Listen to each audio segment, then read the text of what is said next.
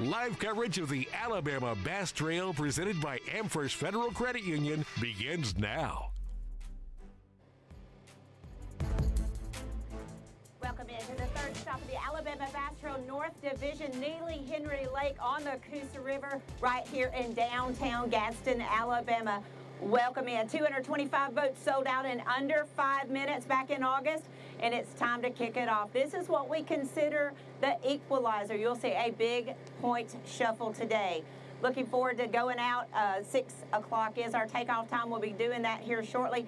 2:30 is the weigh-in time right here at Coosa Landing. Come out and visit with us. Plenty of bleacher seating. We look forward to going. 5 hours of live coverage will start right now, but we're going to start this tournament the way we do each and every tournament here on the Alabama Bass Trail by paying honor to our soldiers serving our great nation here and around the world with the playing of our national anthem.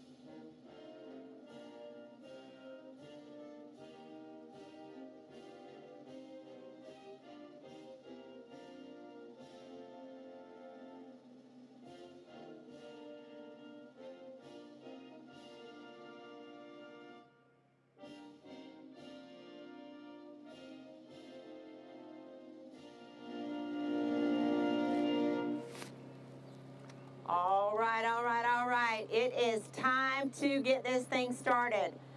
Boat number 1, Marty Wilson and Brian Mitchell, you are free to release. Kicking off the third stop of the Alabama Bass Trail North Division on Neely Henry Lake. You are free to go. Boat number 2, Matt Van Meter and Mo Moyer, you are free to go. Second in your Angler of the Year points right now, boat number 3, Hunter Betts and Roman Calvert. Boat number 4, Josh Campbell and Randall Barnard. Boat number 5, Philip Dukes and Bailey Dukes. Boat number 6, Thomas Freak and Jake Aiken. Boat number 7, Craig Childers and Nikki Taylor. Boat number 8, Jackson Holbert and Avery Whitewell.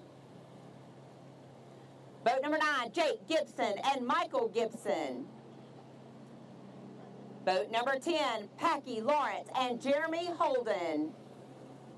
Boat number 11, Dean Nelson and Dwayne Nelson. Boat number 12, Jamie Smith and Michael Raines. Boat number 13, Kaysen Sanchez and Trent Boyette. Boat number 14, Harry Payton II and Harry Payton. Boat number 15, Christian Karbakis and Travis Ledbetter. Boat number 16, Jay Carroll and Stephen West. Boat number 17, Isaac Duncan and Max Moore.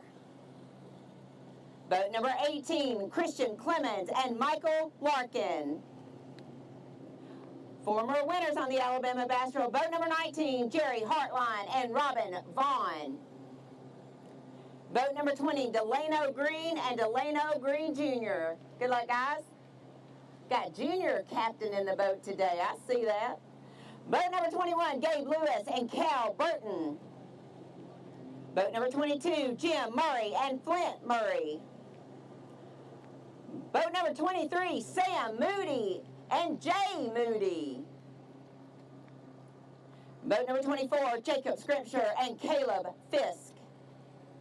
And the last boat in this flight, Former winners on the Alabama Bass Trail, two-time winners on the Alabama Bass Trail. Number 25, Adam Bain and Chris Colley.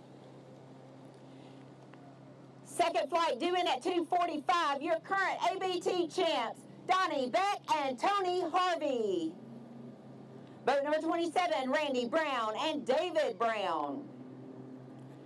Your reigning Anglers of the Year, boat number 28, Hunter Davidson and Bryant Fikes. Boat number 29, Michael Ellison and Philip Ellison. Boat number 30, Cody Haney and William Haney. Boat number 31, Zachary Gordon and Anthony Wright. Boat number 32, Danny Long and Kevin Fallon. Boat number 33, Brian Johnson and Brandon Gross. I heard they're on them. We'll see, we'll see. Boat number 34, Eric Morris and Randy Talbert. Boat number 35, Philip Nunley and Robin Erb. Boat number 36, Dylan Singleton and Chris Allen. Boat number 37, Jack Pratt and Nick Pratt. Boat number 38, Lance Whitaker and Jeremy Briscoe. Boat number 39, Tim Thornberry and Tyler Thornberry. Boat number 40, Cody Bishop and Bynum Franks. Boat number 41, Ricky Campbell and Russell Silvers. Boat number 42, Joshua Fordham and Joey Nance. Boat number 43, Jonathan Craig and Lee Haynes. Boat number 44, Blake Hawkins and Josh Clark. Boat number 45, Billy Grubbs and Bobby Richardson. Tied for fourth place in the Angler of the Year points, 46, Drake Luter and Tyler Wagnon. Boat number 47, Heath Kelly and Kevin Breimer. Boat number 48, Donald Jones and Douglas Mullinax. Former winners of the Alabama Bass Trail, boat number 49, Adam Brown and Greg Diggs. Boat number 50, last boat in this flight, Gavin Moy and Emily Maldonado. Flight number 3 due in at 3 o'clock today, 51, Corey McGlamory and Brent Randall. Boat number 52, Dalton Spears and Charles Spears. Boat number 53, Jeremy Sanders and Kelly Treese. Boat number 54, Terry Pryor and Terry Mann. Boat number 55, Nathan Wright and Natalie Wright. Boat number 56, Ben Webb and Ryan Anaya. Boat number 57, James Tomlin and Tyler Pruitt. Boat number 58, Alan Branham and Gene Branham. Boat number 59, Wendell Edgill and Daniel Edgill. Boat number 60, former winners on the Alabama Bass Trail, currently third in the Angler of the Year points, Blake Hall and Jeremy Lamb. Boat number 61, Preston Henson and Adam Lynn in the Dukes of Hazzard boat. Boat number 62, Mike Fitzpatrick and Gary Fitzpatrick. Boat number 63, Scott Lentz and Drew Thornton. Boat number 64, Greg Jones and Larry McNeil. Boat number 65, I think going out solo today, Mr. Dennis Noel. We see you, Dennis. We're thinking about you, Joey Mayfield. Boat number 66, Bennett Nance and Hunter Fordham. Boat number 67, Devin Mobbs and Brock Lawley. Boat number 68, Weston Moss and Shellen Cantrell. See you, thank you. Boat number 69, Cole Self and Kyle Lawson. Boat number 70, Alex Ross and Randy Ross. Boat number 71, Joel Scoggins and Derek Lester. Boat number 72, Harold Wells and Harold Wells III. Boat number 73, Daniel Vasquez and Spencer Graves. Boat number 74, Chad Wilson and Hunter Wilson. Good luck, guys. Last boat in this flight, boat number 75, Jason Cannon and J.D. Bedford. Flight number 4 due in at 3:15 today, 3:15 today. 76, Brian Elder. Boat number 77, Joe Clark and Kenny Clark. Boat number 78, David Haraway and Landon Rich. Boat number 79, Brett Harp and Brady Harp. Boat number 80, Brian Marbutt and Jeff McKnight. Boat number 81, Brian Johnson and Troy Gibson. Boat number 82, Joshua Moore and Lee Black. Boat number 83, Waylon Mullis and Wyatt Tomlin. Boat number 84, Scott Russell and Tony Smith. Good luck, guys. Boat number 85, Jason Wisenat and Tim Baker. Boat number 86, L.J. Brown and Lee Brown. Boat number 87, David Cagle and Gary Bates. 88, Jeremy Doss and Johnny Albritton. Boat number 89, Brent Crow and Jimmy Mason. Boat number 90, Elliot Galt and Austin Swindle. Boat number 91, former winners on the Alabama Bass Trail, Philip Harold and Clint Gilbertson. Boat number 92, former winners on the Alabama Bass Trail, Alan Hayes and Danny Bishop. Boat number 93, Briar Chambers and Marty Gentry. Boat number 94, Jed Lamb and Cooper Lively. Boat number 95, Luke Kyle and Arch Cornett. Boat number 96, Roy Morgan and Larry Freeman. Boat number 97, Connor Morris and Preston Morris. Boat number 98, Bobby Sharber and Jeff Preza. Boat number 99, Matthew Roberts and Trey Roberts. Last boat in this flight, boat number 100, Eric White and Adam Fleeman.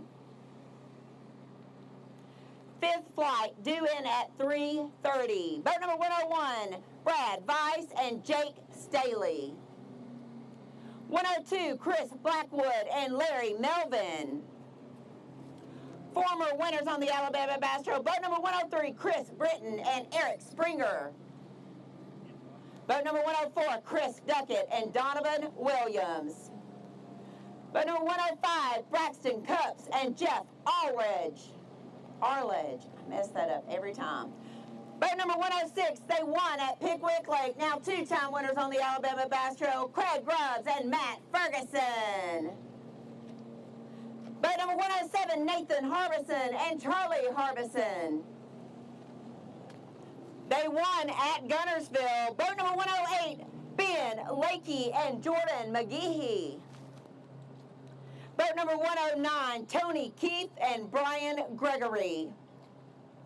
Boat number 110, Wendell Eisen and Richard Eisen, currently 6th in your Angler of the Year points.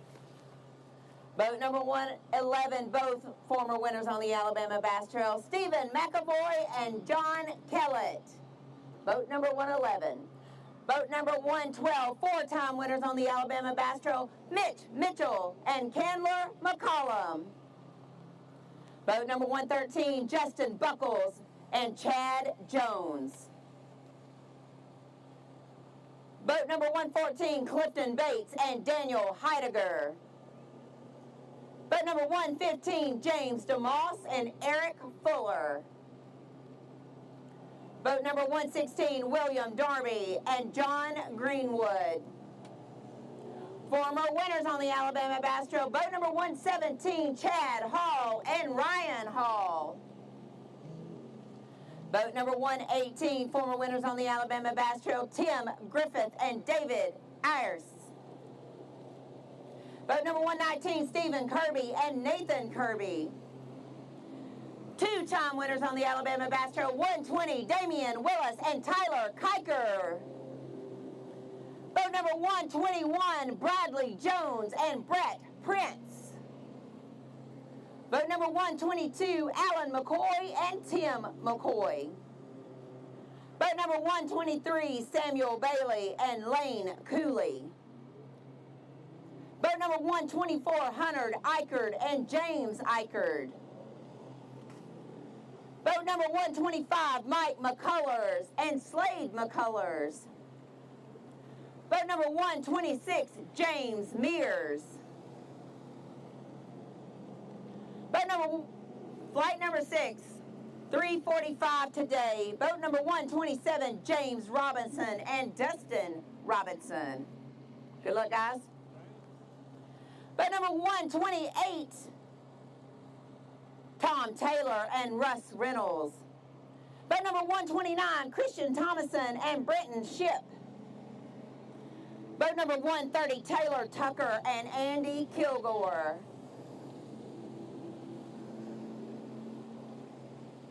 Boat number 131, Keith Vann and Jeremy Jones. Boat number 132, Jonathan Vinson and Wyatt Brown. Boat number 133, Lance Walker and Cole Walker. Boat number 134, Barry Vest and Dustin McDaniel. Boat number 135, Wesley Sams and John Welburn. Good luck, Coach. Boat number 136, Ryan Adcock and Jonathan Marsh. Boat number 137, Thomas Garbox and Brad McNew. 138, Will Grisham and Andrew Fikes. Boat number 139, Danny Hurd and Fisher Hurd. Boat number 140, Stephen Malaborski and Daja Zhang. Boat number 141, Barry Hubbard and Jason McCullers. Boat 142, Trip Nugent and Morel Deering. Three-time winners on the Alabama Bass Trail. Boat 143, Mark McKegg and Tim Hurst. Two-time winners on the Alabama Bass Trail, Nolan Spencer and Jonathan Reese. Boat 145, Cameron Robinson and Jackson Brown. Boat 146, Lucas Wright and Ryan Glotty. 147, Mr. Trey Swindle and Sam George. Boat 148, Ben Yarbrough and Tim Campbell.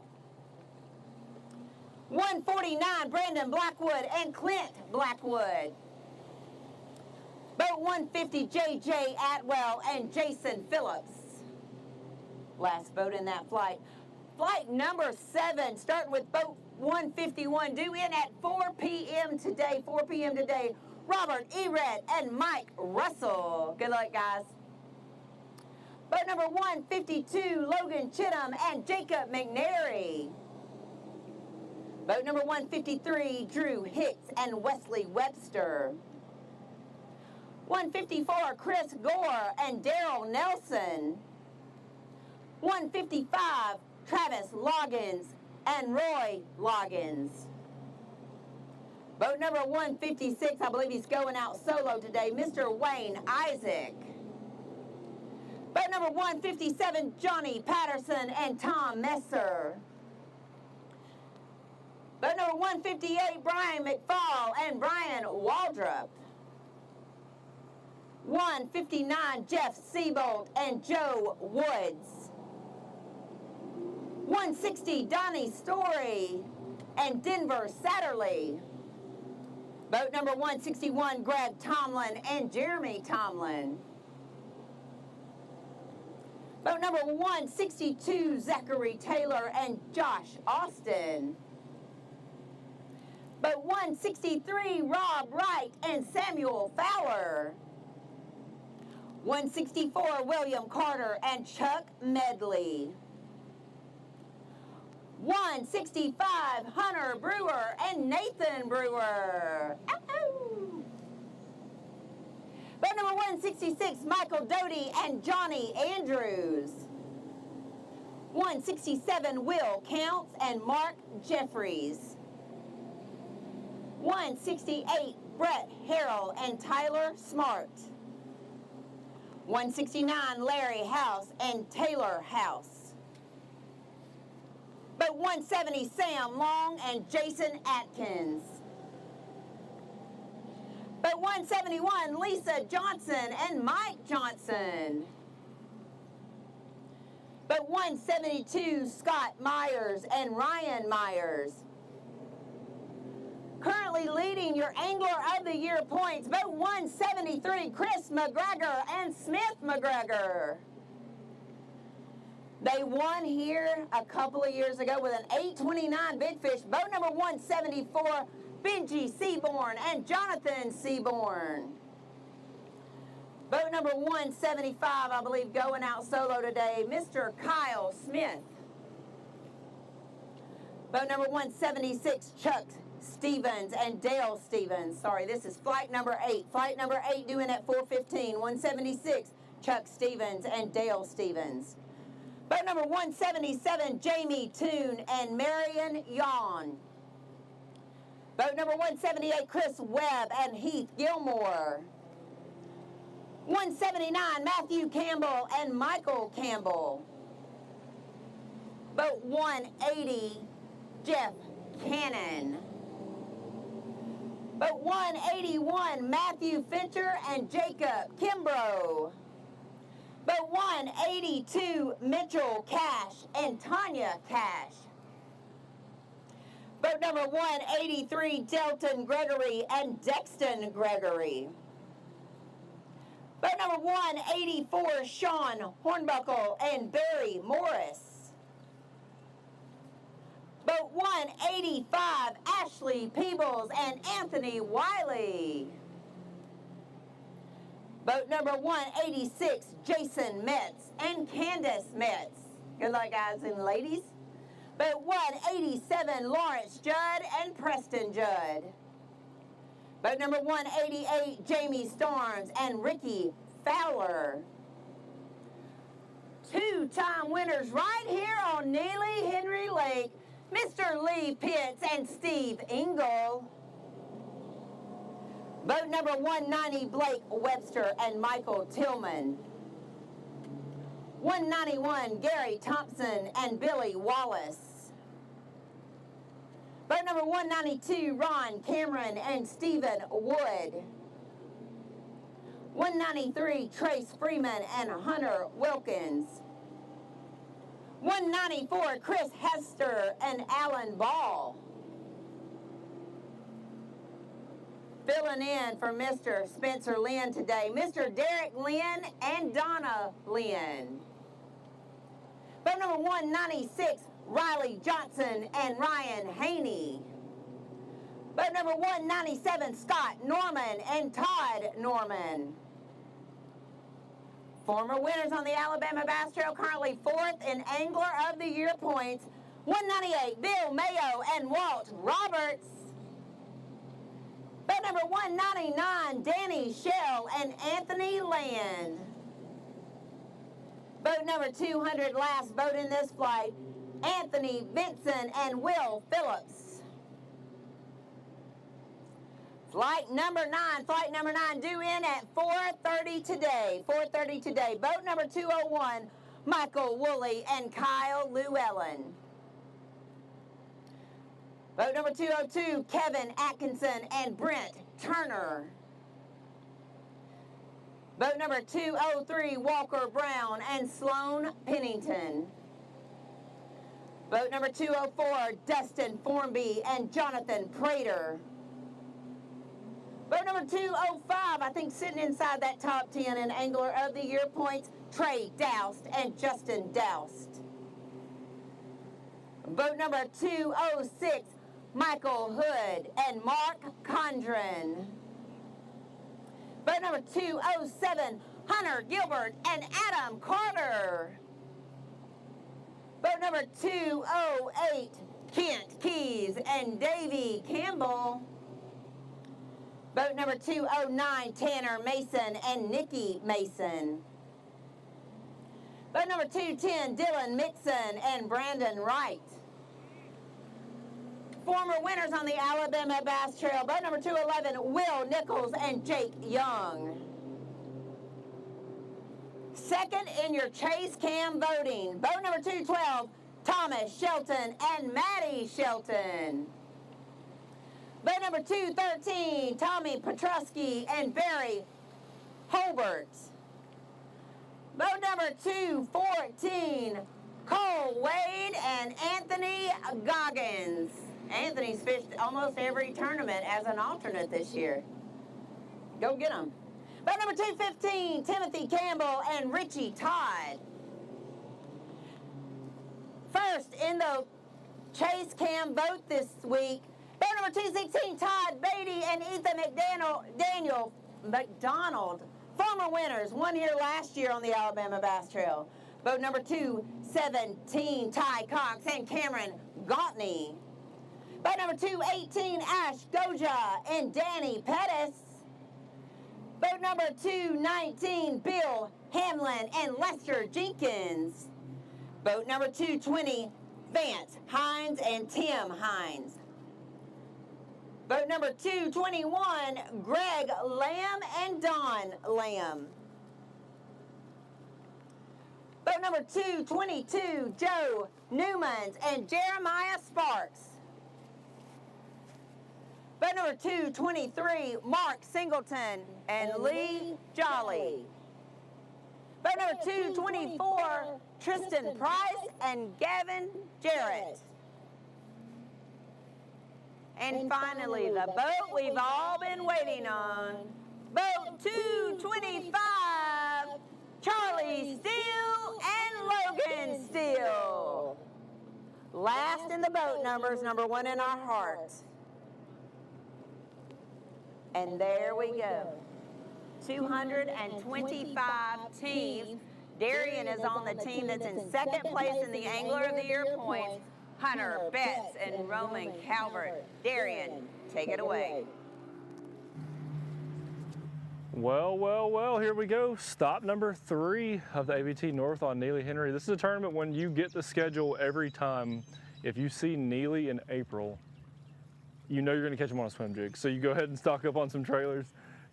This is always a fun tournament. The crazy thing that I'm going to be in the way, by the way, I apologize, but we're kind of going through this little canal. I've never one time seen this area that we're in right here. There's only one boat in here, and they're behind us. They went kind of to the back. I'm just trying to stay out of the way, but these guys are in second place right now, Angler of the Year. They're the only 2 teams in here. Very crazy, but they've got a shad spawn bite. We've kind of talked to them this morning before we went on live, but they've got a shad spawn bite they found out on the river. Now this other boat has kind of poached in on their water a little bit, but they made the decision. There was boats running by this morning, a bunch of boats, so they said it was too rough.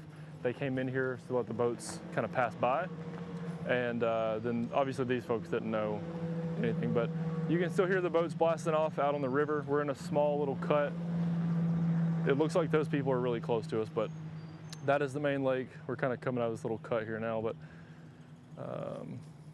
yeah, there's a shad spawn bite going on. There's fish on bed.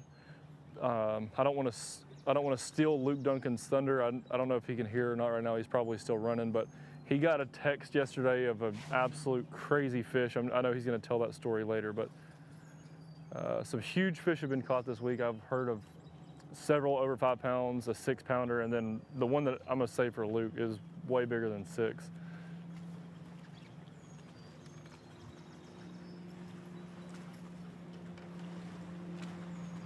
Now we're kind of getting out to the mouth of this. I'm going to get on the river side, shoot back to these people at the bank, so I'm gonna kind of squeeze through them. But you can see we got these folks over here on the right fishing just the straight riprap side, and then these guys are fishing the kind of grassier side, riverbank side.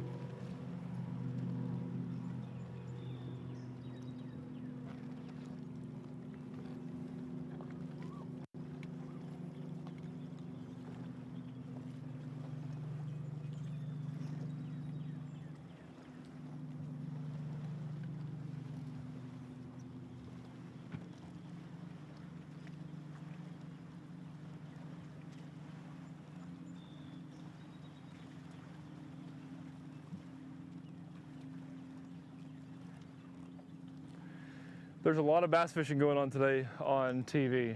We got the Red Crest, we've got the Elite Series. If you're spending your time with us, if you're like me, I would probably have multiple tabs open today. I would have Bassmasters tab, Major League Fishing, and the ABT. If you've got our tournament pulled up, we appreciate that.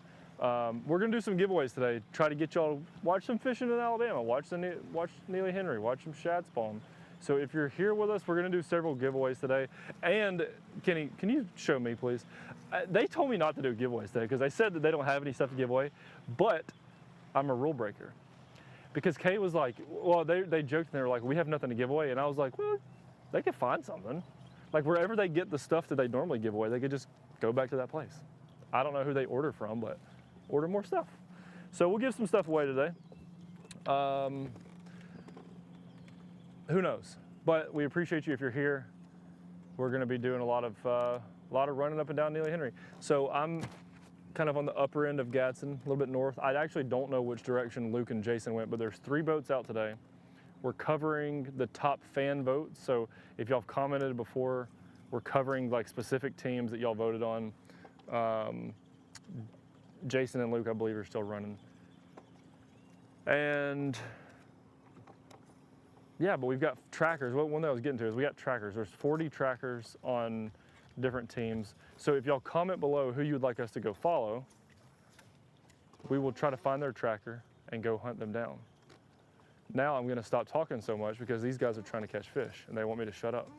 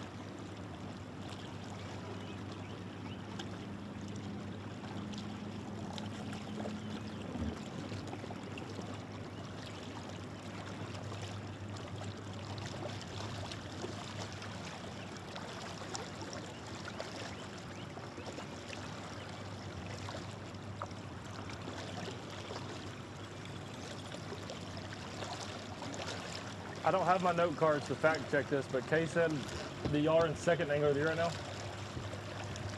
So what's your expectations of this tournament? Y'all happy about it, or Man, if we could cluster it up about 13. just to get out of here? Yeah, if you'd give us 13, we wouldn't. I'll take 12. Yeah. Okay. I'll take 12. Okay. I don't know. We had like 12 yesterday. We had 11 or 12. We was hoping Shad's going. I think some of the waves just muddying up the bank right there might have knocked the Shad a little bit. Yeah. Yesterday, was there a decent shad spawn up that bank? There was a. Or was it just on the riprap? Yeah. It wasn't big. It was just, I caught like a 3-pounder right out of it. Yeah. And then just left.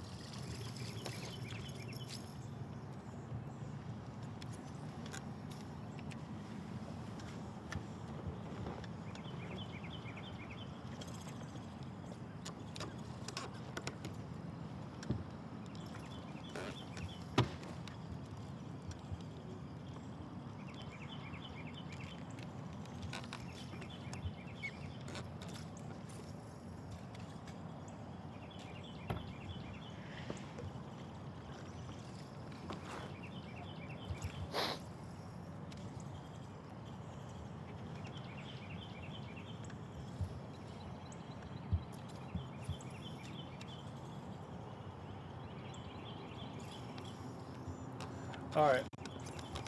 I'm fully convinced that Luke Duncan is at Jack's right now. There's no way he's still running, because we've been done with blast. He gets like that, you know, especially around turkey season. He hunts in the morning and he'll get lazy right there in the mid morning. I know for a fact he's at Jack's because there's one right in Gadsden, right on the river. We've got to go do a photo shoot there a little bit later on. We got to go do like a commercial thing. But he went back to Jack's. You know what I mean? I can just tell. It's one of those mornings I know, because there's no way he's still running. This lake's not big enough. You know what I mean? He's missing good fishing time.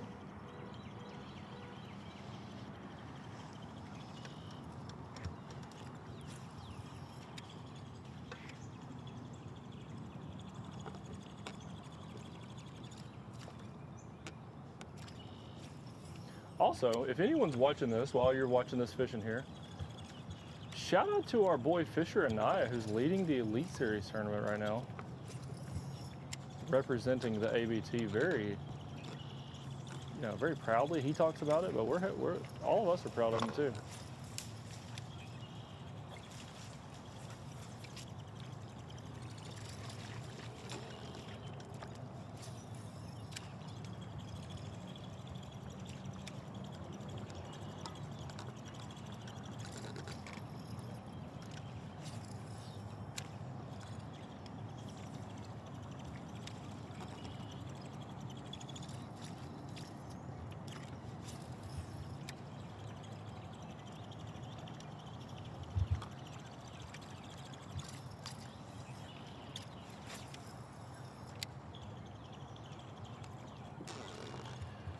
All right, no one's on live yet, guys, so I'm just going to keep talking to you and bothering you. But if you just want to get out of here with 12 or 13 pounds, that means you're not just like, you just want to get past this one, keep some points. But like, what's the next, out of the next two tournaments, which one are you most likely looking forward to? I'm always struggled pretty good at Wheeler, so I've done decent at Wise, so probably Wise to be honest, but I think Wheeler in May, there'll be a big shad spawn going on in the morning there, and maybe just go stop the rest of the day. So, I mean, we might be able to do all right in that one, but probably Wise. I like Wise the best out of anywhere we go on the beach. Yeah. So a tournament like, if you like Weiss the best and you don't like Wheeler as much, y'all are already having a good year. If you come out of this one with some decent points, do you spend extra time practicing at Wheeler, or? Yeah, if we survive this one, we will know Wheeler like the back of our hand. Gotcha. You got to survive this one right here first. That's right.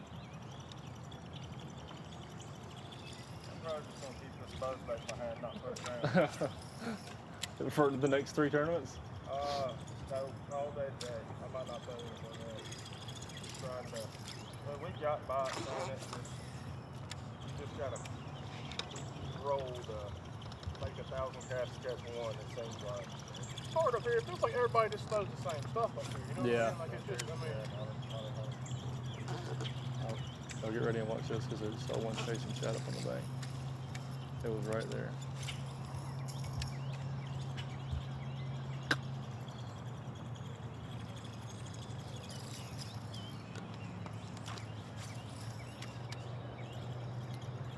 Ladies and gentlemen, I just heard Luke Duncan say, y'all give me 1 second, I'm ordering a number 16 at Jack's right now. I think that's what he said. I'm pretty sure that's what he said. The number 16 is a double gravy biscuit with orange juice on the side.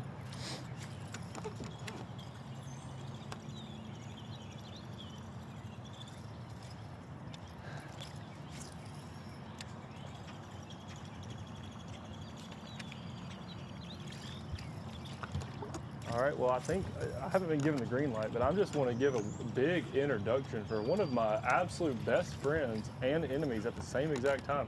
Oh, we got a fish on it. No, we don't. We got hung up. One of my best friends and enemies at the exact same time. Someone who I give a hard time to back and forth. Someone who I've beaten in fishing many, many, many times and taught a lot of things to about bass fishing. The one and only Luke Duncan. Good morning, Luke. Buddy.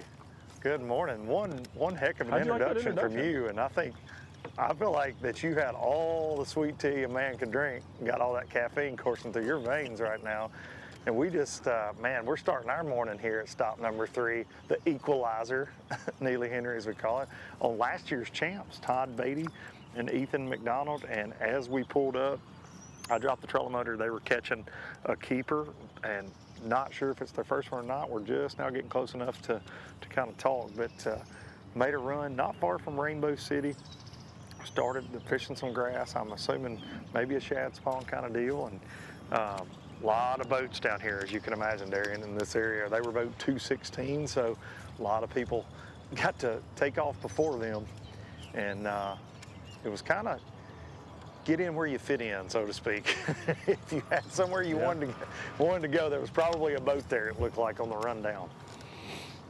Well, Luke, I don't like necessarily talk a ton about specific little areas, but the area that I started in this morning historically has been a very popular ABT destination and tournament fishing destination anyhow. There was one boat in there this morning, Luke. Whoa, yep, we lost that bet. The I know guy where you're at. We had this conversation this morning. Yep, boat number 4, well, boat number 3, they started at the mouth. They said they had a shad spawn bite, and the boats were running, you know, kind of had the water real choppy, so they came in there. But yeah, boat number 3 and 4 started in there, but 3 really just started in there just to get out of the waves of the other boats. But one boat, I've never seen that before ever. Interesting. Normally there's a community on a community hole. You can almost count on that in a 225 boat tournament like the Alabama Bass Trail North boat. Because we were joking about that this morning. I fished an ABT 100 here with Trey Swindle one time, and he told me about his secret spot we were going to start the morning off in, and we started in said community hole with about everybody else in the tournament. And I thought he had some sneaky stuff. I actually warned Sam George this morning not to let Trey take him to any of his secret spots, because most likely there were going to be a lot of other boats there. Oh, swinging a miss right there on a frog. Beatty and McDonald frogging around. Last year, Darian, I'm sure you remember this, these Tennessee boys won on my favorite bait of all time, the orange floating worm. They got it done old school last year on Neely, and got it done late in the day, because we spent some time with them on ABT Live, and they did not catch them. Weren't catching them yet when we pulled up on them. Yeah, no, and I think those guys were just kind of like, that was one of their favorite ways to fish too. I think I remember correctly, and they're like, we just didn't put it down. You know, I like throwing a floating worm. You said orange. I do like a crimson floating worm, you know what I mean? I don't do the orange one that much because I don't think they like it. The bigger ones, like a lot of times I'll catch smaller fish, but that crimson floating worm is just a nice, natural presentation. Yeah.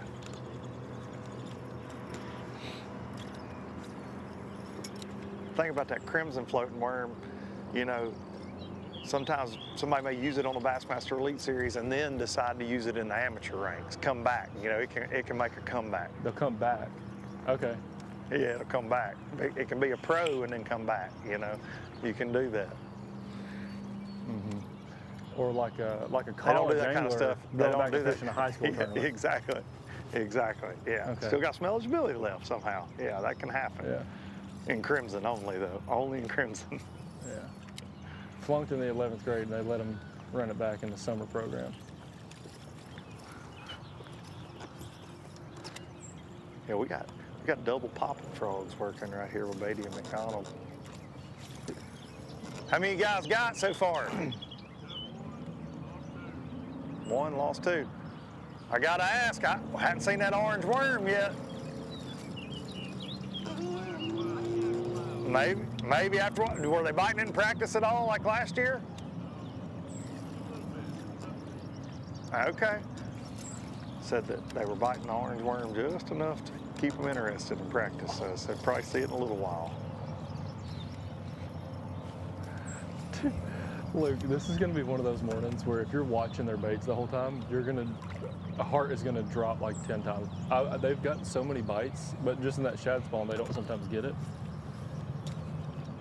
You know, I bet they've had like 8 bites this morning. Sounds like that's the case for Todd and Ethan here. They've got one in the box, but they said they've lost 2, and this was their first stop.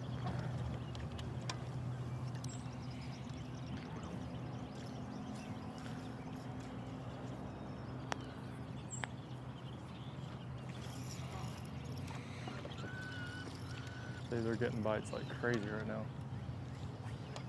Oh, golly. It's a wonder they don't starve to death, you know what I mean? I don't understand it.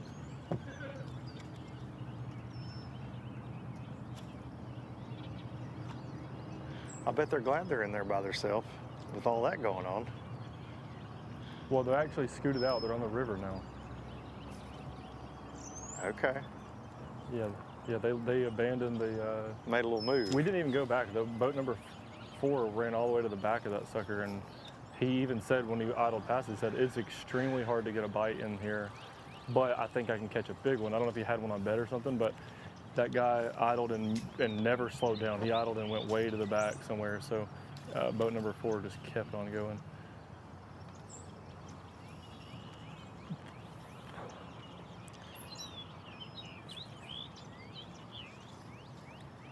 Beatty and McDonald are fishing a main river point with willow grass on it, and it kind of makes a little pocket right here around the point, a little cut before it goes into a bigger pocket. And instead of going in the smaller pocket, they turned around to fish this point again. And there's a ton of bank grass up in this little cut. Must be a shad spawn. And I'm on the graph, you can see shad everywhere right here.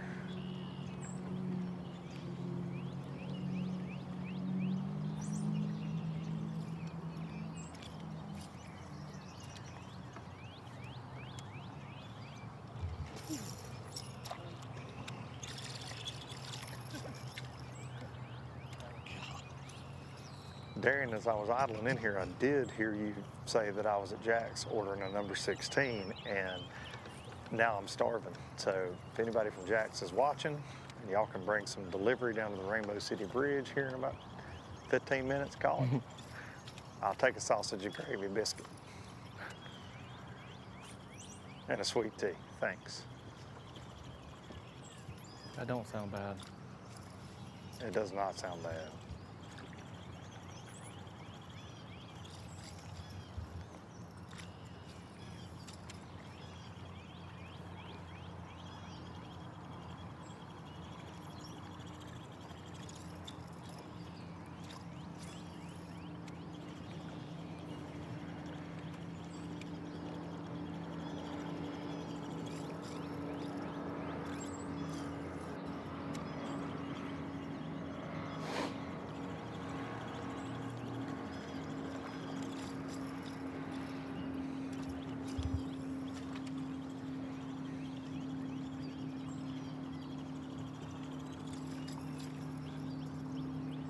Darian, I feel like we always I say guess this, but the Jason- word. Go ahead. No, I was going to say we always hear this or say this. I feel like at every event, and the anglers are always liars. But this week the theme is definitely that Neely's fishing tough. The water's down a little bit, not a lot of current flow. Kind of getting late in the spawn cycle. Got a shad spawn going on, but it sounds like it's a little grimy for a lot of teams. Just kind of banking on that morning shad spawn bite, and then it's like pretty tough. That's what it sounds like. Survival mode after that. It's reminding me of like a June, like so far of like a June Neely tournament. Oh, you got one. Yeah. Little one. We're gonna catch the smallest one. That's right. Look at that. Look at that. Hold on. Don't throw it in. Don't throw it in. Don't throw it in. I need this.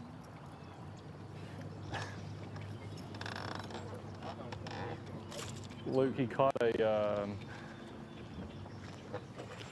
money. Look at them hands. Oh, I'm coming in way too hot. Sorry. Let me guess. You ran over somebody's spot again? He's a keeper. No, look, I almost T-boned the boat just then.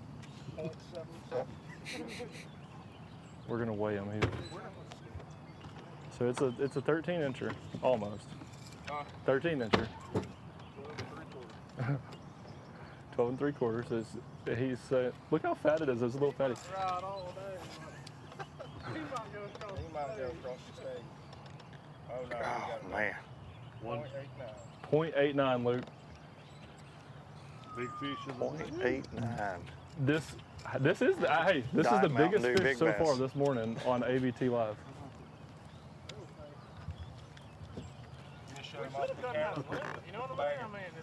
Talk about the shad spawn.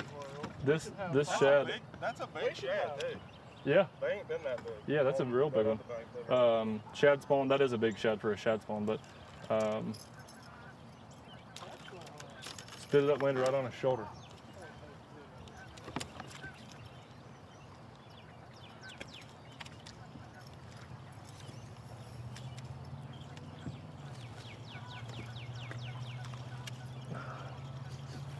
Smells like Luke All Duncan. that was going on.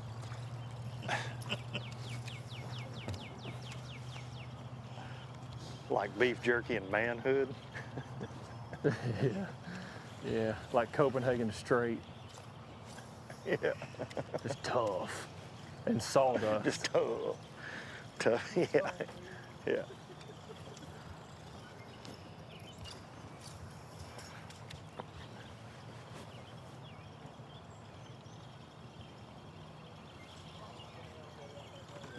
We saw Beatty and McDonald while you were weighing that .89 and T-boning boots. We saw Beatty and McDonald have another big blow up on their frog and not get it. You see shad popping all around the water wheel.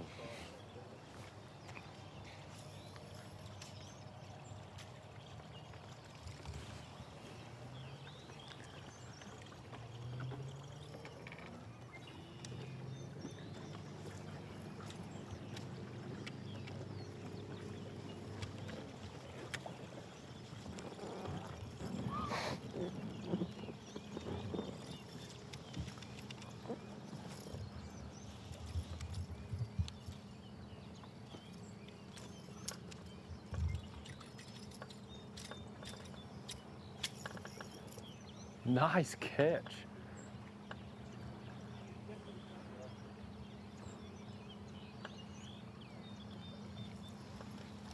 Did you just barehand that buzzbait coming back at you? That's a gangster move. He got it hung up, pulled it back, and it flew right back at his face, and he just caught it with his bare hand, threw it back in the water.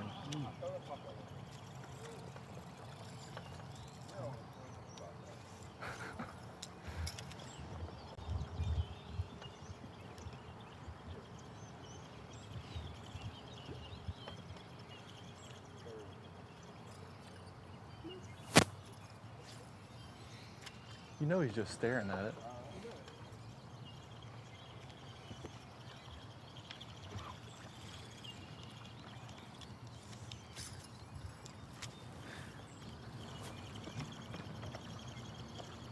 try to get them to bite. Anything else? Anything with a treble hook, and I mean, it's just, I don't know. They want a single hook, and they don't want to get the hook. Well, that's what I was wondering. When you got a couple bites, like they're short striking, I was wondering if like something with a treble. I don't think a 3-pounder's going to mess it, honestly. Yeah. Most of any of the bigger fish that I've caught on the buzzbait has engulfed it, but I just think a lot of these are just baby spots. But I'm not saying we wouldn't like to have them. That's right.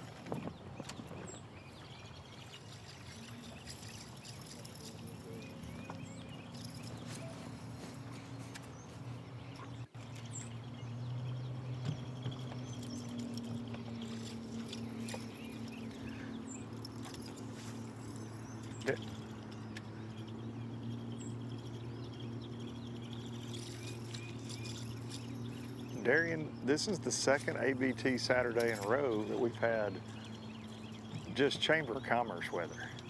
Bluebird skies, no wind really, just beautiful. It's gonna snow in May, right? Like that's gonna happen? It's definitely gonna snow in May. But you know, I'm just gonna appreciate it while it's here, Luke, because I know we're getting too lucky with it.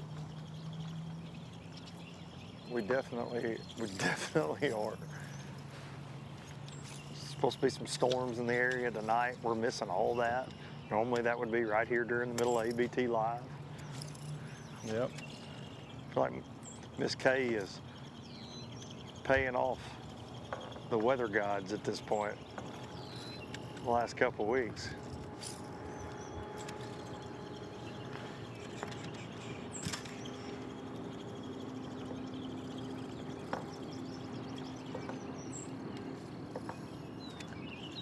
Luke, I will say that one thing that's nice about the Coosa tournaments, and especially like this shad spawn, like when they're bank fishing, is it's such a change of pace, not to just sound like a live scope hater, because I don't think I fit in that category, but for covering the fishing, like, dude, we're right beside these guys. We're boat to boat with them, trolling same speed, probably annoying as crap. But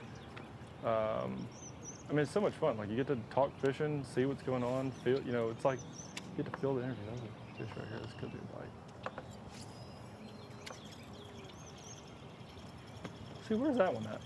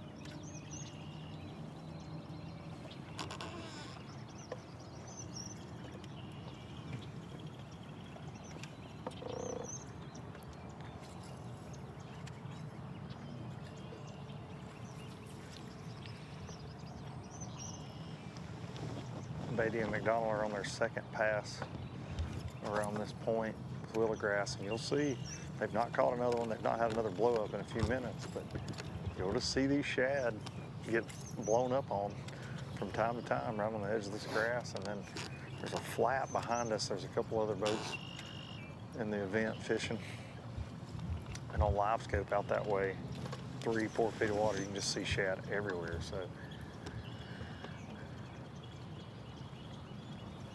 definitely some bass somewhere to be found right here. All this activity. Guys behind us are throwing some topwater over this flat at the mouth of this little pocket.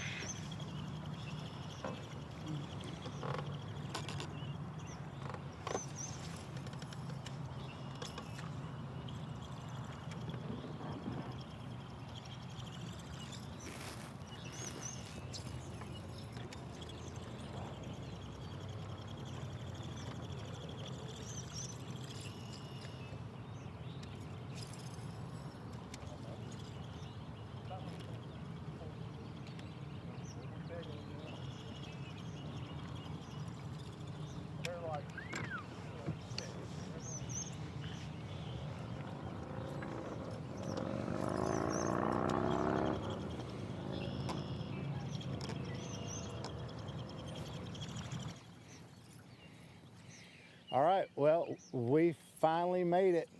You know, you probably think that we came to fish Weiss Lake this morning. It kind of does feel like that because this is the Weiss Dam. We have made it all the way here. Boat 212, Thomas and Maddie Shelton, chase cam faves this morning. So we're gonna get on them and see what we can do. Hope it pays off. He said he had a couple good fish marked out this morning, so hopefully he gets up here. Got a little company this morning. We've already seen a couple teams kind of head on back into some of the sneaky spots back in there. So we're gonna get to work. About time you got to work, Jason. We appreciate the long run. I mean, does it really Somebody's count gotta do drive it. time? Do I get commuter time? I on don't this think one? so. I mean, No, that's working time. That's working. That's working. Hoo-wee. I thought we were fishing Weiss today. I put in at the wrong spot. So, got the schedule wrong, I guess. Thomas did say he had a couple good blow-ups up here. He had a couple fish marked. He does have some company up here, though, we'll say that. And he's not afraid to get in here with him, I'll say that, too.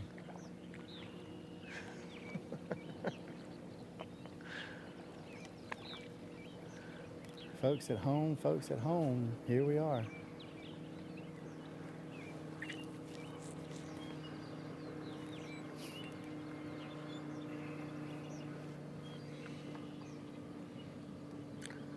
Thomas is just glad Maddie's with him this morning, so he's got a ringer. Man, he wrapped her up like a pig in a blanket this morning when I was like, man, you can get more jackets on this girl. She had a comfortable ride. She may have slept all the way here.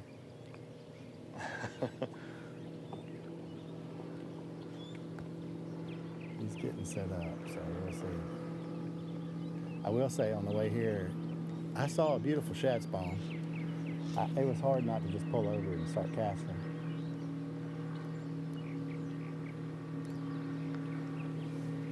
I know that's right. It's always funny when people ask, like, man, y'all get to fish while y'all are out there, don't you? It's amazing how many times I get asked that. Yeah. Like, no, we don't fish. That would be a really good way to get fired.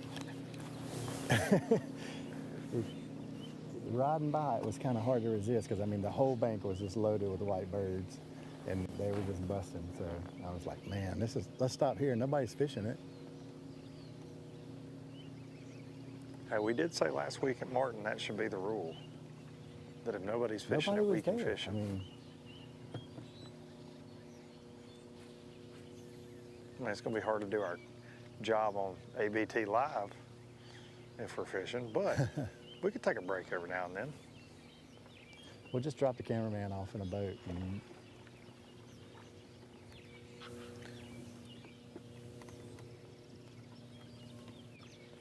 Guys, this is a shad spawn deal right here.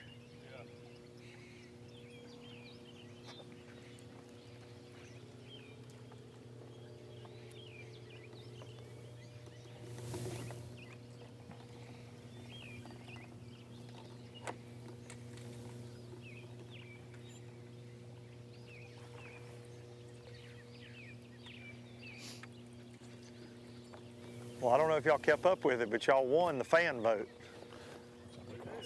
Yeah, people wanted to know what the Tennessee boys were doing on Neely, so here we are.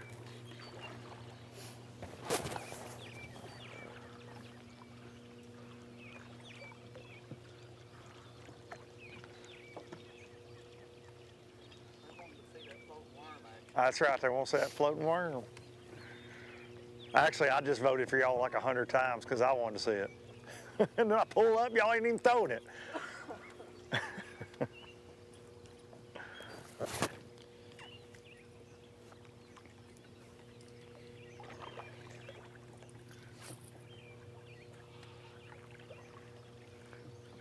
I got to go down to the Bassmaster Elite on the 10 time the first day weigh-in, and I saw a lot of orange worms tied on down there, and I was glad to see it.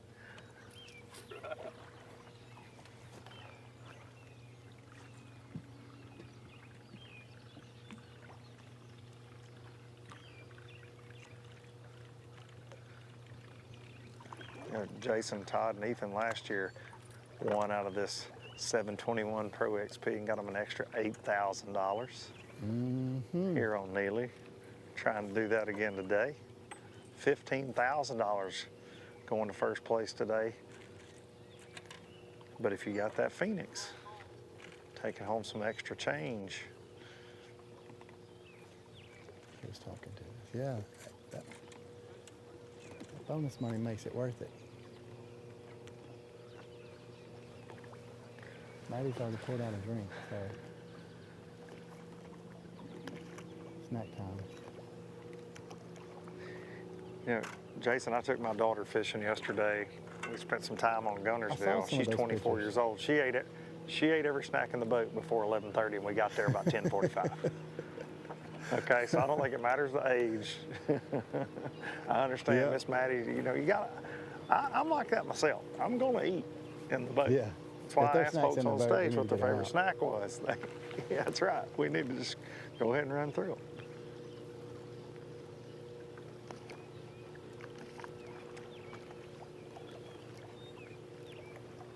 The only person that can consume more than me is my 15-year-old Ryder Duncan, and Ryder will. I mean, you better have some Jack's biscuits, some peanut butter crackers, some Little Debs.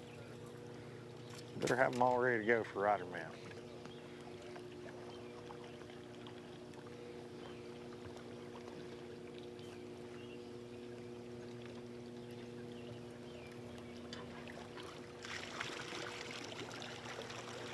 Thomas just said it's dead up here today.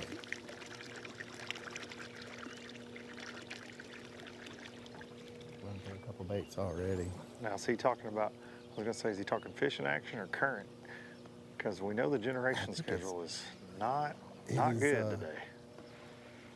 Yeah, my trolling motor's kicking up more current than the dam is right now.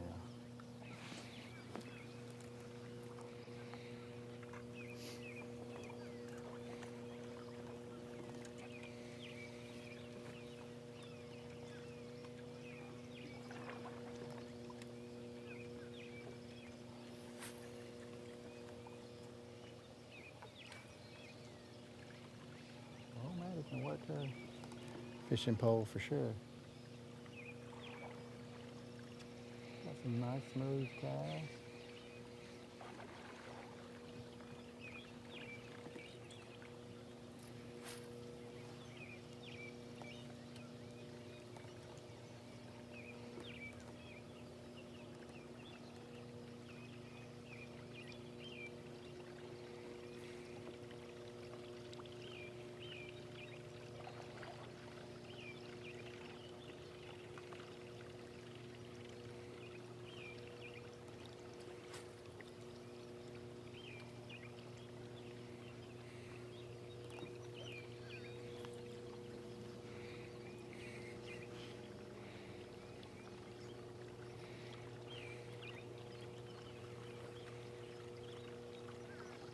Oh, hooks right there. And a miss.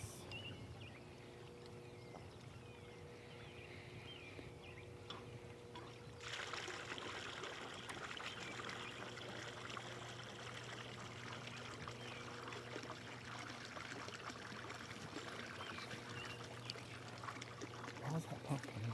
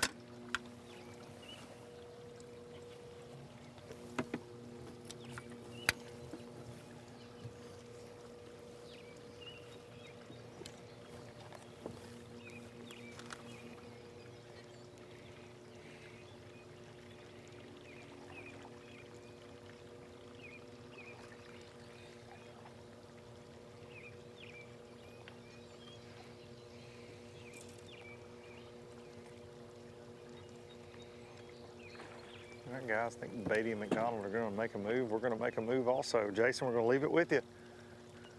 All right, we're here.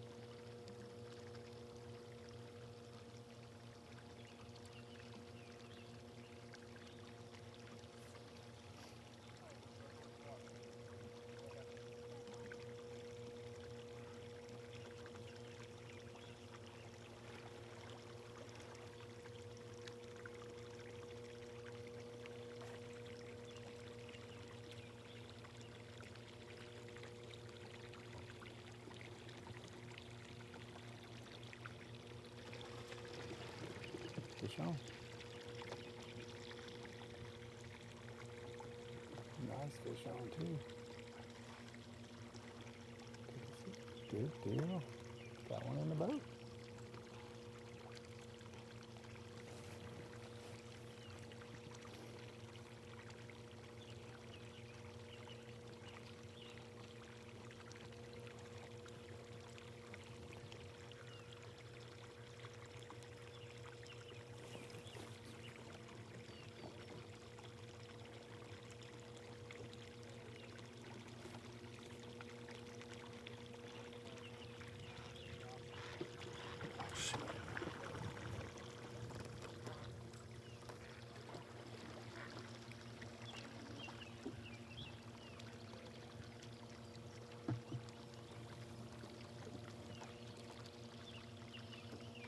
Choked it.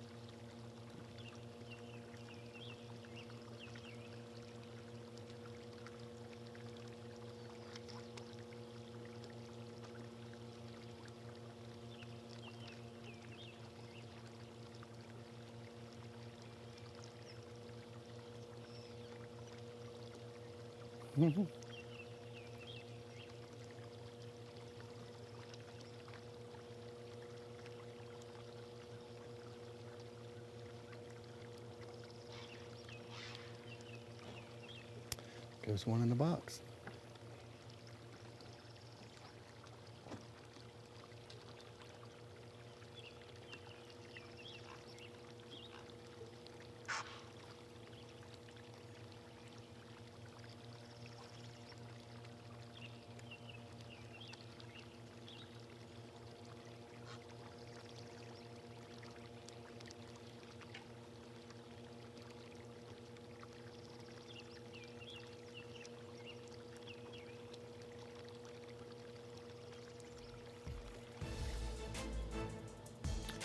We are going to take a quick little break. We will be right back after this. The Neely Henry, stop number 3, Alabama Bass Trail. Don't go very far. We're going to keep these fan cams going today, so take a break. We'll be right back.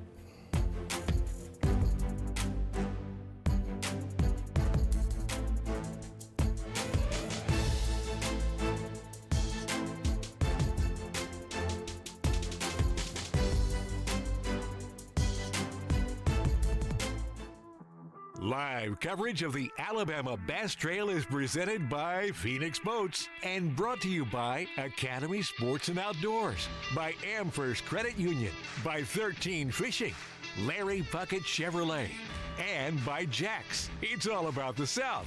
Live coverage returns right after this. At Phoenix Boats, our passion for fishing is obvious. Whether it's a pro event or fishing with our family and friends, we truly love the sport of fishing. That's why our goal is to make every single Phoenix boat that goes out the door the best fishing platform it can be in both design and construction. We love to fish as much as anyone, and we believe it shows in every boat we build. Phoenix Boats, built by anglers for anglers.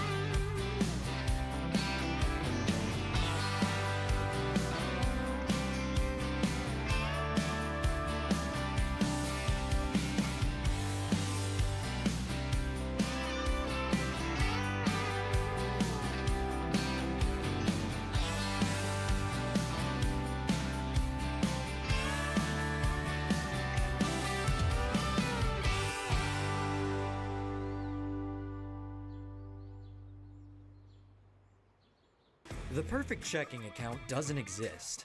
Not at a bank, that is.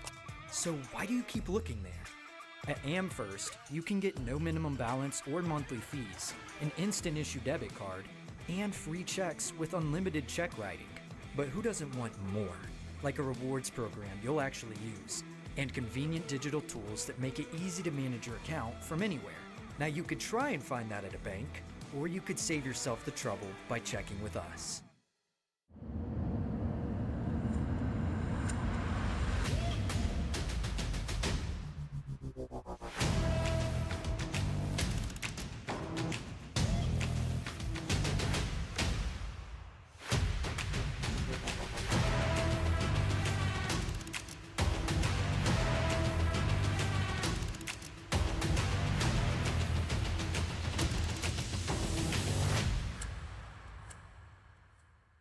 This is Jack's Country, where good food travels fast. We are so back. That's right, classic wings are back. Get 8 wings with your choice of 3 sauces, served with fries and ranch for just $8.99. We're Jack's, and we're all about the South. Okay, Jack.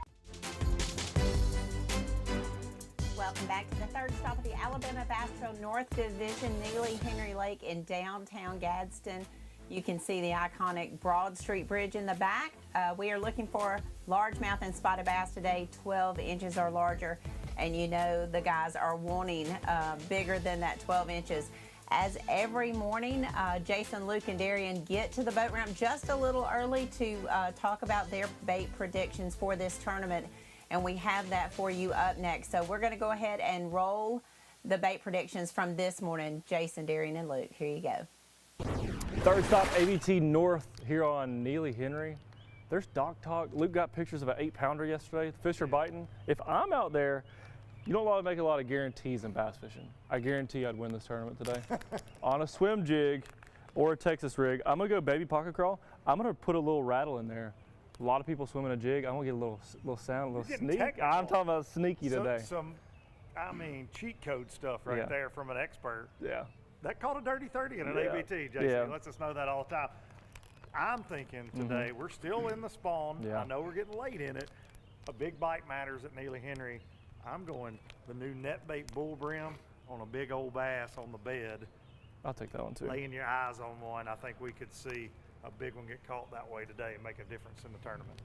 Doubling down today. I'm going to go with not only the fat rascals, but the actual rascal.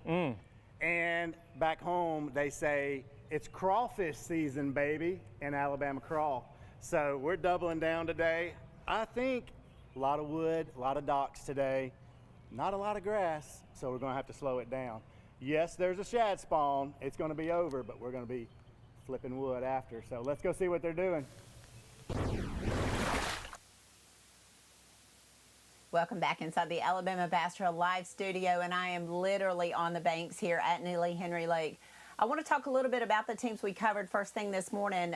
They are your winners over your Chase Cam boat. Each Tuesday, we post a list of the people that we have on trackers and give you, the fans, a chance to vote on that. We try to cover the top 2 teams and get around to some of the other teams throughout the day.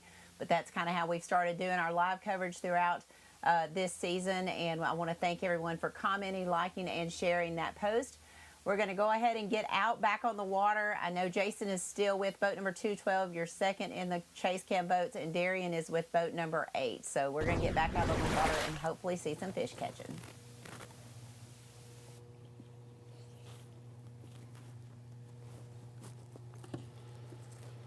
Well, we made a little run up and caught up with boat number 8.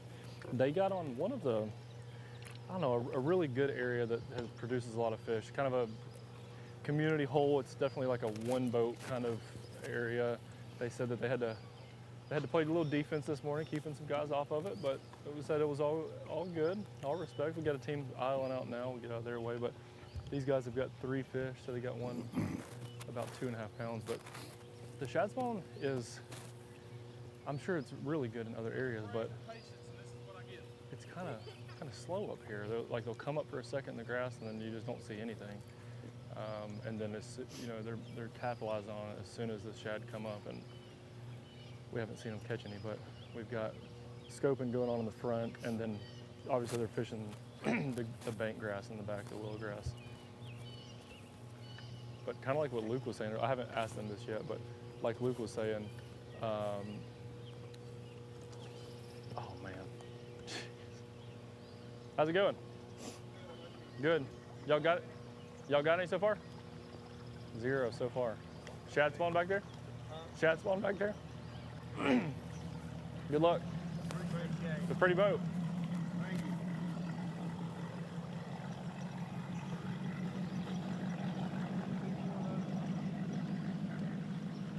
He said he needs 2 more of those when we got here.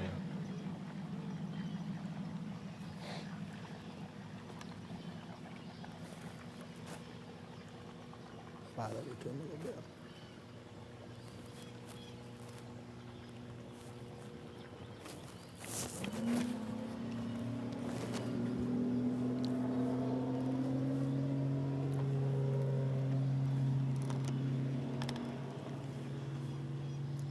Not yet.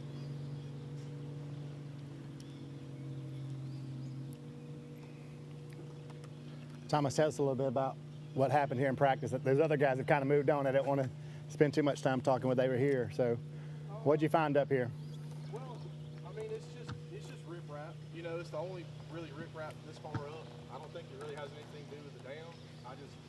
I came in here and I called a couple spots, and as hard as the fishing's been down the river, I felt like if I could come up here and get 3 or 4, you know, close to 3-pound spots, with having a late boat number, I could spend the rest of the day, you know,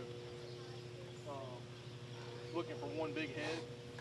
Because the worst thing that can happen on Neely Henry right now is you catch the 5-pounder, but you got the 112s to go with it. So I'm just I'm working in reverse today. I knew I wasn't going to get a good starting spot. So I was hoping maybe I could get my 3rd, 4th, and 5th fish first. That's a really good plan. You know, I mean, got to start somewhere, and starting here where you can put some meat in the box and then kind of go build off of that later. I hope so. My best bite came yesterday at 1 o'clock. So I feel like the fish that I have downriver are later in the day. I hate I'm having to share it with these guys. You can't hide nowhere on this Alabama Bass Trail. Well, you got Maddie to show up with you today. Yeah, Maddie's here. You need to fish, bro. I need that. I was telling you earlier, I brought a guy with me Wednesday, and he was just bombing a bait out the back of the boat and caught a 3 and a 3.5 pounder down the river, and I'm like, man, if I could have that in a tournament. Yes. If she'll throw that bait fish, she can catch one. Okay, go ahead. Maddie is in charge of the snacks. She makes sure everybody's hydrated. Oh, no, she does help me with that.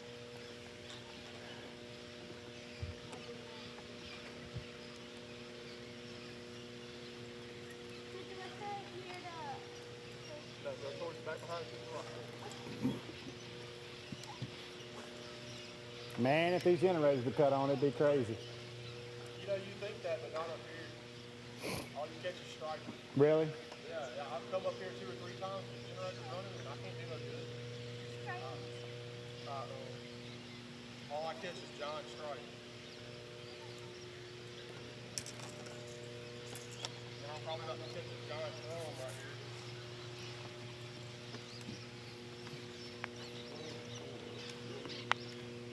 Maddie making a long cast.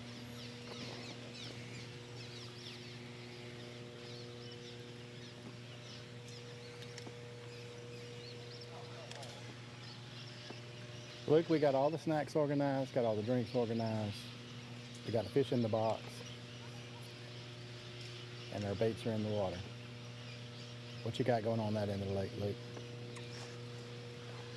Well, that sounds like a pretty good start. Me and Jared, we're already out of snacks. We got a picture of some Jack's biscuits that were getting ate by Miss Kay and the crew up there in the ABT mobile studio, and we just started eating everything we could find, which was just a couple packs of crackers, Jason. So that was the first thing that we found on this end. Next thing we found was Jamie Starnes and Ricky Fowler, boat 188, and they're in a steady line of about 4 boats up through here. We left Todd Beatty, Ethan McDonald, and just moved just a little ways, and You know, we chase a lot of, we've got trackers on so many teams out here. We tell that story a lot. Each and every week we do ABT Live, but it helps us, you know, chase down some of the teams that we predict to be the favorites.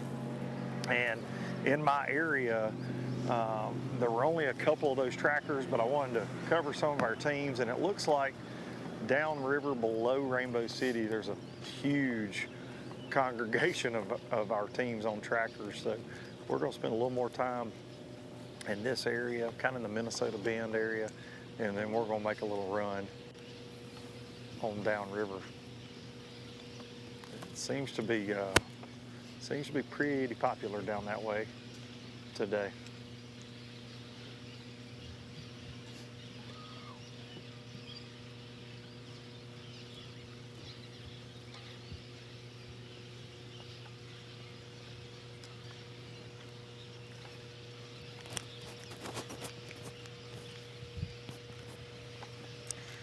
Still seeing some shad, still seeing some fish activity around, a lot of birds.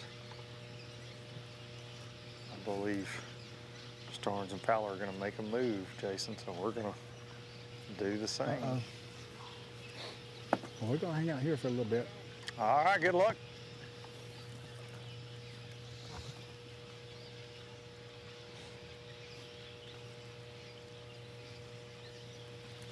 All right, guys, I know y'all are kind of dialed, but obviously there's a shad spawn going on, so it's, a lot of times that's happening up in the grass, up on the rocks, but you're scoping out in the middle too, so I'm assuming that some of that, I'm not looking at live scope right now, but I'm assuming that some of those shad are out here and you're fishing for fish that aren't up on the bank, but they're still chasing that bait.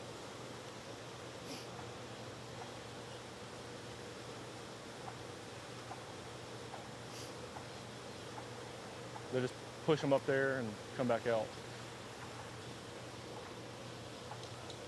Yeah.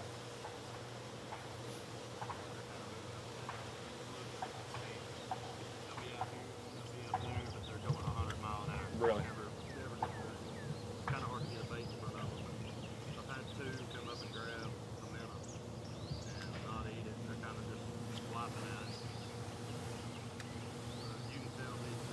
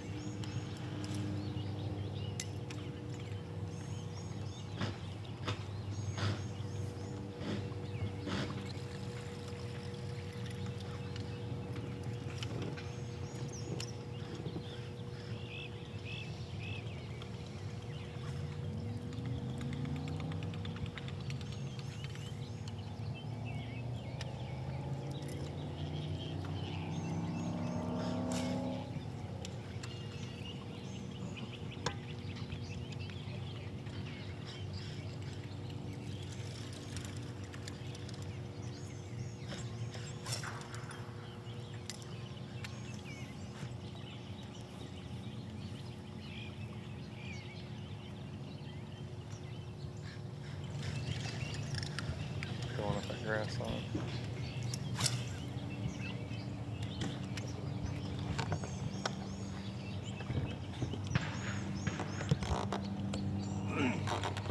Luke, you kind of still in the same area? Yeah, Darian, I'm still in this Minnesota Bend area, and we've been looking for Damian Willis, Tyler Kiker, and they were hiding. And their tracker hasn't updated in about an hour, but we were able to find them. And the crowd is starting to clear out here where we're at, but they seem to be locked in. Haven't got to talk to them yet to see what they got. But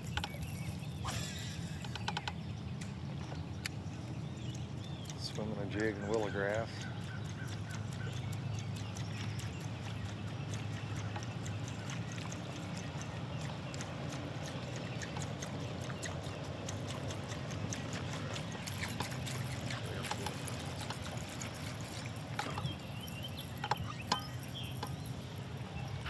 I feel like it's not an ABT North event if we don't cover this team, Darian, because they are always in the mix just about everywhere we go. Well, I was going to say that it doesn't surprise me that they're hiding because they, you know, they're sneaky and they're nice. You know what I mean? They're really nice, but they don't love showing all their stuff. You know what I mean? They do not. Now, Jared and I were actually just talking about that this is the only team that's ever really shooed me away on the spot at Gunnersville, and I respected it. Morning, boys. What's the update? Little crowded? Little fish. That's the update from Willis and Kiker. It's a little crowded, little fish. I like that.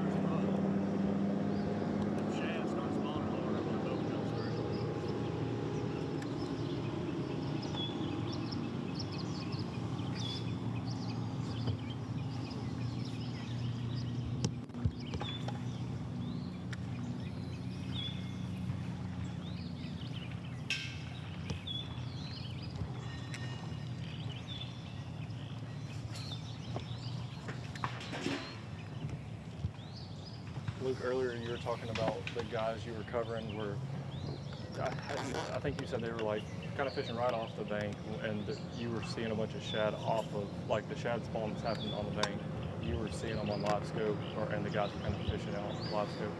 We're in this like really cool little pinch point, like kind of choke point area where it bottlenecks down off the river. There's a really good rocky point that's got grass on it. There's a deep, kind of deeper channel coming in, but it's real narrow. You can easily cast across the whole thing. And they're swimming a jig, throwing the buzzbait, just standard bank fishing thing in the back of the boat, and then scoping, exclusively scoping on the front. But he keeps saying the same thing, like he's watching the fish push from this deeper gut running into this creek. He's watching them push up to the bank, run back out, push up to the bank, run back. But he's like, he said their fish are moving so fast, it's hard to keep a bait in front of them. But they're like, it's exactly what you said. Oh, there we go, fish on.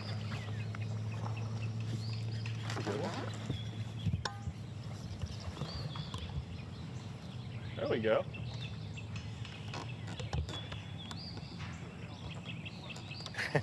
Hey, we'll get skinny.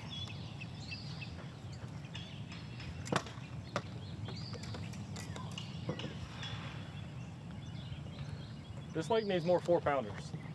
Bad, in a real bad way. That was the same one that bit that cast before, right? Yeah.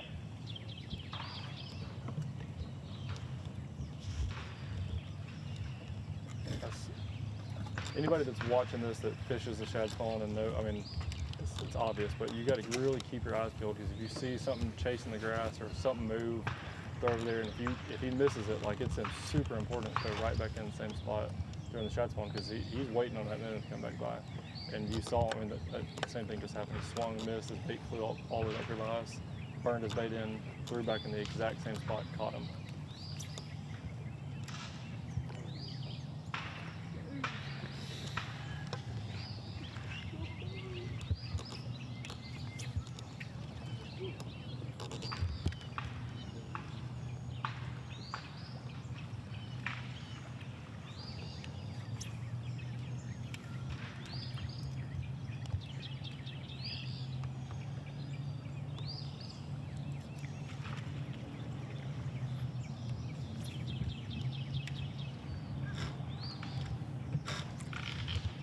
Darian, what you're talking about there, I think it's especially true when you get around ambush points.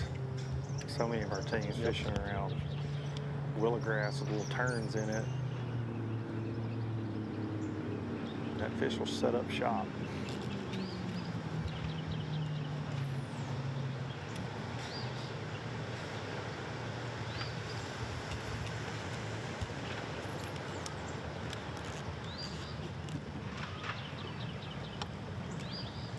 Darian, all I'm going to say is a Phoenix bass boat will float very shallow.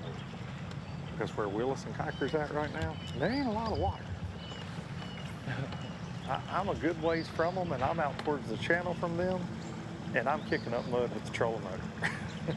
And I'm a pretty good distance from them. And they actually said to me, we'll see how shallow your boat can float. And they're not lying.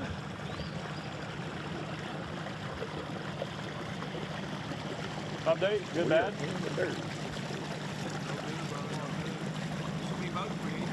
Yeah. See y'all, good luck. Hey, you need to get crimson rod gloves next time. That was your Tennessee boys. That was Nolan and Jonathan.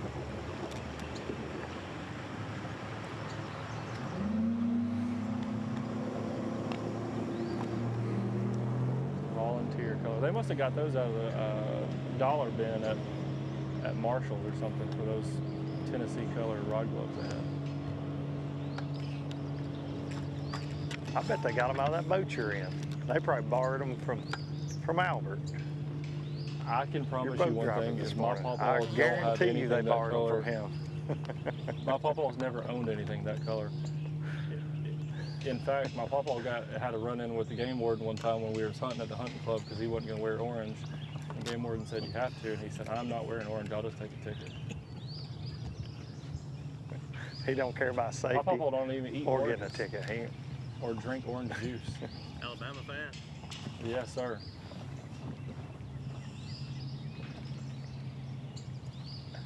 The My man papa loving don't even like elephant. the sunset, Luke.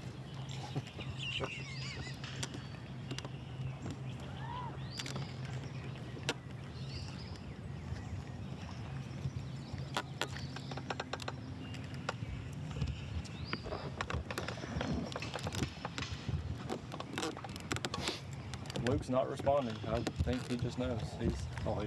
Typically there will be banter right now, but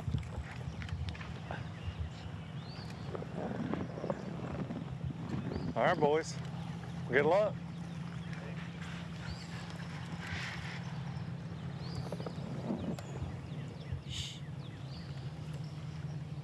well, Jason, we've covered these guys, and there's a lot of boats have come out of this creek, and every one of them that we've asked for an update, we did the thumbs up or thumbs down, and all of them did thumbs down. And we've watched these guys fish, and we've annoyed them enough. I think we're going to slide out and go try to find another team. So we might leave it with you full screen for a minute. Sounds good.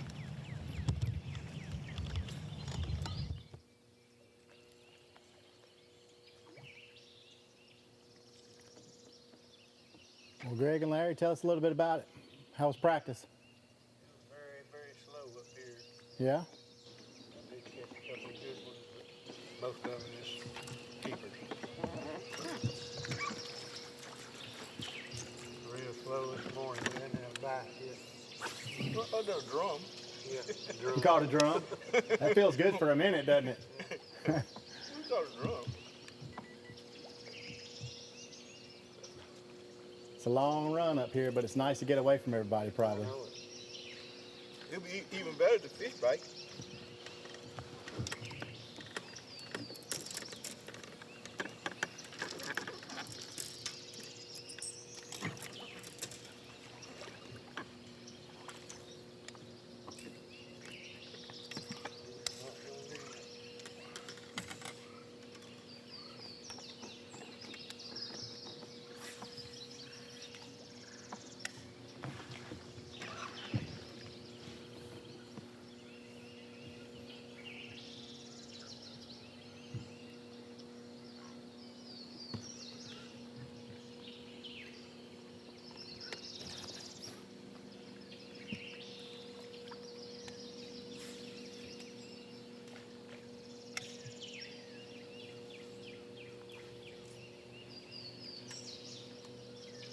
have to be up here when the wind's howling down here.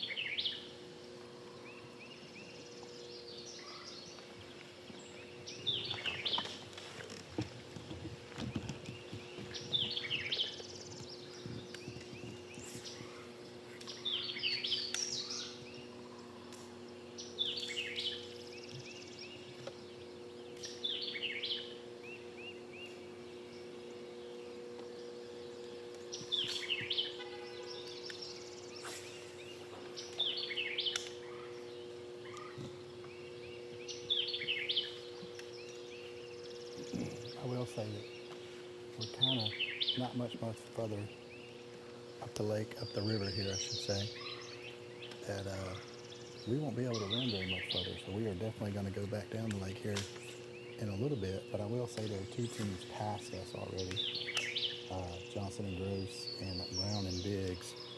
And they bring the equipment to get back into the skinny water. And they have been known to do well up there. We did pass them on the way up here. And when we stopped, they eventually made their way on up the river there. So they go all the way up into the skinny water.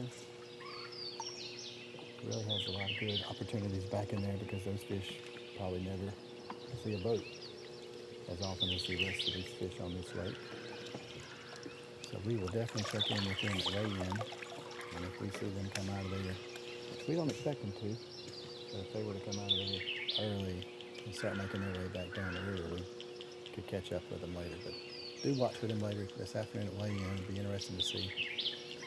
They've done well here in the past. They're a team to watch for sure. So I can see them on the tracker, and I can see they are a long ways up the river.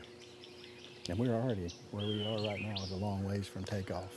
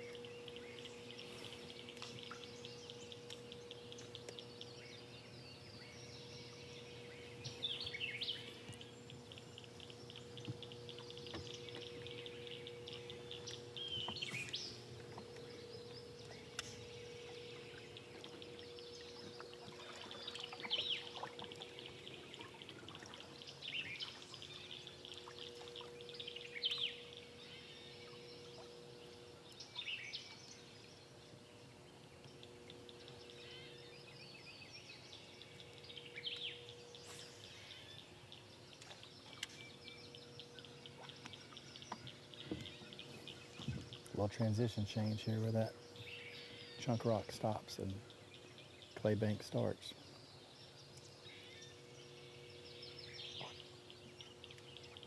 always known to hold a fish in those kind of areas. Oh, but he's not going to cast there much. Dang it. Well, he spent more time there with me.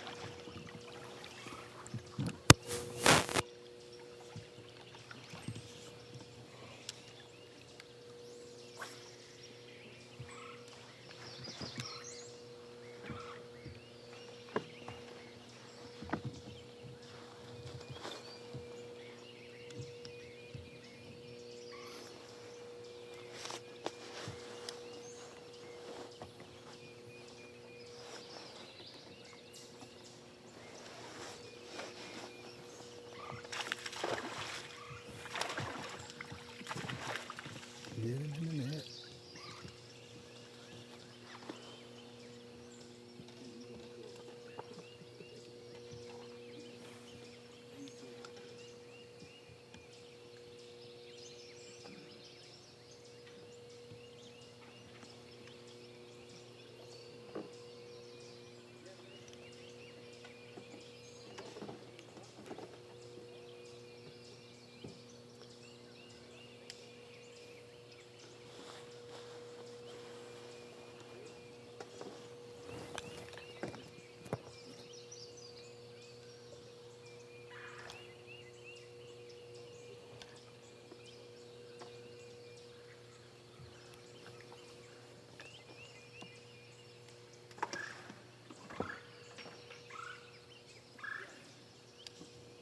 You make that long run all the way up here, you hate to leave without something. And both teams up here now have a fish in the box, so thankfully it has paid off to make this long run. You know, if they're willing to stick it out throughout the day, I think they probably could do better. You know, there's just less pressure around here. Thomas did say he got some of his better bites after lunch. It's just a lot different today, he said, than it was in practice. It just seems dead. I mean, the wind's really calm, sun's high up in the sky, the zero current. We do have a big storm coming tonight, so we are right on ahead of the front. So typically that's a good time to be fishing.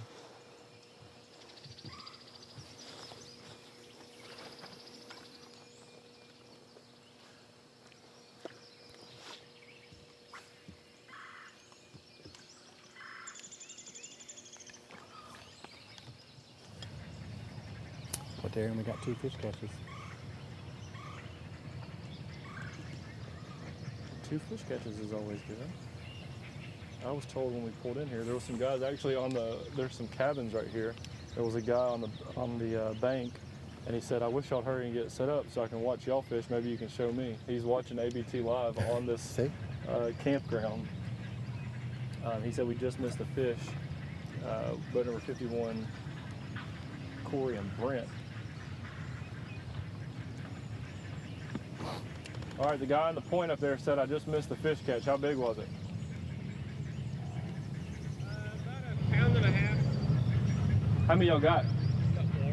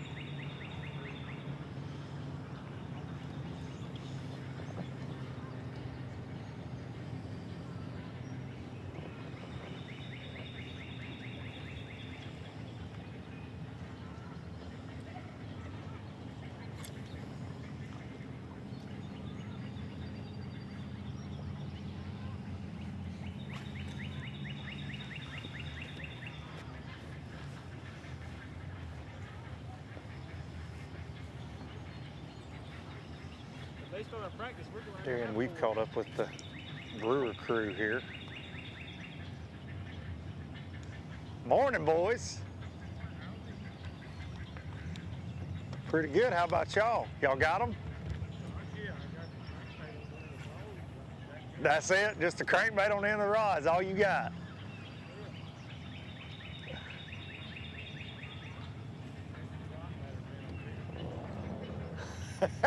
You'd rather be here any day than Pickwick.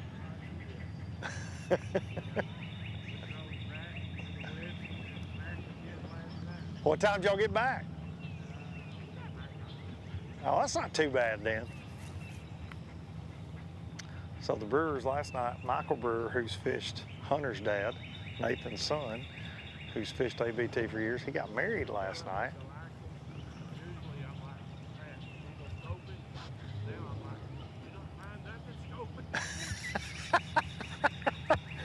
Please find one scoping.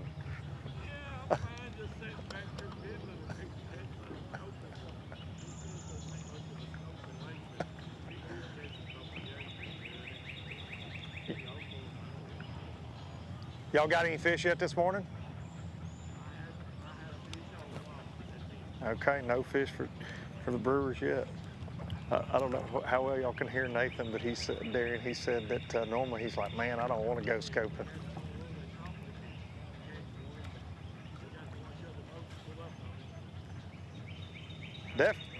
Definitely plenty of boats.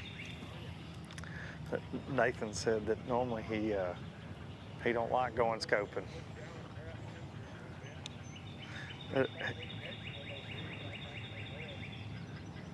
But he said that normally he's saying he doesn't want to scope, but today he's like, man, I hope he finds some scoping because they ain't called him any other way.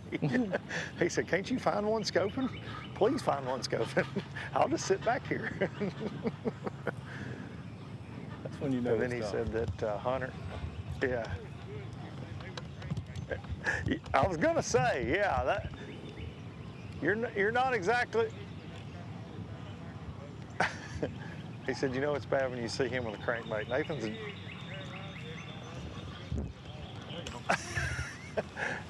a jig and a Carolina rig man.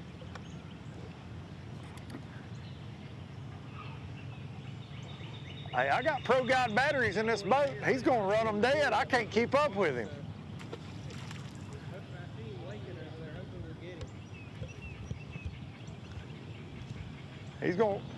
He was flying. I had to idle to catch up to y'all. I stopped for 2 seconds to get our camera situated, and I said, man, they gone.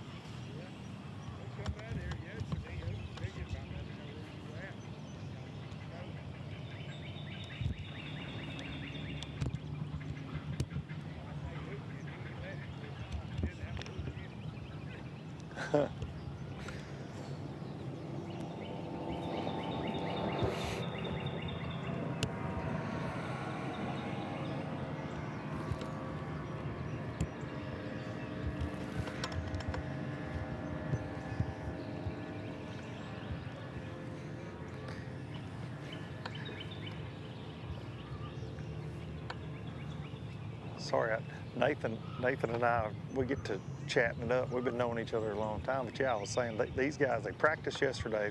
They live in my hometown, Lawrenceburg, Tennessee, almost 3 hours away. And Nathan's son, Hunter's dad, got married to his new bride, Kelsey, yesterday evening, and they drove home and drove back. So they got back about 10:30 or 11 last night, but they've been burning some of that cheap gas in the last couple days. Without a doubt. He said they right here yesterday didn't have a hook in his bait when he was scoping, but said they had a really, really big one right here that they brought to the top of the water and shook off.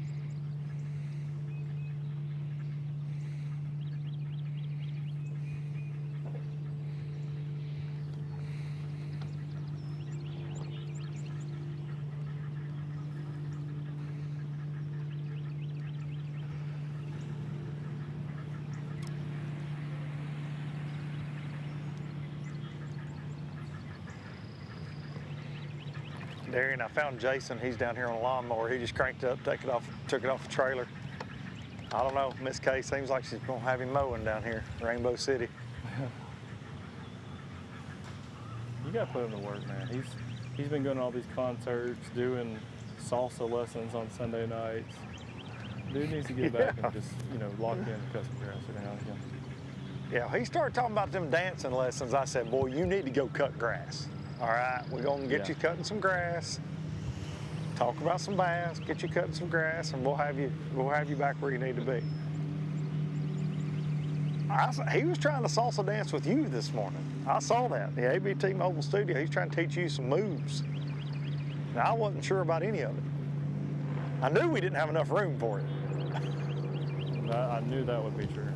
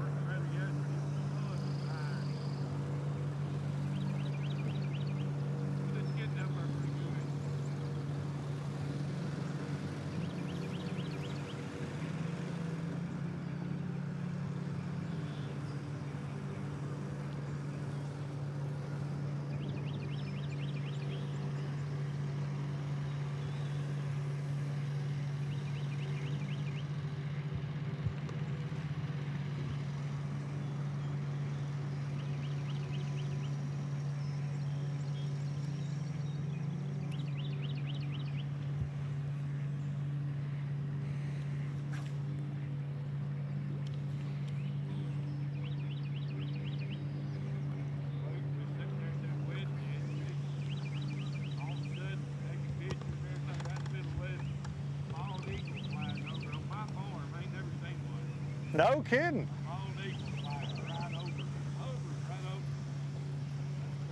That's wild. Uh-oh, hooked up. Hunter's hooked up. Lost him.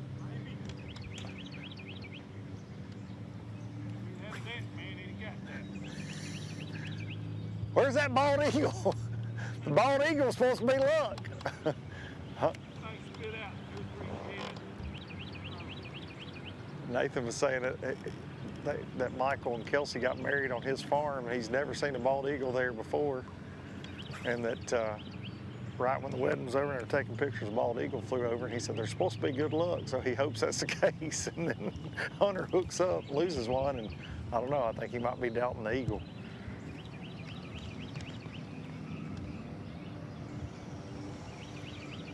The Brewers are 25th right now in the Angler of the Year standings. Finished 17th at Pickwick. Then Hunter turned around the next week, had a top 10 in the Toyota Series on Pickwick. You can bet they're looking forward to the next one.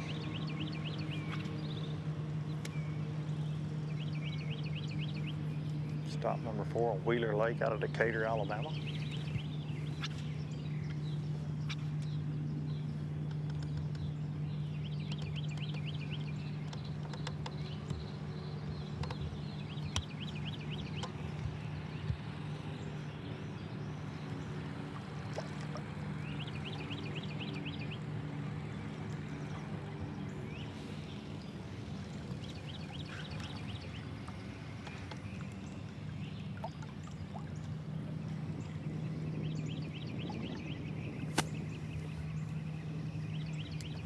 I'm gonna kick our troll motor on high and just hop over here to another tan.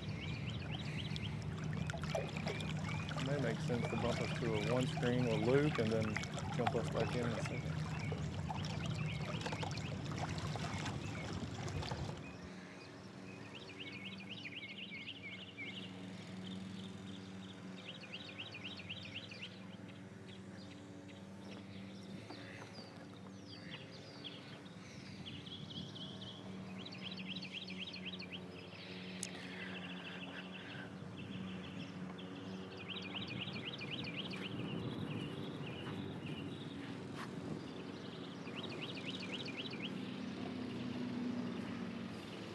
Luke.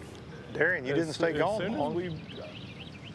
Dude, we put the troll motor on high, and the second I'm talking to crazy Darian. He hooks up with he hooks up like two and a half. Sorry, Nathan thought I was talking to him. As soon as you went to leave, you're good luck by leaving. Yeah, no, I was like 30 yards away, and he hooks up, and it's like one's just jumping like crazy. I think we do have a little recap of it, right?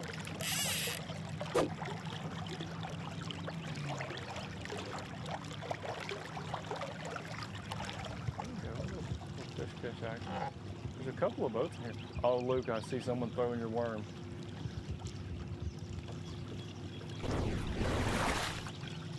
I'm all about it.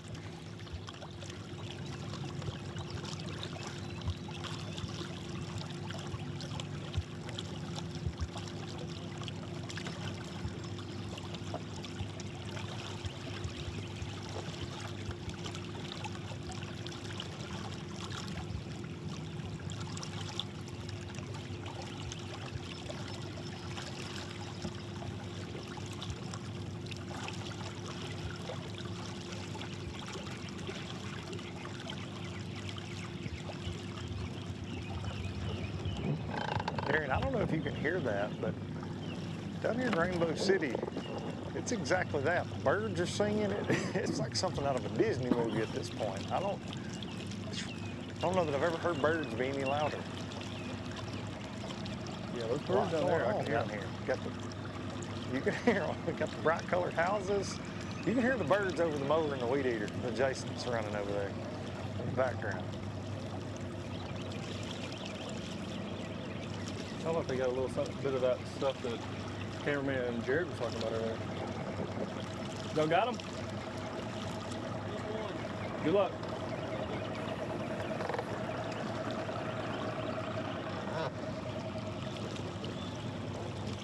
Jared was talking about some sort of an energy drink.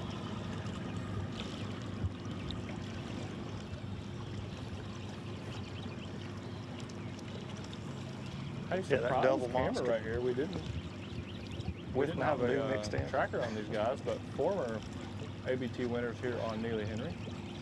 Mitch Mitchell, Chandler McCall. I have no clue what their boat number is, but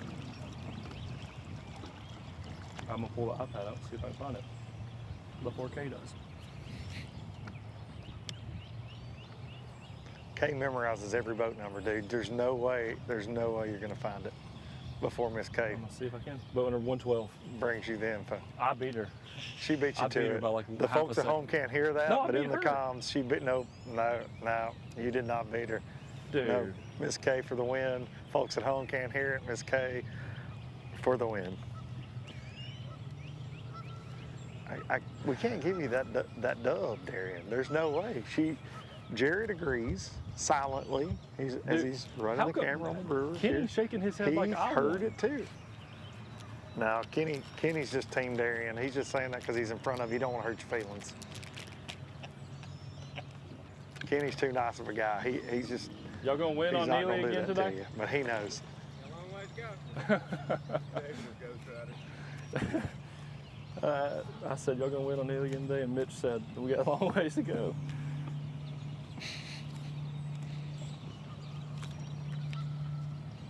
We got one giant, that's it. Actually? Yeah, 2.5. Nice. He said, we got one giant, that's it. There's 2.5.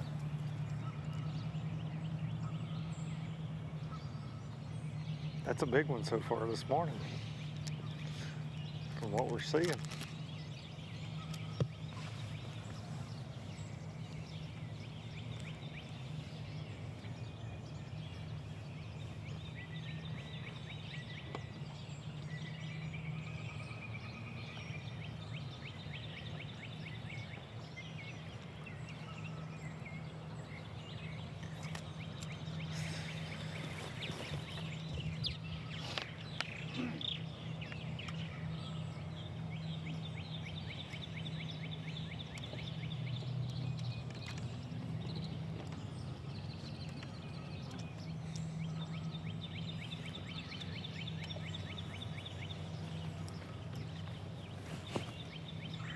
How's practice for y'all?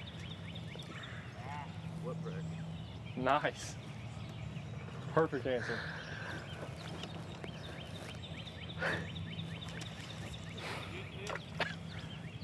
Oh, here we go. Here we go.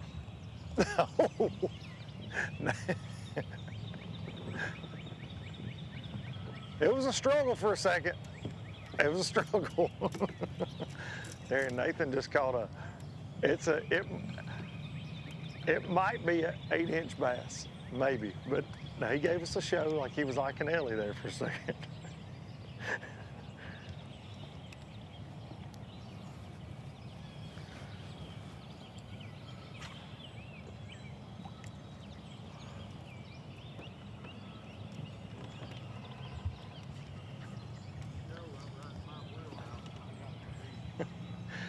was gonna say, there's no current around anywhere. You're throwing a wacky worm. This is everything you love right here. Yeah, yeah, no smallmouth yet.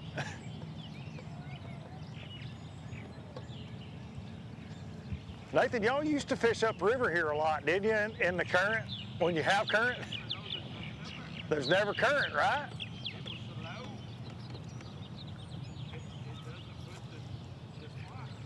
Yeah. When I saw y'all's tracker down this way, I'll be honest, I thought, that's wrong. There's no way they're down that way. Yeah. It's no good. Yeah. We saw on the forecast they're supposed to turn on one generator at 3 o'clock or something crazy. Yeah, no current whatsoever.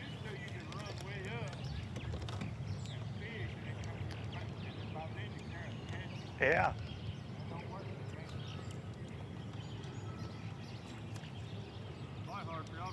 I don't know if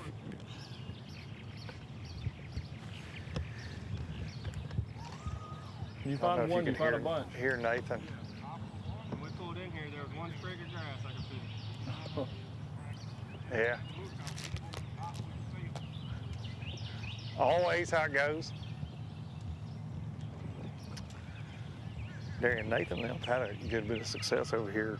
Nathan and Michael over the years, and fishing up the river. Loves to, you know, we see him below the dams a lot on the Tennessee River, but he loves to fish current. Knows a lot about fishing in the current, and he said there just hasn't been any all week long. That's where he would rather be, and he said used to on this lake, historically for him, he could run up towards the dam, catch the current when it first starts coming on, and then work his way, almost like a tidal fishery, back down towards Gadsden, and as the current picks up, just kind of fish your way back to takeoff, staying in the current the entire day.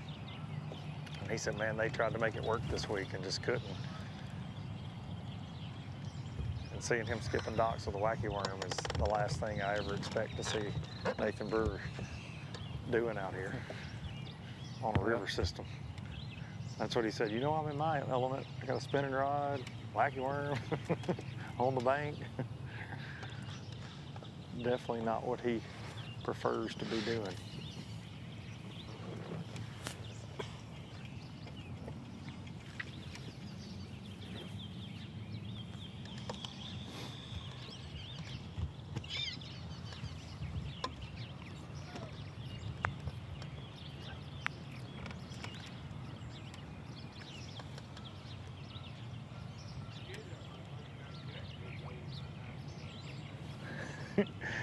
You caught one?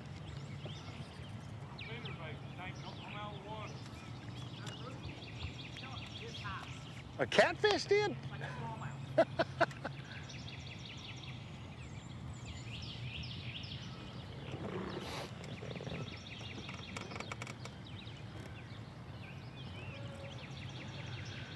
All right, guys. We appreciate everybody tuning in this morning for stop number 3 of the Alabama Bass Trail North Division here on Neely Henry. We'll be back in just a few moments for more ABT live action from Gadsden, Alabama.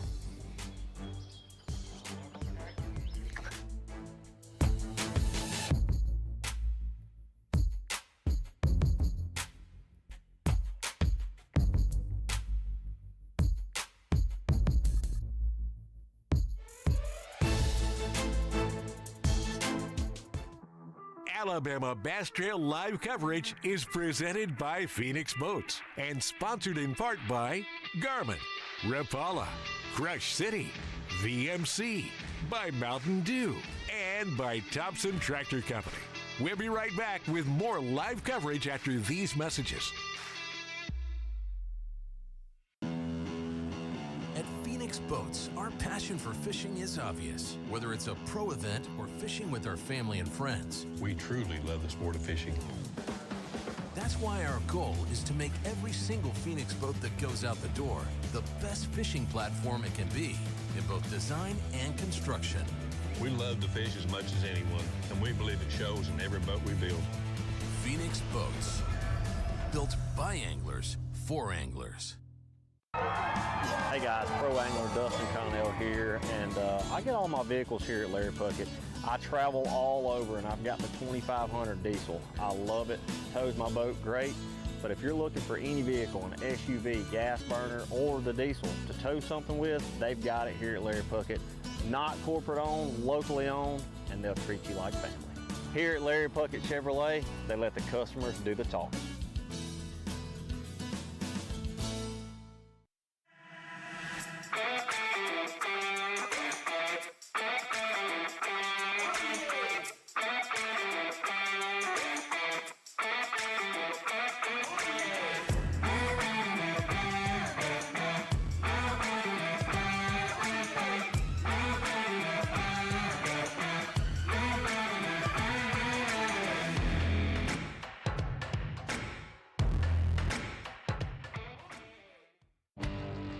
Stetson Blaylock, Todd Auden, Head Cherry, let's go!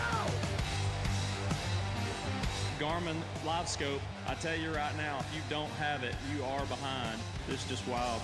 It's like a video game. If you do not have that Garmin Live Scope, you are definitely missing out. Bassmaster Classic Champion!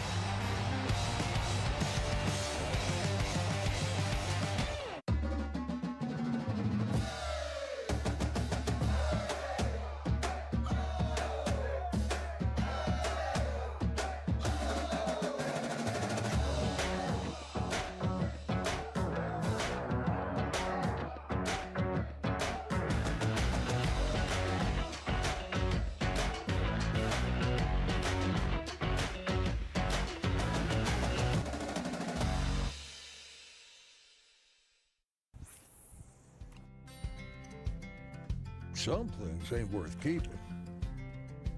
Yesterday's traditions, today's adventures, tomorrow's memories.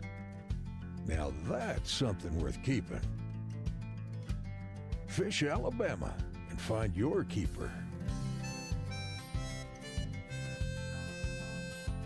For more information, visit fishalabama.org. This is Jack's Country, where fresh biscuits are tradition. Wake up with 2 made-from-scratch biscuits filled with egg, cheese, and bacon or sausage, just like Nana's, if Nana made the official biscuit of the South, which she doesn't. We're Jack's. We're all about the South. Welcome back to the Alabama Bass Trail, stop number 3 of the North Division, Neely Henry Lake, as you are looking at takeoff from this morning. 225 teams out here on the Coosa River. The first stop of the Coosa River for the 2026 season in the North Division. The points race, very tight, 21 points separating first and 6th place. We have a couple of those teams that have already punched their tickets to the championship later on at Lake Eufaula in October. I want to welcome you back inside the studio. We are physically on the banks of the Coosa River right here at Coosa Landing. I want to give a huge shout out to the city of Gadsden for being our host. Mayor Craig Ford, the city council, Julie Edwards and her team here at Coosa Landing did a phenomenal job helping us with getting everyone in the water this morning, and they'll do the same this afternoon. Weigh-in starts at 2:30 here at Coosa Landing. But we are going to get back out to Jason to talk a little bit about Watch and Win on the Garmin giveaway that we have going on this year for live coverage. So, Jason, let's talk about it. Yes, ma'am. Yes, ma'am. Folks at home, if you are watching the coverage today, there's a great opportunity for you to win. And I don't mean just anything. I mean win a Garmin EchoMap Ultra 2. That is a big deal these days. If you have not watched bass fishing very often, you don't understand that as we talk right now, we just got a fish catch, by the way. There's a chance for you to win one of 3 Garmin units, absolutely free. All you got to do is watch live on Facebook, and right now, all I need you to do is like, share it, and in the comments, you just say shared. And that gets you entered. So if you're watching on Facebook, like it, share it, and comment below, shared. I need to see you say shared, shared, shared. Everybody watching, go ahead and do that right now. YouTube viewers, like it, comment, and subscribe. So if you're watching on YouTube right now, just go ahead, like, comment, and subscribe. So say down there in the comments, Garmin. How about just say Garmin. 1 entry per person per tournament, must be 18 years or older, no purchase necessary. There are 3 drawings and there are 3 winners. We'll be drawing in the South Division at the Alabama River June 13th, the North Division Weiss Lake June 20th, the ABT 100 Lake Jordan. So watching at home, there's an opportunity for you to win. Thanks for watching today. Thanks for voting for our chase cams. So it's been a great morning already. We've been running all over the lake, seen a couple fish catches. We just saw a fish catch here from the McGregors. So it's been a good day watching fish catches. I mean, they returned it back to the water, but they said when we pulled on to a minute ago, they have been catching them pretty good this morning. So I'm guessing they got 5 if they're throwing that size back.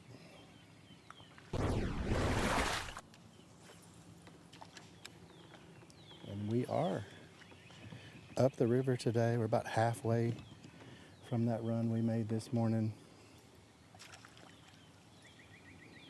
Let's slide over and see if they'll talk to us for a little bit.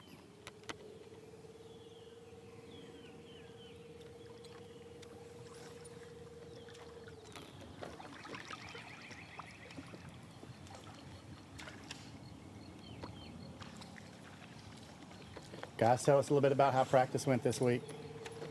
Practice has been tough. It's been very inconsistent.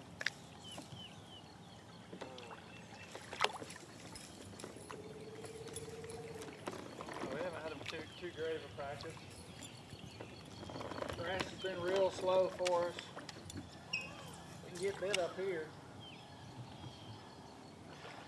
But spent a lot of time downriver too. 5 or 6 bites a day, no size Yeah. for us.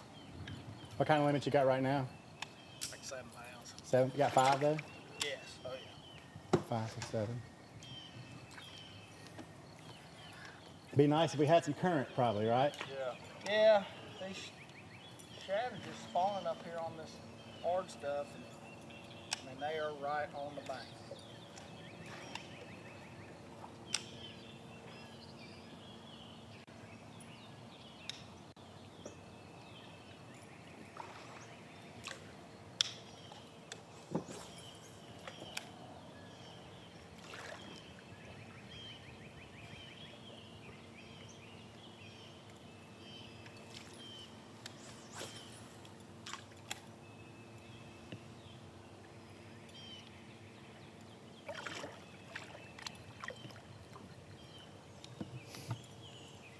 So it's mostly just kind of fishing the bank, kind of running into them here and there. Yep. Right. Did you have a good shad spawn this morning? Yeah, they're spawning like crazy. Not a bunch of fish, just a bunch of 1.5-pounders. But I think if we stay at it all day, we'll end up catching a couple decent ones.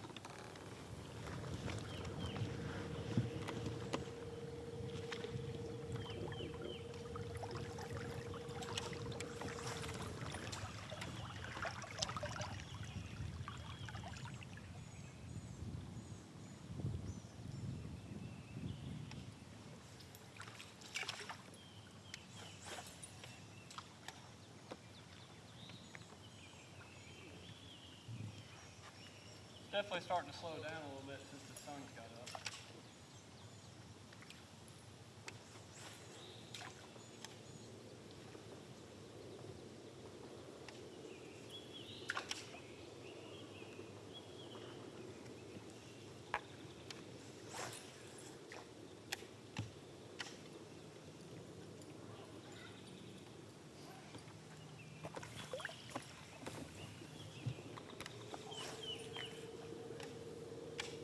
Just slow rolling a spinnerbait down the bank, fishing the wood and the rock.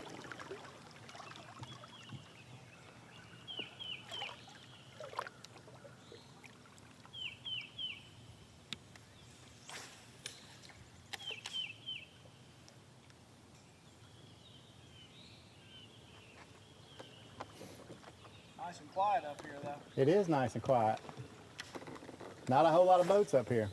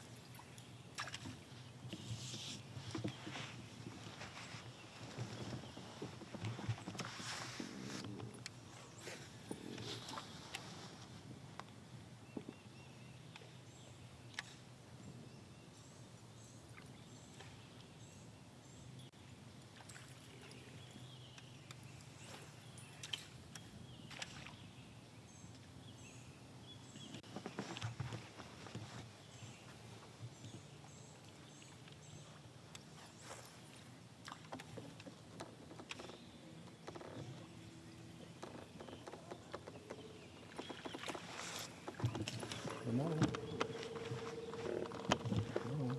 A lot of that. A lot of little ones.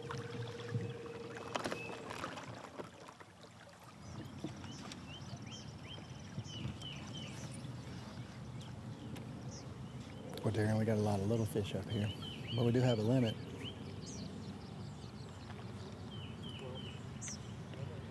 Pike. Limit's always good. Little fish, not so good. Mitch and Candler have got one fish. Said it's like a 2.5 pounder, but we just idled and followed him back to the very back of this creek. He said they got one real big one like dead. He said he's already fished for it this morning for 30 minutes. So he idled all the way back. And I think by this point in time for the fishing world, most people know what power poles are, but this is the reason they're so important. And people talk, like, there's always this debate of like, should you get a trolling motor like the Garmin Force that has an anchor lock, or get power poles?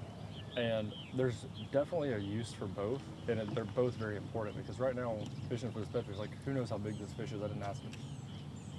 Let's just say it's a 5-pounder. He catches this 5-pounder. He cannot use anchor lock or spot lock where he's at right now.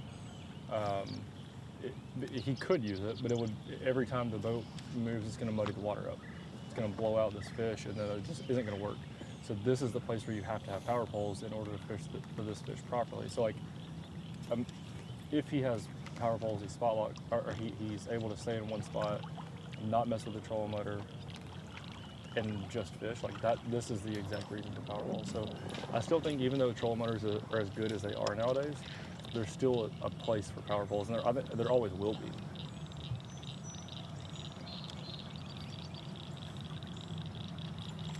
But if this is like I said, I did not ask him how big this fish was, but he's already fished for it for 30 minutes. And if he catches this one, they got a 2.5 and say a 5-pounder. Like, that's the two main fish they need to win. They know that. So then they go catch, now the weight's off their shoulders. They go catch 3 more keepers, and you got a decent shot at it. Go catch, or at least a good start to the morning anyhow. That's what we were just talking about. Where's Luke when you need him? Because we got some turkeys over here. Is it right there? Oh, it came down. It looks like it's right there. Luke, if you're listening, I know you can hear us. We got them coming off the roost up here, so we need a turkey call real quick. I didn't bring mine.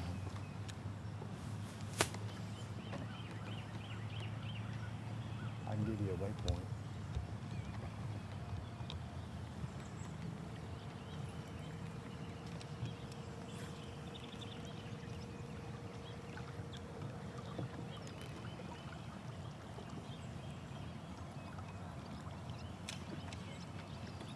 One fact about Luke Duncan, a lot of people don't know this, but he won a turkey call contest back in the Boy Scouts in the early 70s, like 72, 73.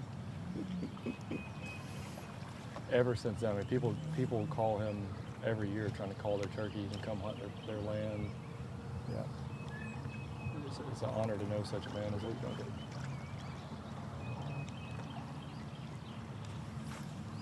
Big Boy Scout. He's gotten a little older. He's gotten a little older. He's got that turkey jaws, just gobble gobble.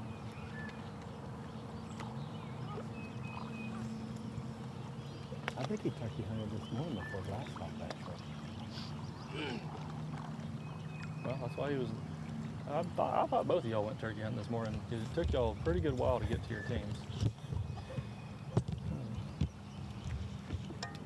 Well, I will say that when I looked at the map, I saw how far you ran. I didn't know you could run that far in this lake, I'll put it that way. Yeah, and it's, the curves,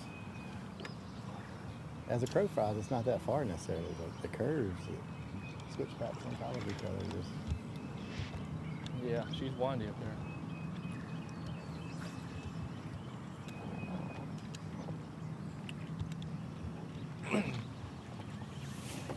Jason, amongst our camera crew team, our live coverage team, you're known as the guy that's going to make the long run. I know it's because you're the only one that's got the Phoenix and you've got the most comfortable ride, but I did note this morning you went ahead and claimed the short run at Wheeler. I did. Yeah. That's fine. I mean, you deserve that. You've already ran probably 400 miles this year in ABTs. It has been a lot of driving this year, but we're not afraid to bring the action. If the team says we're going there, we're going there. So, fan, you vote. I guess I'll have to start voting, maybe, and vote for a team that doesn't plan to make that long run.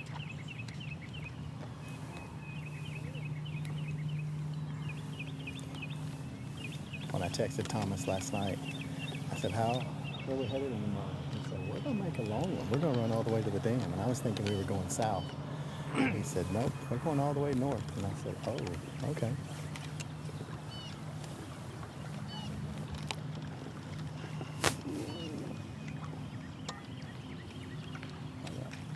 Nope, very small.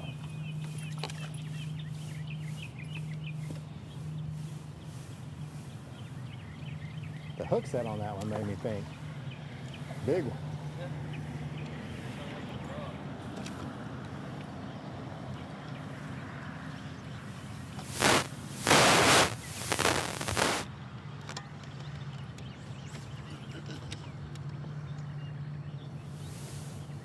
Hey, Darian, where's your mic battery?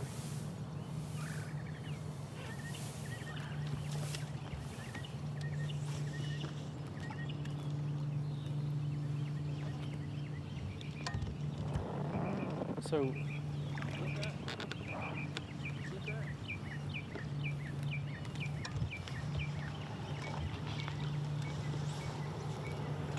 I think we missed something because Mitch said to go get that.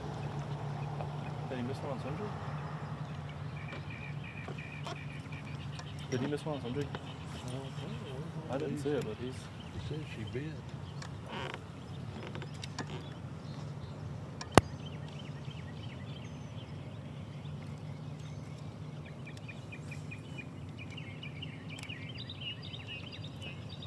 All right, a couple things for the people watching at home.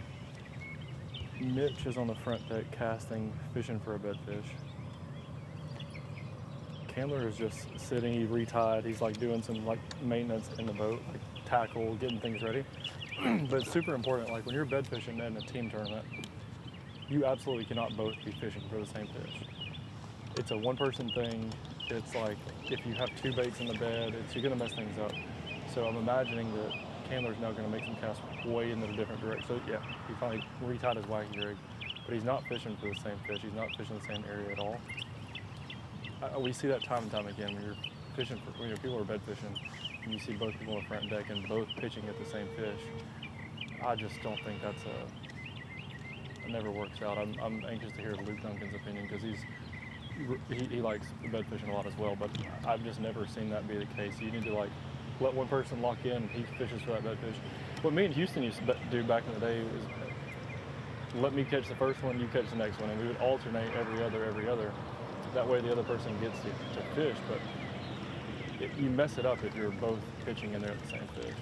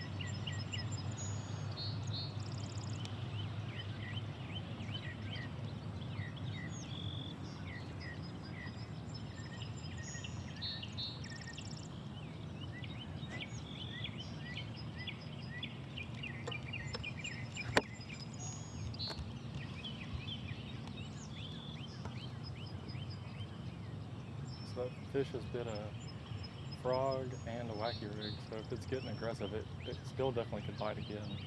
I don't think the fish is done.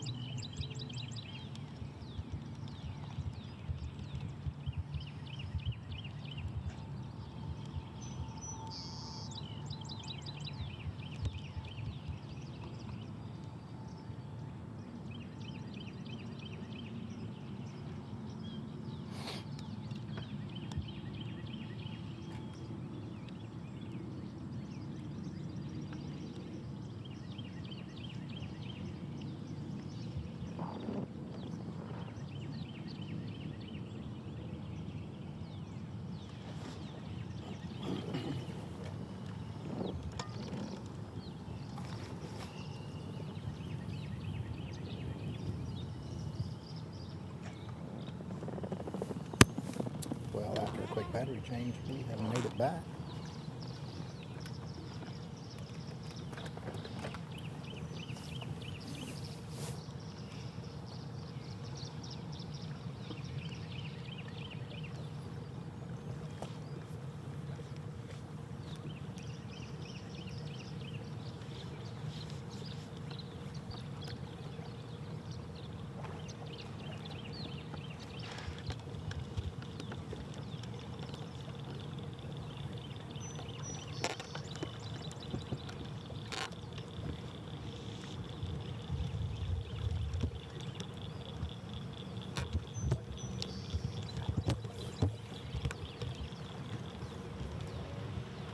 We're on boat 173 still.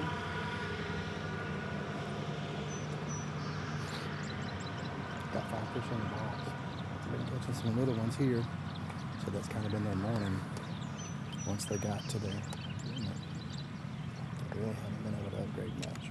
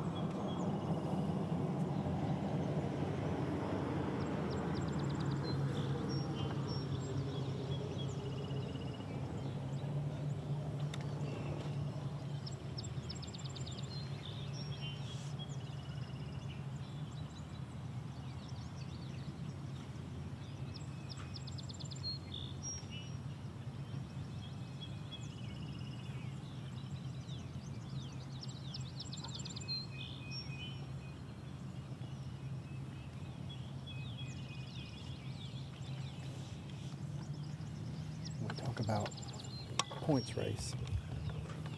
This is probably the tournament that will shake it all up a little bit. And we're sitting with the team that's currently leading the AOY points race. 440 points.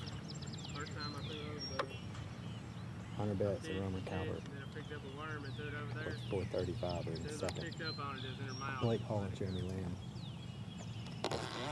How big is she? 428. This team here is, we're on the McGregors. Had a 10th place finish at Gunnersville and a 2nd place finish at Pickwick. It's got them at the top of the leaderboard. Everybody's really going after that first place. Well, it's a big deal. I mean, we're kind of the most consistent team on the That's the first one you're fishing for? this year. That's the first one you were fishing for earlier? Yeah. Top of the AOI. And it didn't do nothing right there. And then I pulled a worm over that. It's hard to fish down there. A piece of grass that plays out over the water, and it's right under it. This morning, as soon as I come over, it swirled on it one time with the worm, but it didn't get it. So, I don't know. She was biting yesterday. Yesterday I threw in there and it like scared it. And I just threw right back in there. She came from the way she ran from and just gobbled it. They bite better on Fridays than they do Saturdays. Mm-hmm. We need to make these on Friday. Do what? We need to make these on Friday. That's right. Yeah. Alrighty, see y'all. We're going to go try to catch another one. All right, Jason, over to you.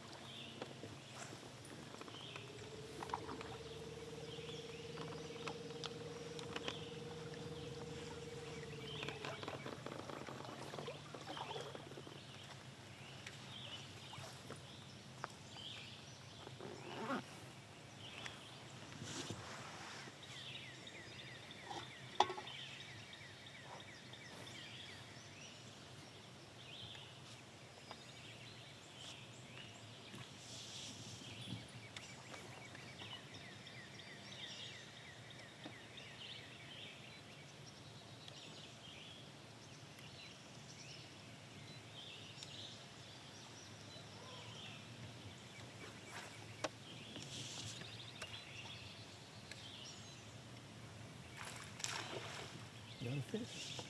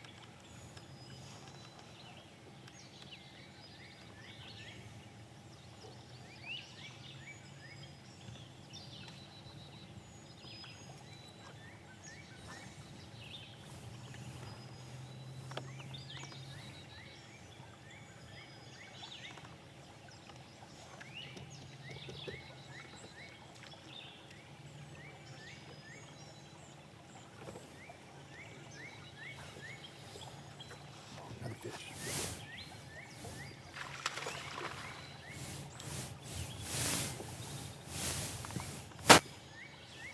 I've lost count, but they caught quite a few. Go measure this one. Potential upgrade.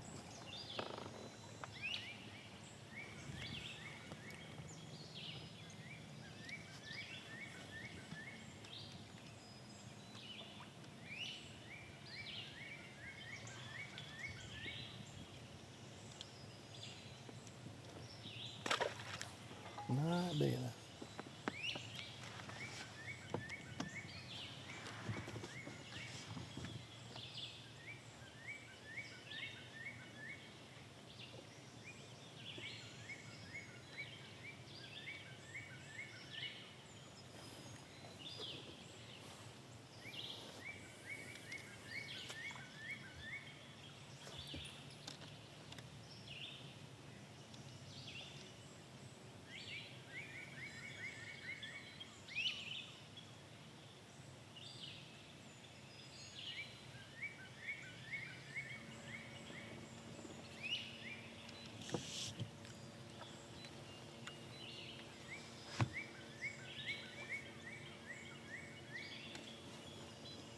It's not Donnie.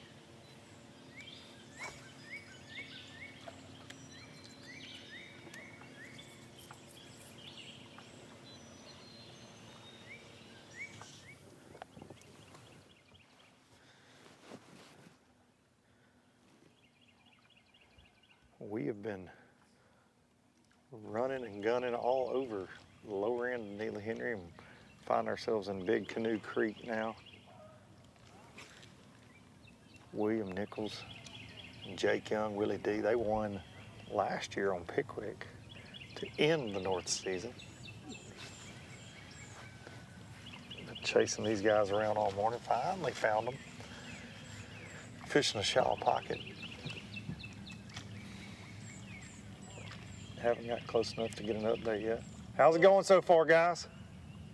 Not as bad as what I was thinking initially.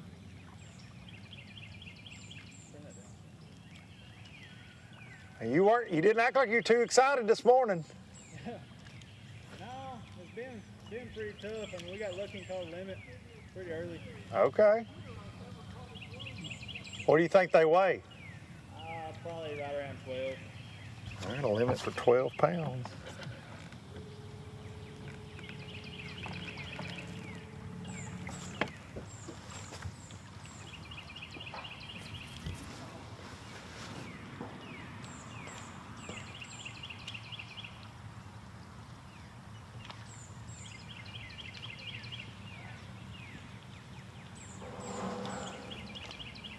Not been easy on a lot of the teams.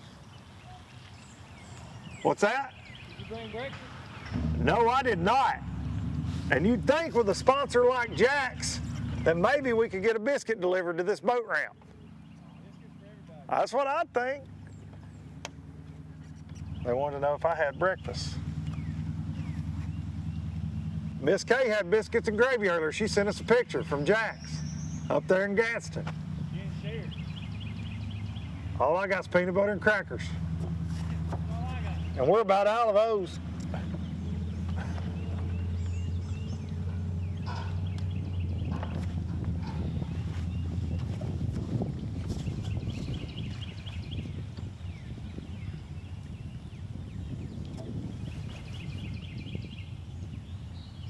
Looks like they may have one on the bed. Trying to sneak up on here.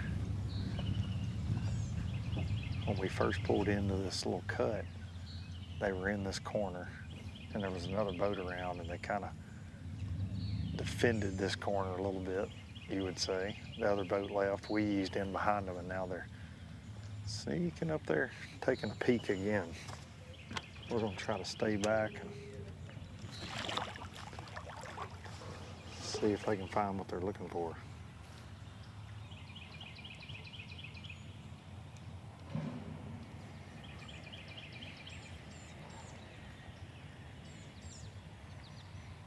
Just made a long pitch way back in this little corner.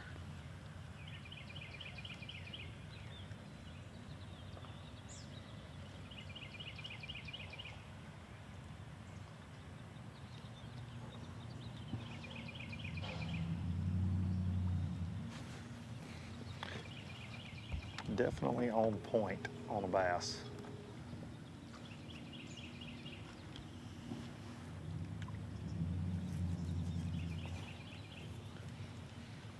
Of course, when you're sight fishing, ideally you want the water to be as clear as possible, and then you want the sun to be as bright as possible. And really, right now, it's kind of hazy. Not the best sight fishing conditions, but where they're pitching, it looks like this fish is potentially so shallow, it might not matter that the sun's not that bright.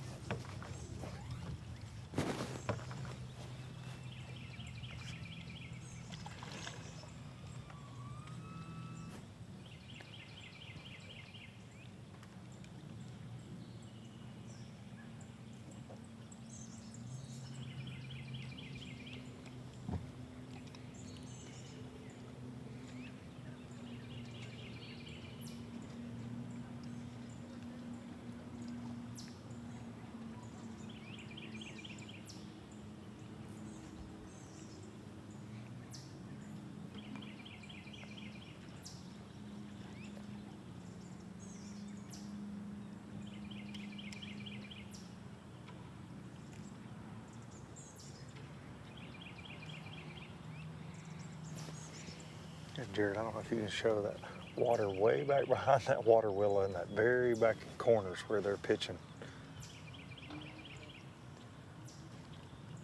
What seems to be one on the bed.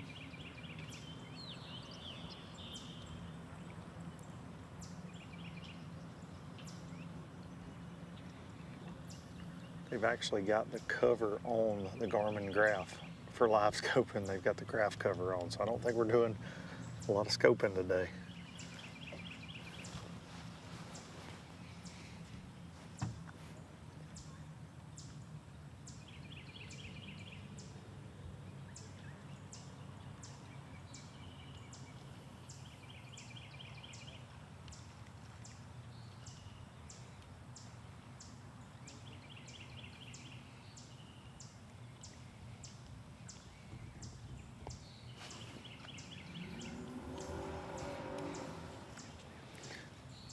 One thing I will say that on a lot of bass boats these days, it's a rarity to not see power poles. And having those power poles in this situation makes a big difference as far as being stealthy. When you got one on the bed, you can put the poles down. You can see Willie D up on the perch. Now, he's actually using the Garmin unit as a stepping stool. So, not sure that's recommended by the folks at Garmin. But you can win your own in the Watch and Win giveaway and test it out yourself. See if it'll hold you up.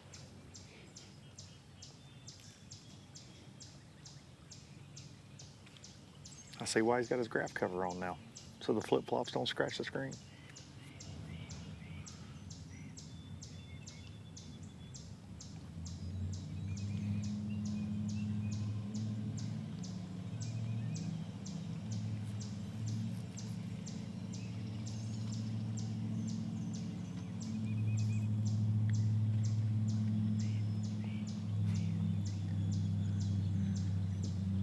Gotta assume this is a good fish. Willie and Jake saying they've got 5 for 12 in the boat, and they're really spending a lot of time on this fish. So it's going to be a decent fish to cull when you've got 12 pounds.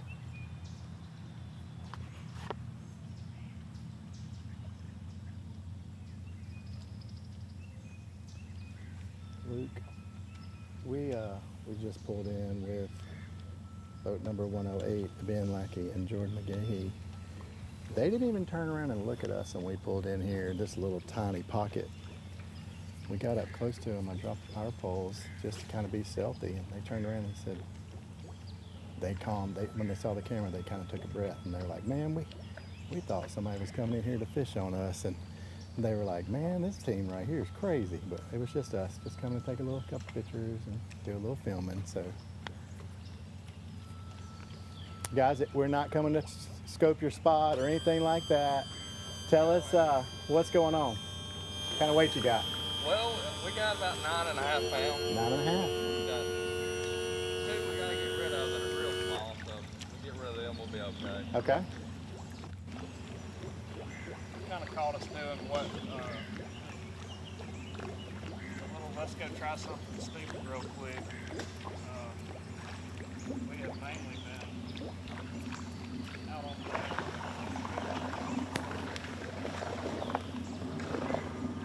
the Darian across the pocket. You see him there?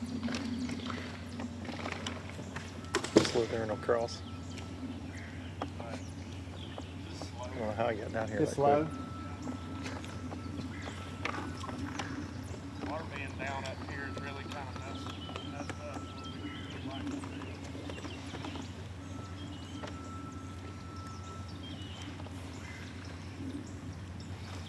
Let me get out of their way.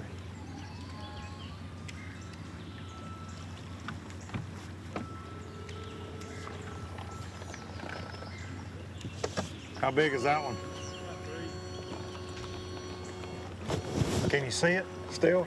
Yeah, she's up there kind of chasing brim around, kind of locked on, kind of just swinging around. Kind of doing what they do, being aggravating. I was talking on live how being hazy and back there in the shade don't make it any easier, right? You can actually see her pretty easy. Really? Yeah, she's up there shallow. Yeah, we saw you guys pitching way back in there. I thought she must be pretty skinny. You got a lot of them marked? No. We saw about 3 yesterday. We're gonna go fuck around. None of them was locked on. Okay. So they're all just kind of cruising around. How big's the biggest one? The biggest one we seen yesterday is probably 4 or 5 pounds. Okay. Is that the plan for the rest of the day now that you got the good limit in the box? We're still gonna mix it up. We've been getting some decent bites late. Just grinding it out up shallow. Okay. So, I don't know. We'll try to mix it in throughout the day. We got till 4:30 today, so we got. You got plenty of time then. We got a while to do it. Y'all gonna be hungry for a long time. No doubt.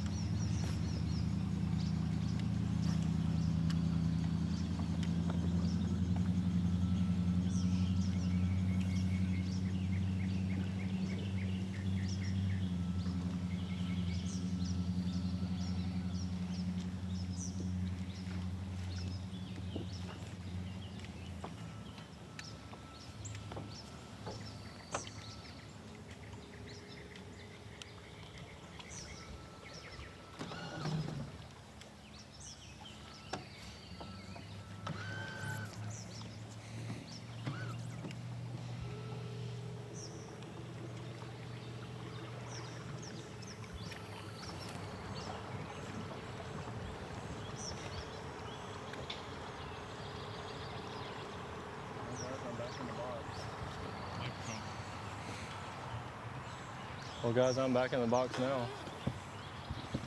We've caught up with Benji and Jonathan Seaborn, and they are power poled down in the skinniest water I've seen since I did my last bathtub, and the water was almost drained out. It was just, you could see barely around the rim. That's where they're at. I mean, there's not even an inch of water back there. You can see the whole underside of their boat.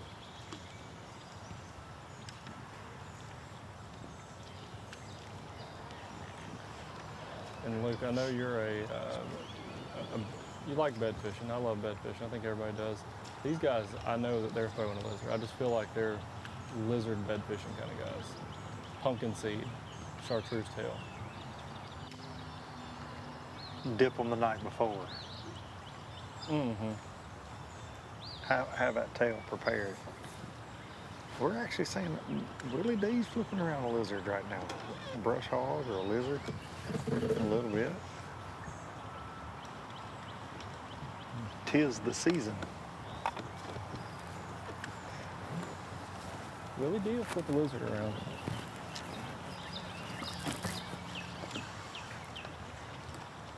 For the viewers, we are in ultra shallow water. The trolling motor is hitting the ground, and I don't want to get any closer to them because these guys are old school, and if I get any closer, I feel like I might get, you know, shot at.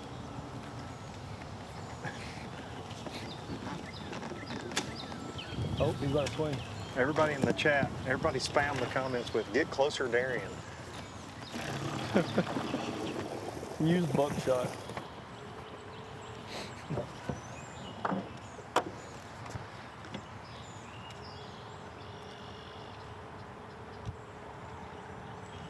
This fish is really close. If y'all are watching, you can just tell by his body language. He's got it worked up now. And these guys won a couple years ago. I don't remember the year, but they had a 8.5 pounder. Is that the Seaborns? This is the Seaborns. I'm covering the Seaborns right now, watching them, watching them bed fish. Yeah, they did. Yeah, I think it was 3 years ago they won here in February, had an 8.5 pounder.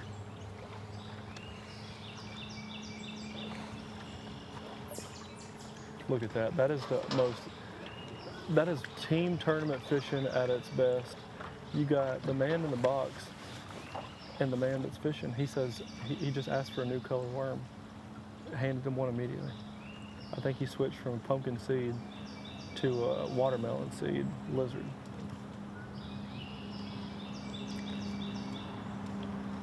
Little known fact, Benji Seaborn fished co-angler on the FLW tour for many years, won a lot of money. You're gonna run straight across. All right. Good luck to you boys. Appreciate it. They're gonna make a move, but Benji Seaborn, Darian, he fished the FLW tour for years as a co-angler, was very successful. You know who his practice partner was at all those events? Who's that? The one and only John Cox. So when I tell you he knows something about catching a bass shallow and off the bed, he knows something about catching a fish off the bed and shallow. Uh-oh. Uh-oh, it's like a... That does not sound good, boys. We got a motor not cranking here.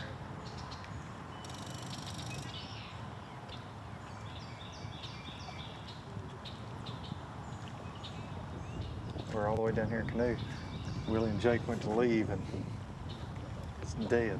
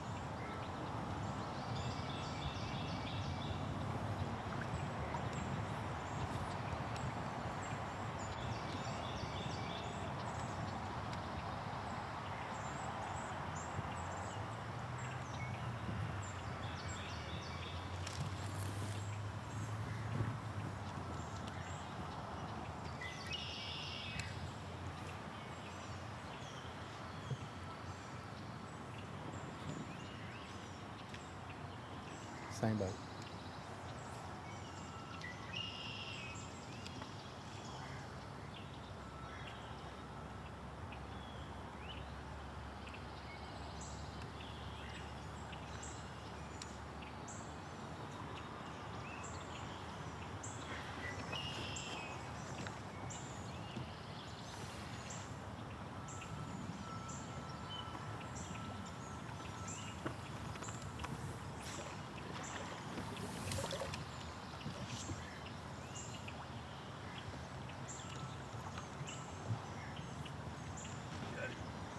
Oh, fish on, he got him.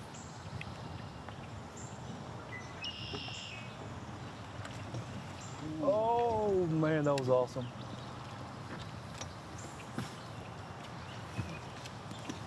There we go.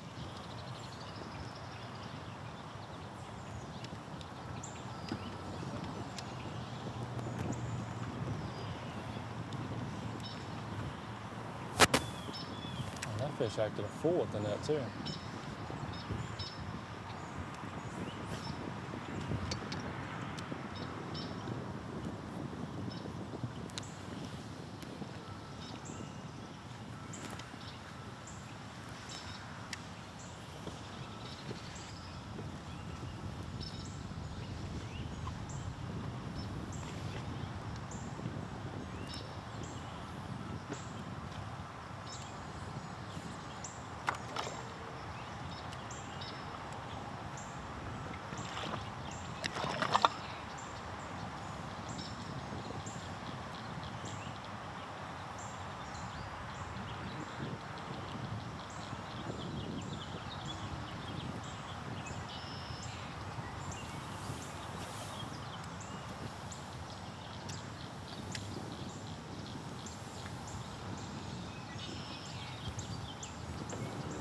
All right, I don't know if they're going to come out this way or the other way, but hopefully they come out this way and we get to have a chat with them.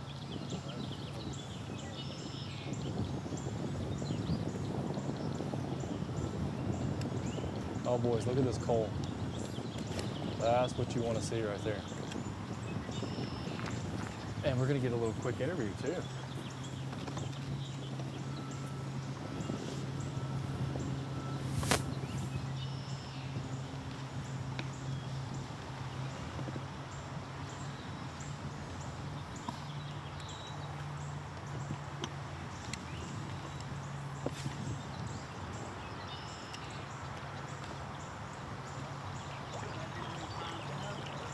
Yeah, I feel like I owe y'all $5 for a bed fishing masterclass. How big was that one? He's a little over 3. Yeah. So we got 2 that size, and we got 3 dinks. Yeah. I say pound and a half, pound 3. How many y'all got found?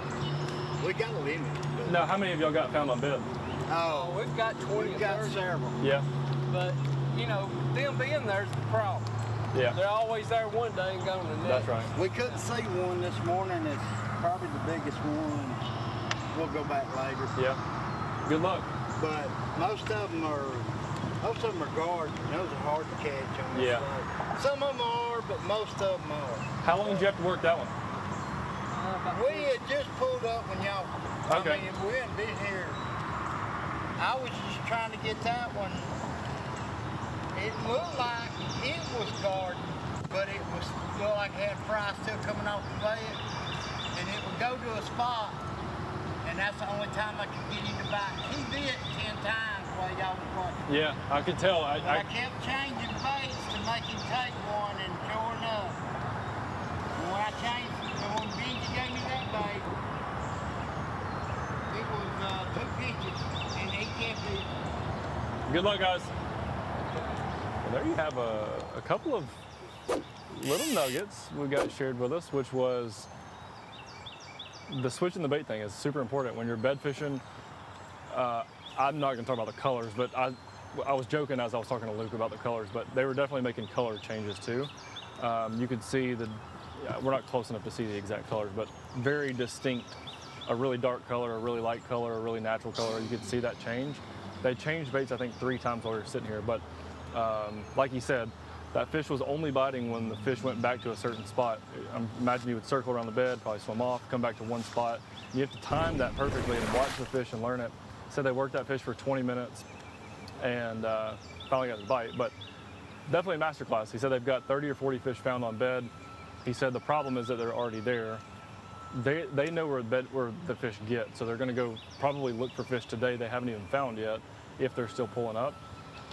And that's what it takes to be really good in a tournament, because how many times have we ever, went and found bedfish in practice? You show up the next day on Saturday morning, go to the spot that you found a 4-pounder at and it's gone. It's important to know if they're in that cycle to be looking for them. And so they're definitely doing that. They're confident about it. And if they've got 30 or 40 fish found on bed, a lot of those areas, you could go straight to a bed and that fish is gone, but those areas, I'm sure there will be more fish on bed. You can go a little bit further down the bank, find another fish. And so I'm imagining that's what we're gonna do. I've actually been keeping up with them all morning on the tracker, and they're bouncing around a bunch. So he said they got 5 fish, 2 of them about that size, over 3 pounds, and then 3 dinks. So hey, that's gonna be exciting. A bedfish and win would be awesome. I don't know who else is on live right now. We're gonna throw it to someone else, but we might go see if we can run them down again and get some more bed fishing.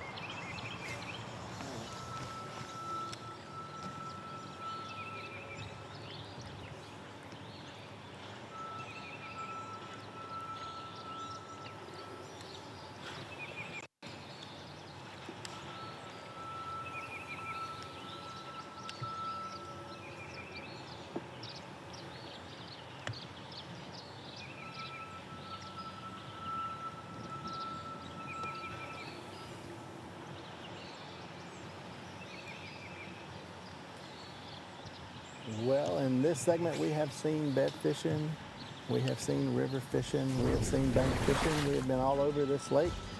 We're going to continue to do that right after this break, so don't go very far. We will be right back. Alabama Bass Trail North Division, Neely Henry Lake. Don't go far. We'll be right back.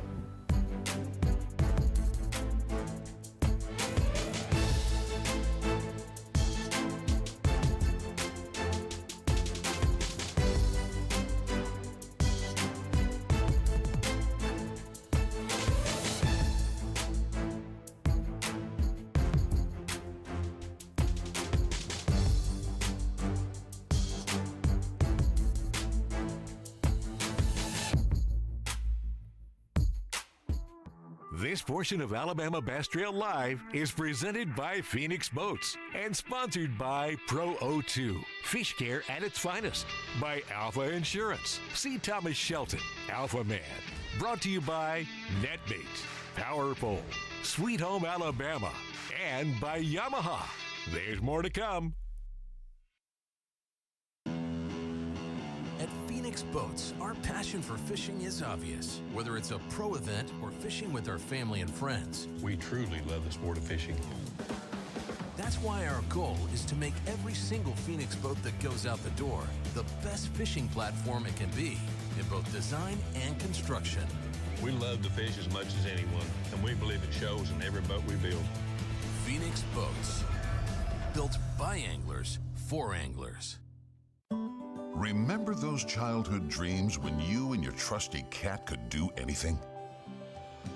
Well, now you're living the dream and experiencing the thrill and power of cat performance, technology, and value for real.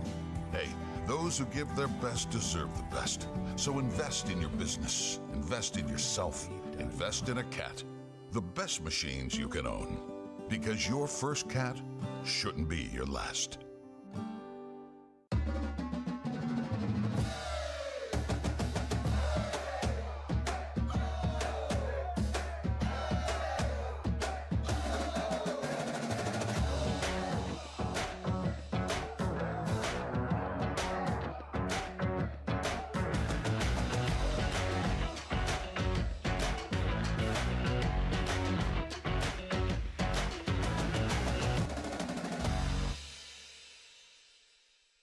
The perfect checking account doesn't exist. Not at a bank, that is. So why do you keep looking there? At AmFirst, you can get no minimum balance or monthly fees, an instant issue debit card, and free checks with unlimited check writing. But who doesn't want more? Like a rewards program you'll actually use, and convenient digital tools that make it easy to manage your account from anywhere.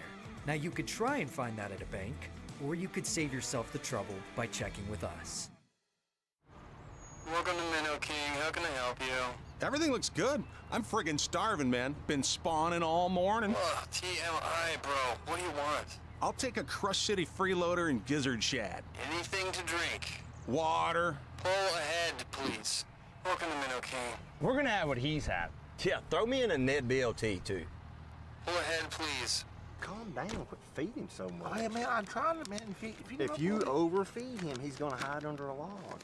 This is Jack's Country, where folks love a comeback. Wings are back at Jack's. That's right. Get 8 classic wings with honey barbecue, bold buffalo, or sweet and spicy, with crispy fries for $8.99. We're Jack's. We're all about the South. That's fire. Welcome back to the third stop, the Alabama Bass Trail North Division on Neely Henry Lake, the Coosa River right here in downtown Gadsden, Alabama. We are here at Coosa Landing, and I have to say, what a great job the city of Gadsden has done with their riverfront development. I remember coming here before all of this development was here, and they've done a fantastic job. It is one of the most picturesque spots for the Alabama Bass Trail, and we are looking forward to hosting weigh-in today at 2:30 right here at Coosa Landing. Come on out and visit with us. We have bleacher seating, we have ample seating if you'd like to bring your lawn chairs.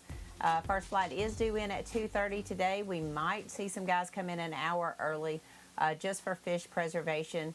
Temperatures got warm really quickly today, and it actually got a lot warmer from last week. So as most of you know, throughout the southeast, we have really been struggling with limited rainfall throughout the southeast. So expected to get a few storms coming through tonight, but still only about a ½ inch to 3/4 of an inch of rain, which is not exactly what you're hoping for a fishing tournament. But our current temperatures are 74 with water temps anywhere between 71 and 75 is what we heard throughout the week. This morning it was 71. Little to no wind, again, different than what we've seen all weekend or all week leading up to this event. We've had 10 to 15 mile an hour winds all week.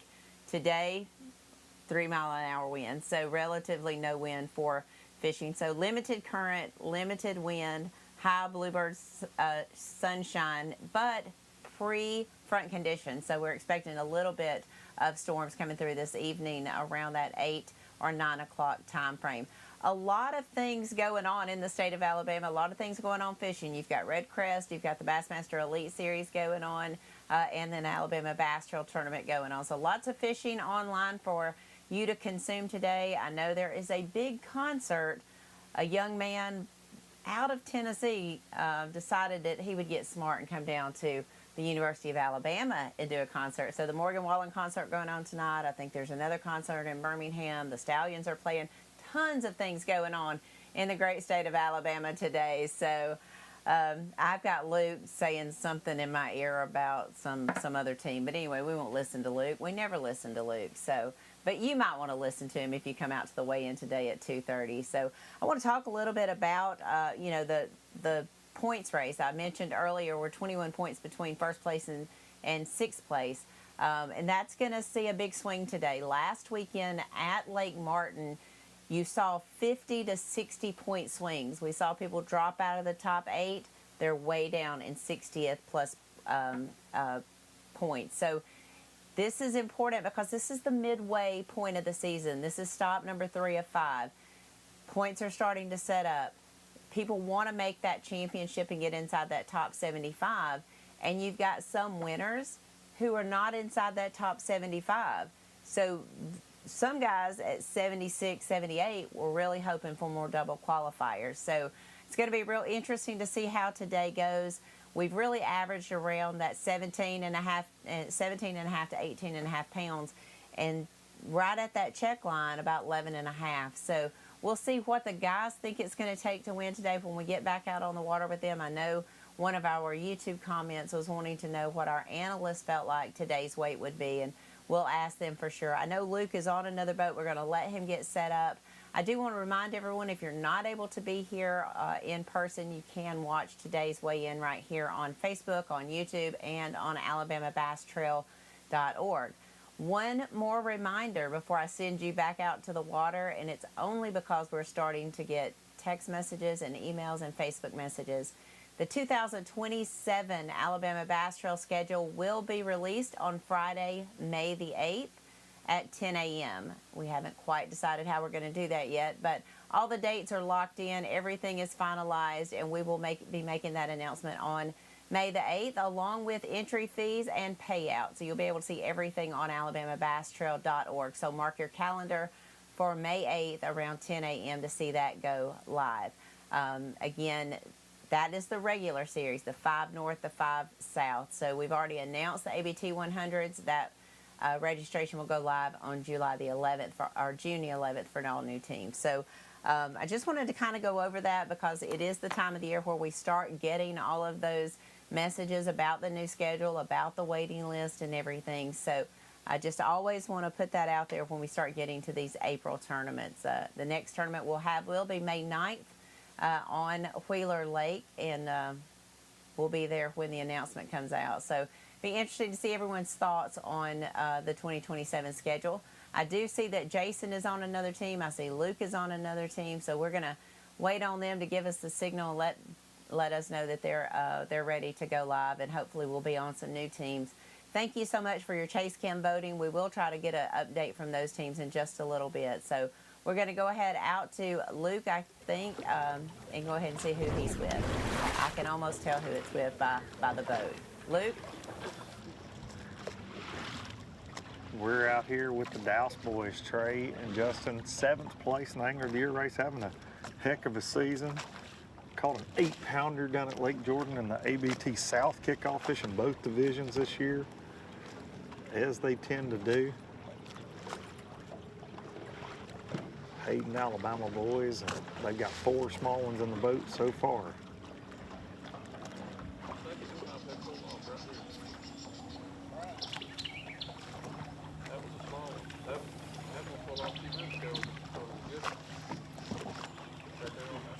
So boat number 4, you probably had a good chance to get on the spot you wanted to get onto this morning. Tell us a little bit about it. So we run into the golf course. First off, had a limit in the first few minutes. Got one on right now. Had a limit in the first few minutes. Pulled up twice.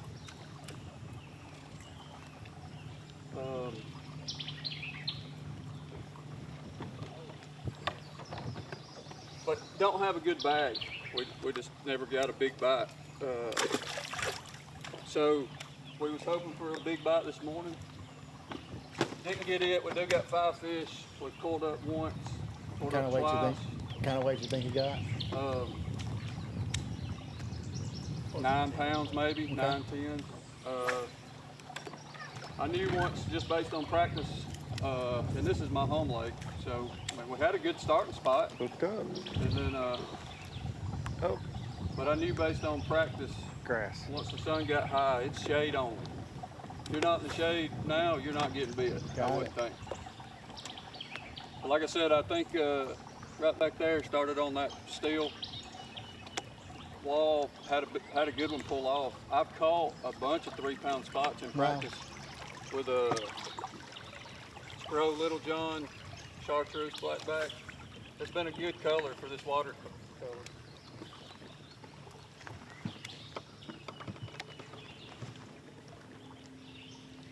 This is our home lake, so we was hoping for something. Yeah, hoping a good show out. Kind of bombed on Gunnersville. Didn't expect that at all. We were on fish, but not the day of the tournament. Yeah. And then was expecting better at Pickwick. Didn't capitalize on that as well either. So we really need a good day today. This is your day.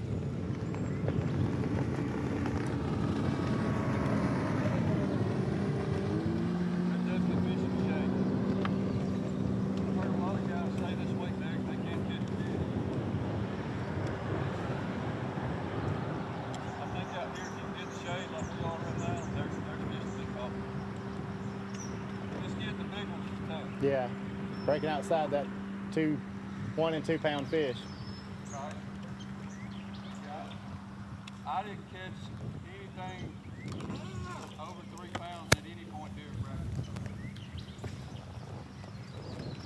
Had a little bit of shad spawn going on in the golf course. That's why And that's some smallmouth stuff right there. I went in there yesterday just looking at it. Didn't see, there's a lot of boats up here practicing. I didn't see any in there, so I thought, well, we might have that to ourselves, and we pretty much did. That's something. Actually, Darian and them was in there this morning waiting on guys, and if I knew we was going to catch 5 or 6 in the first few minutes, I'd have told him to follow us around the corner. And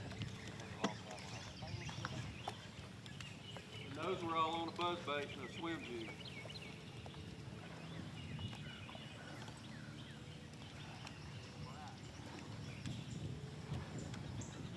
For some reason, these fish are setting up more for us on rock than they have been in the grass.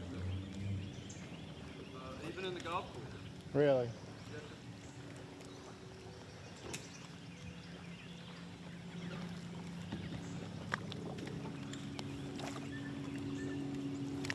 Every time Darian throws with the camera, we don't do nothing. We can't catch nothing. I know. But then when he leaves, we usually do well. If y'all wrap it up and go, we'll see if we got the same luck. Well, normally we bring folks good luck, but it ain't happening right now. So we can blame Darian for that too. It ain't happening today or just with us? Just with y'all. Oh. No, we haven't brought it. We don't bring luck a lot. The camera normally makes the fish go lockjaw. Got another one over here. Better fish.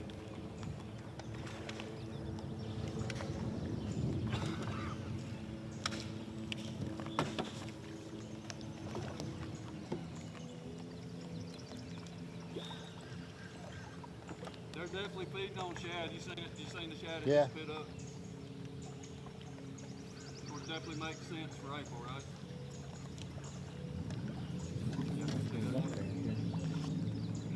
Are you putting more we got? Are you full? No, I don't think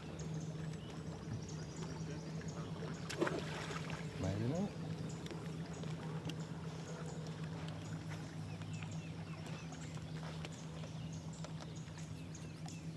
At this point, we're really looking for 3-pound fish. If it ain't at least 2 pounds, it's not gonna pull what we got.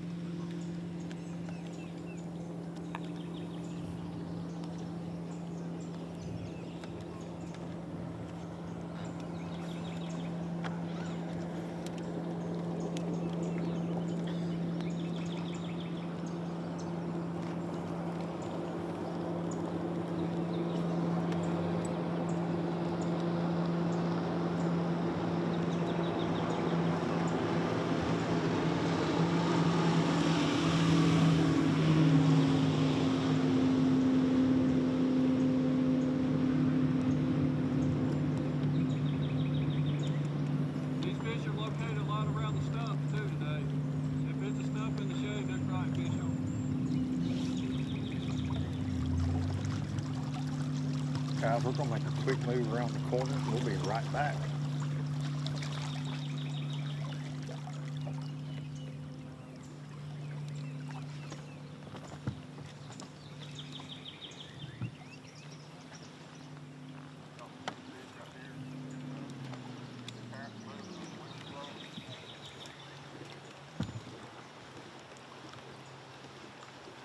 Historically, this has been a good little area for me, especially if there's water moving or wind blowing. Yeah. It always holds some spots.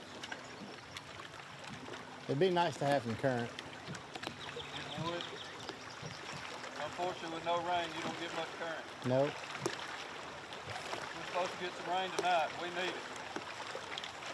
This whole state needs it.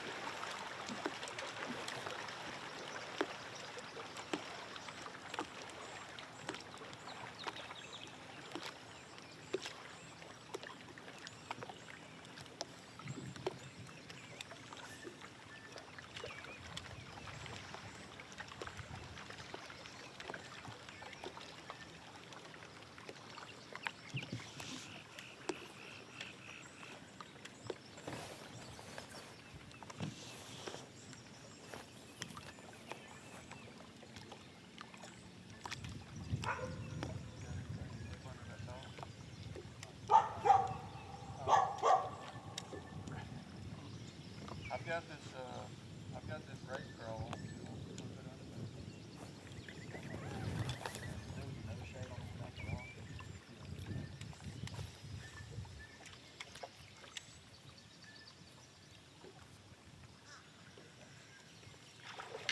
No fish.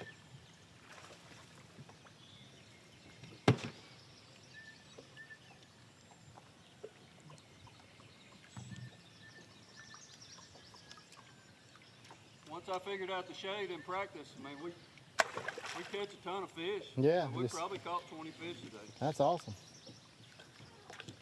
At least it's not a boring day. That's right.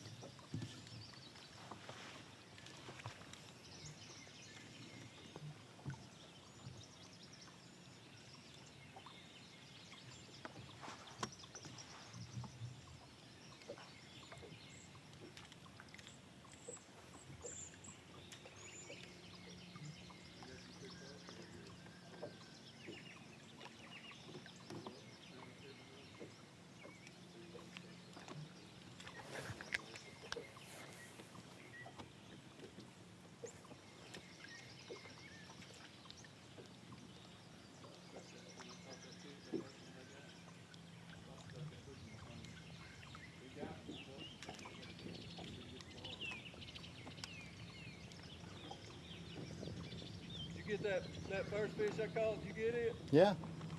I about stuck the barb in my finger while I was getting it unhooked. Yeah. That's why I reached for my pliers.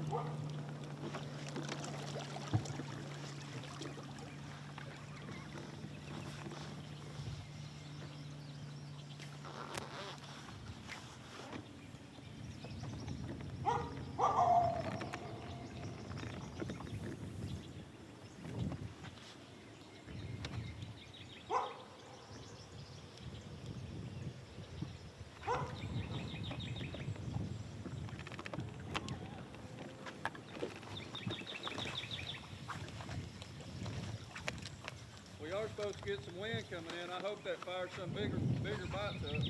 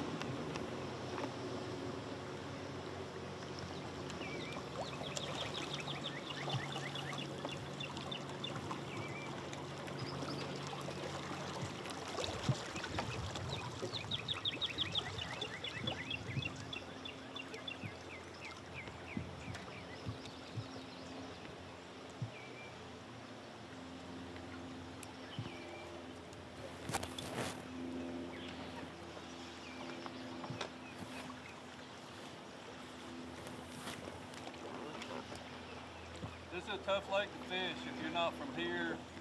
The 225 boats. It is. That's one reason we didn't go down. Is we figured everybody would go down. Yeah.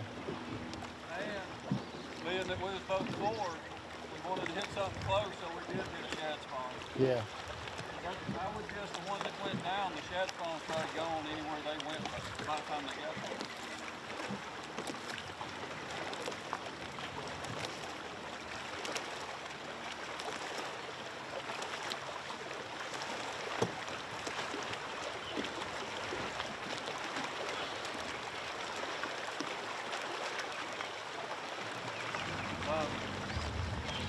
I think Austin and Elliot's been on, I think they're probably going to be on a good bag. Elliot's my nephew.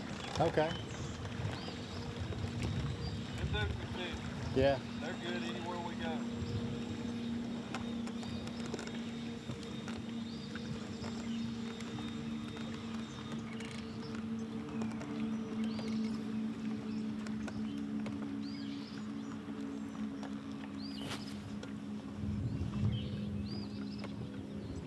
now? Perfect, guys. We're back on the Seaborns. They have, we just, a few minutes ago, we saw them catch a bedfish, a little over 3.5. And they said they had about 40 marked. This is the second stop we've seen them on since then. And the last one, we pulled up and they said that the fish was gone. They're kind of shooting over this little island right here. They kind of snuck in behind.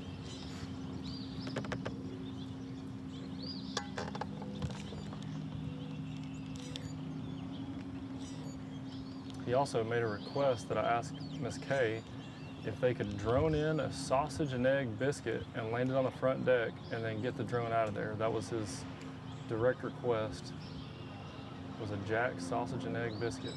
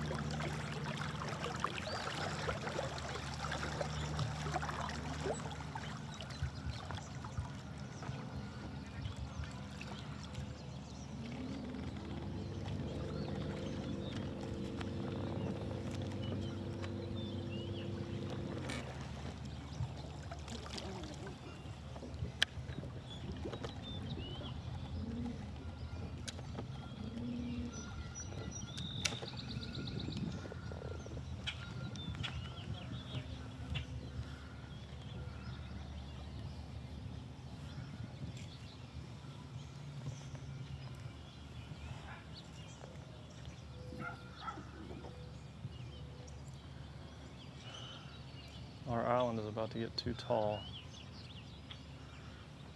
so I have to kind of shoot around it. We could probably just stay on us though, and we'll hop around.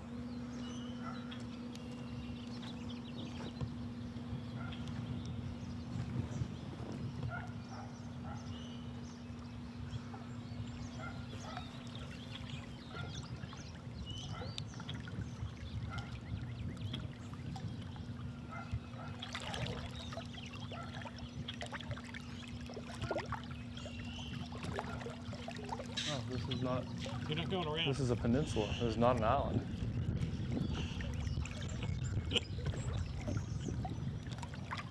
Well, I'm all we got, so we'll just chit chat. Hey, Kenny, this is a great time to do a giveaway. It is. There it is. I have no clue what we were going to give away because they said we have nothing left in inventory.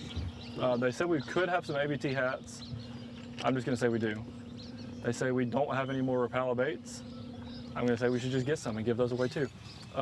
They're flipping crawls. They've got, I don't know exactly what manufacturer they're using. Man, they're just now stopped on a bedfish too, but they're flipping a crawl. So let's do Rapala, let's do the cleanup crawl and a Bronco bug. 1 or 2 packs of each, I don't know, whatever. Let's do 2 packs of each for the winner. If you guess the exact weight, no, I'll do a double giveaway. We'll do 1 ABT hat, 1 pack of Bronco bugs, 1 pack of cleanup crawls if you guess the winner weight. If you guess exactly what the Seaborns weigh in, we'll do another one. Another ABT hat, another cleanup crawl, and another Bronco bug. But you have to guess their exact weight. And they're not, you know, they don't even know we're doing this. That's added pressure they probably don't deserve. But they're bed fishing. You get 3 guesses each. Oh, Angela's gonna hate me on this. Angela, I'm sorry, I'm sorry. Because now she's gotta go look through so many comments. I shouldn't have done that. Oh, the phone, the group text is blowing up right now. I'm sorry. Okay, I'm not gonna lie, I feel very obligated now to help the comments on this. I've already said it though.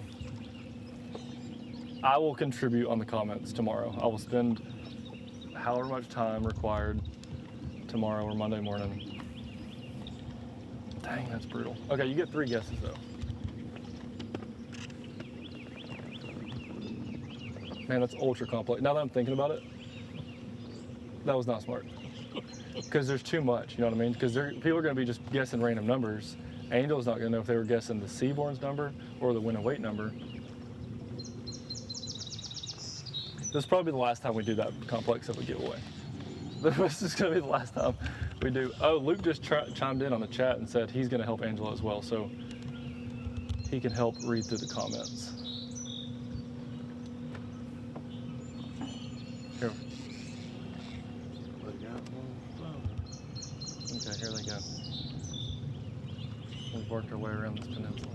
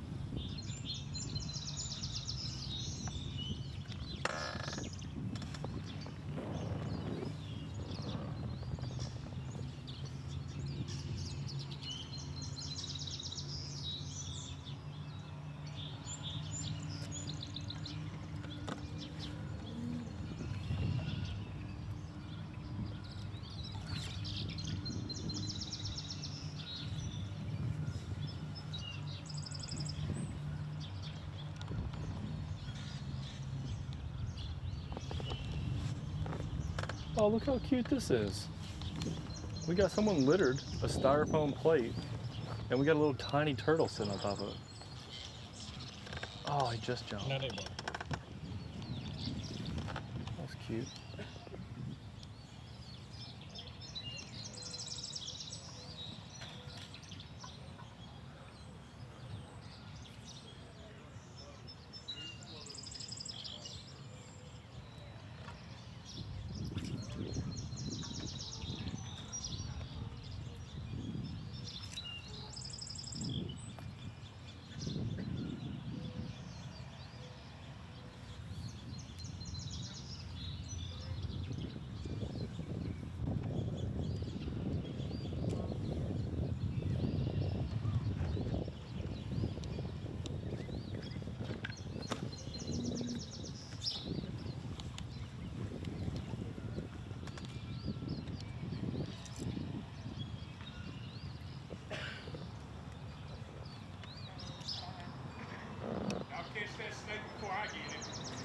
We all gonna jump in here in the last 2 days.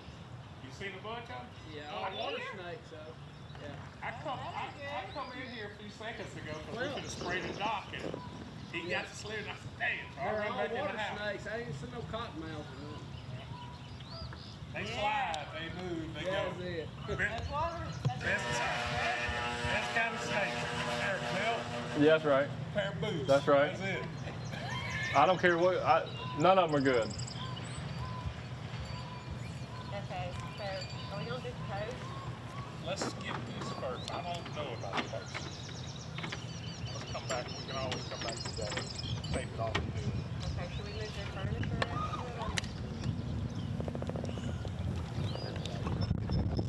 I got it.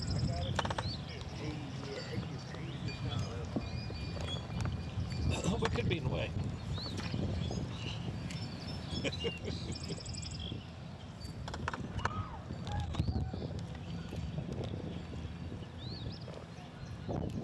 Another tragic story. Yep. But this fish, we got hope for. He's on the bed, and he's real aggressive. But he ain't there right now. But that don't mean he ain't setting out. because it's deep in here. Yeah. We fixing to make a run. So it just pulled off the bed and out here somewhere. Well, they could be sitting there looking at it. Yeah, And not want to pull up. Yeah. I mean, a lot of times fish. all of them won't sit on the nest till the prize hatch. Most of them will back They'll off. get to the stage where they'll just get back where they can see it and not move. Until Sunlight pull them up. Just any little thing and make them come up. Fish, a lot of big brim is what will make it pull up. Yeah. Yeah. How big is that one? He's about 40. Yeah. Yeah, he's a good one. So y'all are fully committed the rest of the day to only bed fishing? 100%. Yeah. Well, I noticed, and it's obviously really important, but I noticed y'all aren't wasting time fishing into these areas. Y'all are going. No, we're not playing around. We're going next. Yeah. I mean, we can run down the banks and practice and see how many fish are going to spawn. Yeah. There's a lot of fish in here to catch, but most of them are 2 pounders. So, Yeah. you know, you can catch them with fish. So, well, of course, we ain't, the rest of our other 2, besides the 2 we got, is just small. We ain't not going to do that until we got to. Yeah. I'll end up catching that on just fishing before the day's over. Hopefully. You know, just corn. It either will or it won't. That's right. But with these guys in this trail, if you don't go for the gusto, you're never going to get it. That's right. Tell Kay never mind on that biscuit. It's on the way. But it is. What she says. Tell her just drop it, I'll catch it. Yeah, I bet it's on the way. Bend over when you get there. All right, guys. Appreciate the coverage. We're done following you. I think we just got. I think Facebook what he said is, when you get a bite, your rod will bend over, and it kind of, you know what I mean. When you got a big one on, that rod tip will. That's what he was talking about. He said that when the drone is going to drop the biscuit, that he would bend over and grab the biscuit for Kay. That's what he said.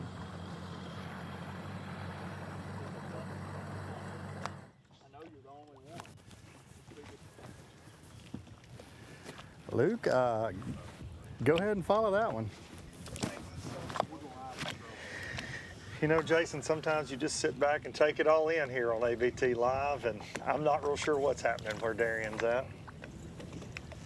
Well, we're on some Or Tennessee where I'm boys at, to here, be Tom honest. Tyler and Russ Reynolds. Well, We're you gonna tell idle them them boys down we just said a little go bit. We're gonna balls. stay with them.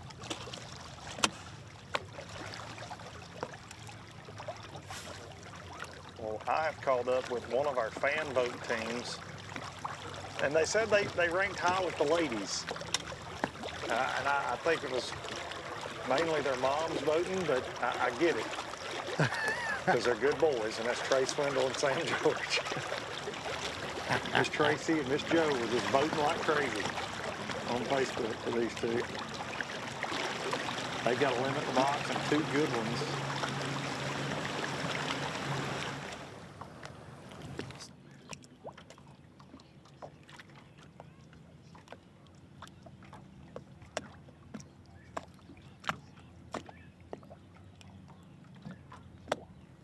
What was y'all's boat number this morning? 185?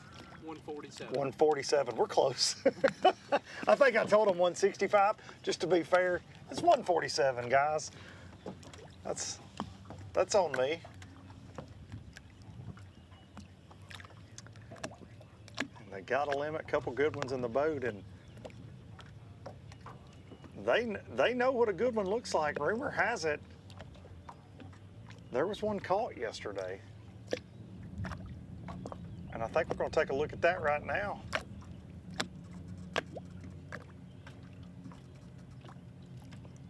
Over 7-pounder yesterday, and so far today, Trace, you hadn't bit again. Not yet. We might sit here all day. Just hoping she does. Just in case. Just in case she wants to bite again. If she shows back up, you're going to be here. I'll be here waiting on her.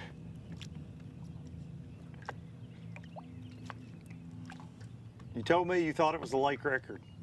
Gotta be. This place ain't got but like 4 bass, and that one weighed 7 something. I figured it's a lake record. Gotta be in the top 5. Yeah, gotta be. And you fished here your whole life. You said you've never seen one that big. Never seen one that big. I have caught like 1 or 2 6-pounders over a 15-year stretch, but no 7, except for yesterday. And when we first pulled up, you said if you had any help at all today, you might be leading this thing, but Sam's really not pulling his weight. I out of line. He's more of an open water kind of fisherman. Yeah, you got him out here in his element now. We're here now. I'm just now getting dialed. Just by dialed, you mean woke up? You just now woke up from your nap? Yeah. Okay.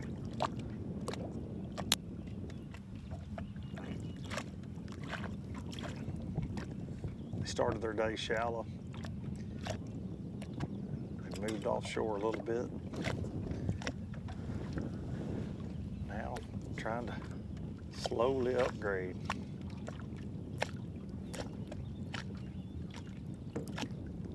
Sitting 22nd in the points, I believe, after 2 events.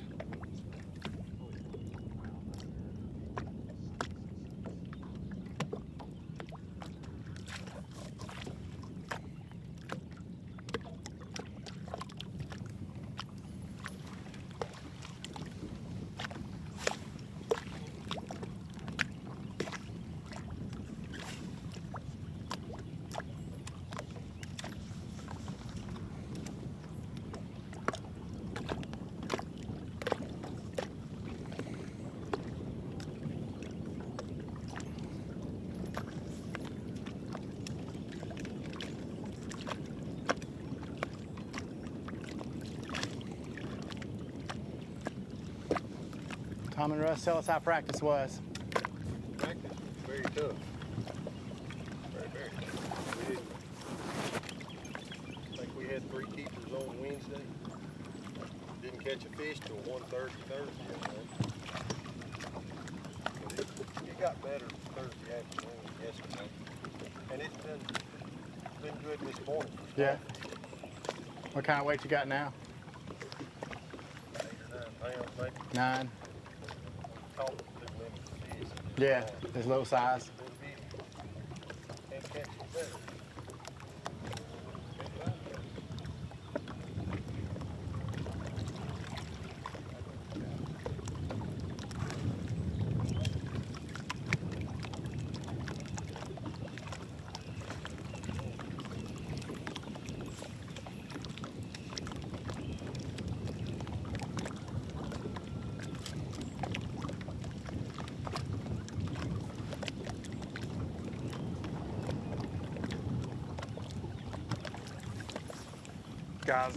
Guys, I'm not trying to startle y'all, but there's a couple folks easing close to y'all on kayaks, so I just hope they're not pirates.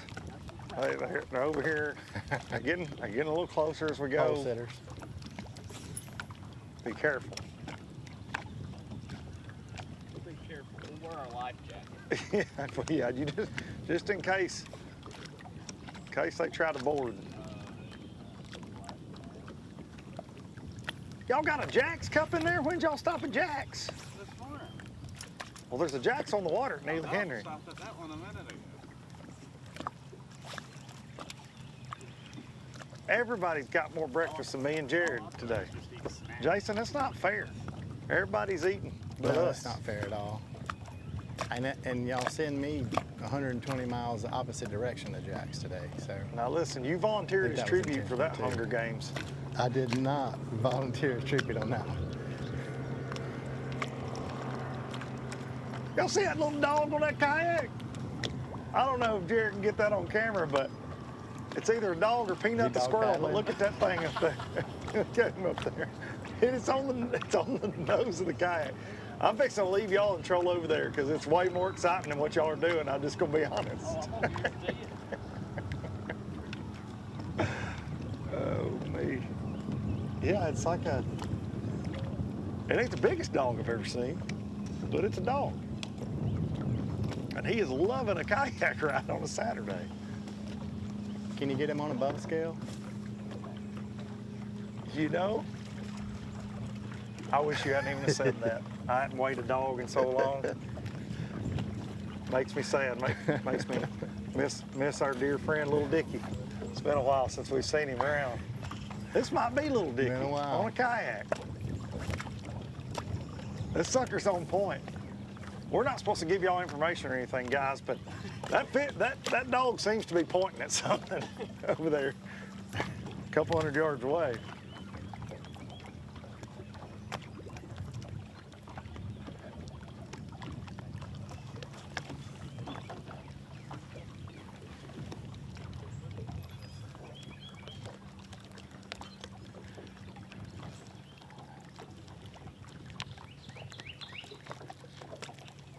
I hadn't seen the dog paddle yet. He really doesn't carry his weight in the kayak.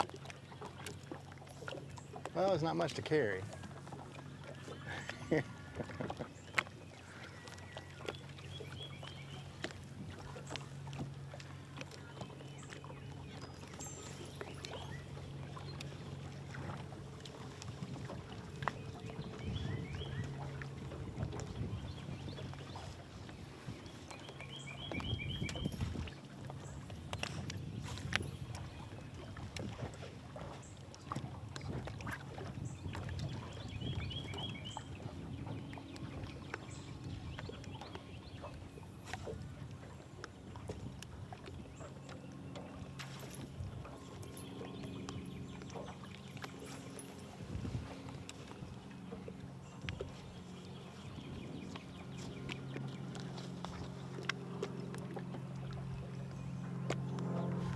Jason, Sam George was so committed to this team and their success at Neely Henry, he fished a tournament on Gunnersville yesterday and practiced the day before for it. He's just sent poor Trey out here to Neely Henry every day this week. And finished third in the tournament on Gunnersville yesterday. So he's got some momentum, but he's not carried it over this morning. Yeah. He's not catching them. I'm not vibing. He said he's not vibing with Neely Henry so far. Well, apparently, if he'd have been here, Trey may not have stuck that big one. True. He might have stopped that. Trey They just may needed have a to 7 show pounder in the boat everybody. right now. Exactly. That was the real reason he went ahead and caught it, just because he was by himself. He knew nobody believed him. Yeah. Had to have photo proof. I had a good practice. He wanted to prove to everybody he had a good practice. I don't weigh enough to get this to go down. Them two.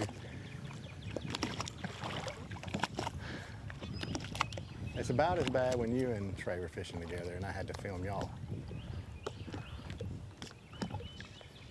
I will agree. The duo of George and Swindle is just as bad as the duo of Duncan and Swindle.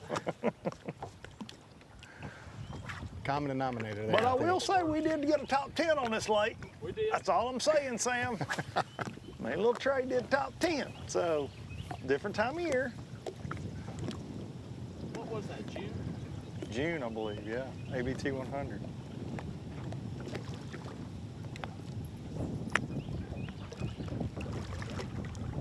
What was y'all's weight that day?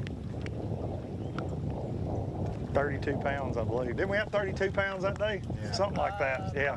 I thought it was 32, 33 I thought pounds. it was a dirty 30. Yeah. Now, I believe that day we had 14 and some change. It was about 9 million degrees. God, it was. Very hot, no wind.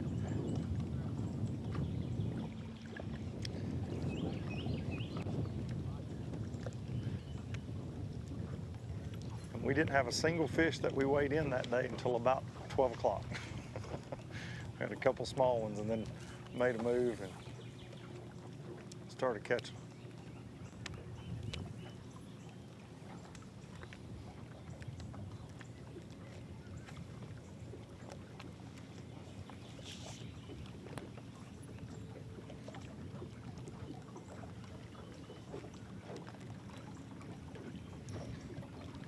Now Trey's doing the live scope thing, Jason, and you know how that goes when you're trying to cover somebody.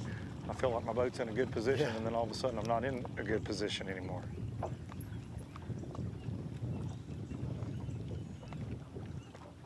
But the good news is I am getting closer to the dog on the kayak. And you know that's where I'm trying to get. That's what the folks at home want. Do they want big spotted bass and largemouth from Neely Henry? Yes. But do they That's really a want to see fan a dog on a kayak? Yes. It looks to be some kind of little terrier critter, like a Boston Terrier. Or... Well, be careful if it's a terrier. Oh, this joker is at full attention. He's at full attention. Nothing getting by him on this kayak.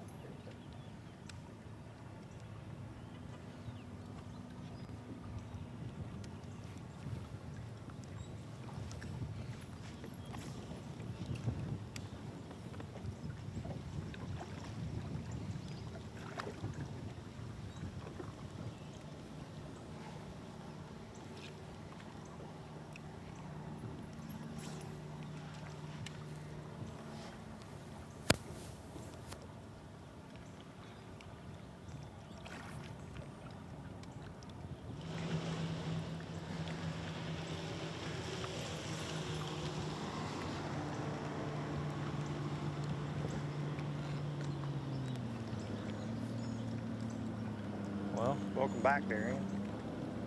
I'm back, man. I'm back. I'm caught up boat number 1, and he said we got 1. I said, well, y'all need to be boat number 5.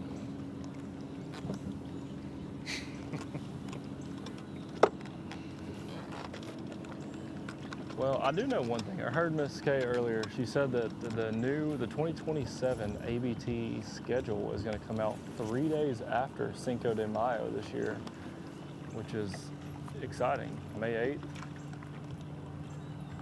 Can't believe we're already talking about coming out with a new schedule. The year has flown by.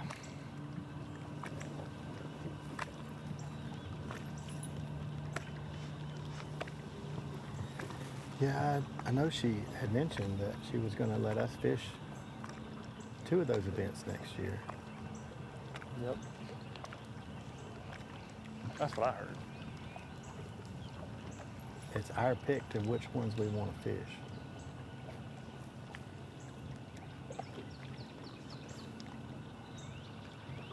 I would pick Lake Jordan and Gunnersville. Well, how do you know they're on the schedule?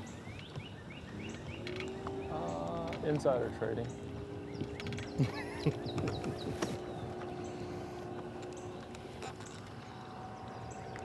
Just kidding. If you're out there listening and you're making your picks on what's the app you can bet on all random things now?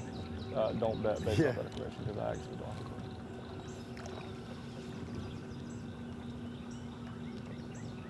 The other side of it How are is, I y'all? wonder if we could register and still get in. Doing good. What's your dog's name? Well, Moochie. Hey, y'all, we got a dog named Moochie out here on the front of a kayak. Moochie? Y'all on Alabama Bass Trail Live. One of our sponsors has a bait called a mooch minnow, so I gotta think that's Moochie's favorite, is a Crush City mooch minnow. Moochie's having the time of his life right now. Moochie's got some ears on him. Moochie is awesome. We thought we saw that from across. I'm like, I think there's a dog on a kayak.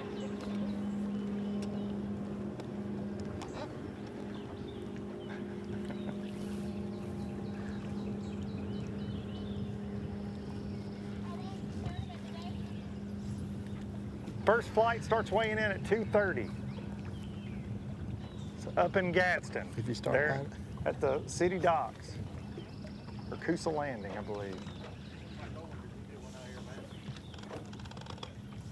Yeah, they have a bunch of them out here. We'll have one more here in June this year.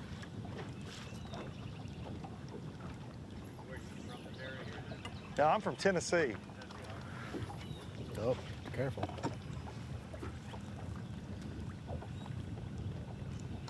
I wouldn't be just bragging about that. That's what I'm saying, careful, Tennessee.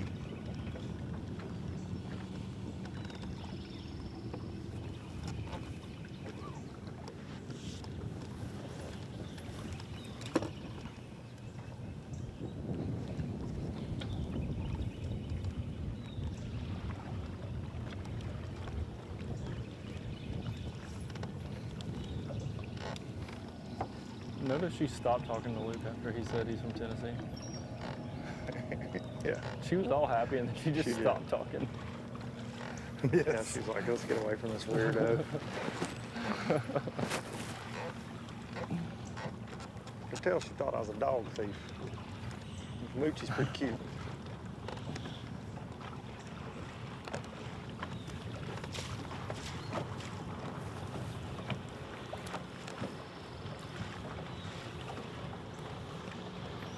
Moochie.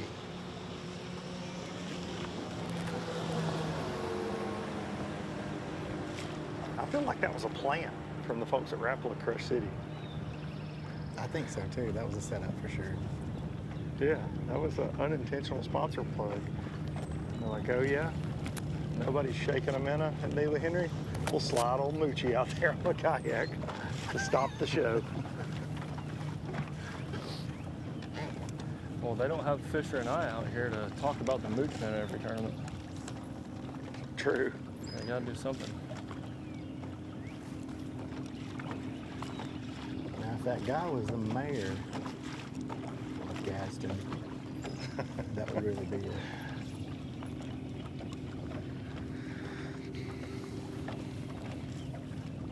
Or the janitor. Either one. Yeah, he probably is. He maybe could be a janitor. It could work. It works either way.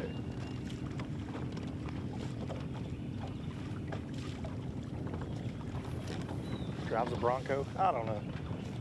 It's a stretch.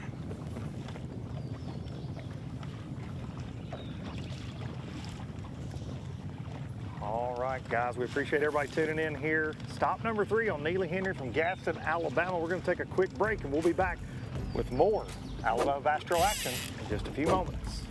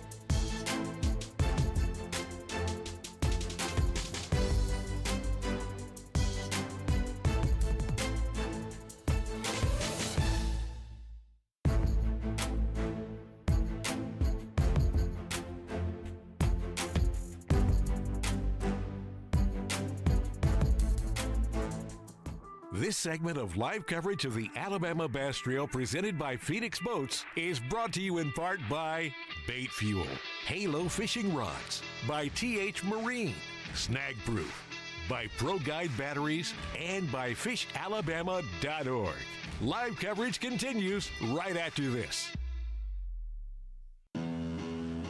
At Phoenix Boats, our passion for fishing is obvious. Whether it's a pro event or fishing with our family and friends, we truly love the sport of fishing. That's why our goal is to make every single Phoenix boat that goes out the door the best fishing platform it can be in both design and construction. We love to fish as much as anyone, and we believe it shows in every boat we build. Phoenix Boats, built by anglers for anglers.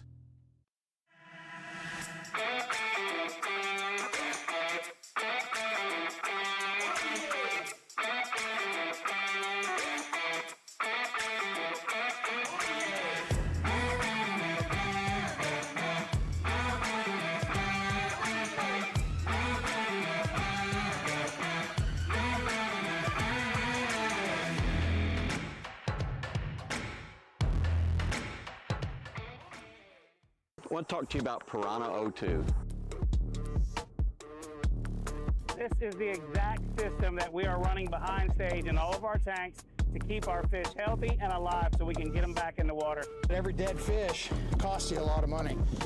So I've been really impressed. It's an oxygen enrichment system that helps out, keeps these fish alive. Now lets you catch and release them. Weight is the key in tournament fishing, so take care of it. Go to Piranha 02 and take a look.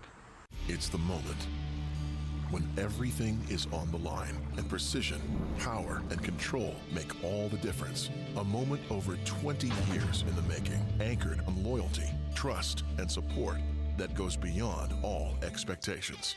A relentless pursuit of perfection. All born from a revolutionary idea to help you rule the water. Power Pole.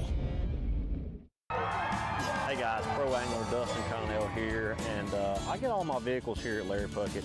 I travel all over, and I've got the 2500 diesel. I love it, tows my boat great, but if you're looking for any vehicle, an SUV, gas burner, or the diesel to tow something with, they've got it here at Larry Puckett. Not corporate owned, locally owned, and they'll treat you like family. Here at Larry Puckett Chevrolet, they let the customers do the talking. This is Jack's Country, where folks love a comeback. Guys, wings are back at Jack's. Okay, Jack. We are so back. That's right, Jack's Classic Wings are back. Sink your teeth into 8 hand-breaded wings with your choice of honey barbecue, bold buffalo, or sweet and spicy. All served with fries and made from scratch ranch. So come on back to Jack's for classic wings, fries, and ranch any day of the week for just $8.99. 10 out of 10. We're Jack's, and we're all about the South. That's fire.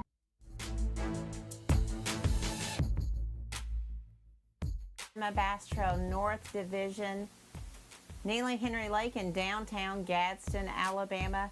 You can see Coosa Landing right there in that drone video.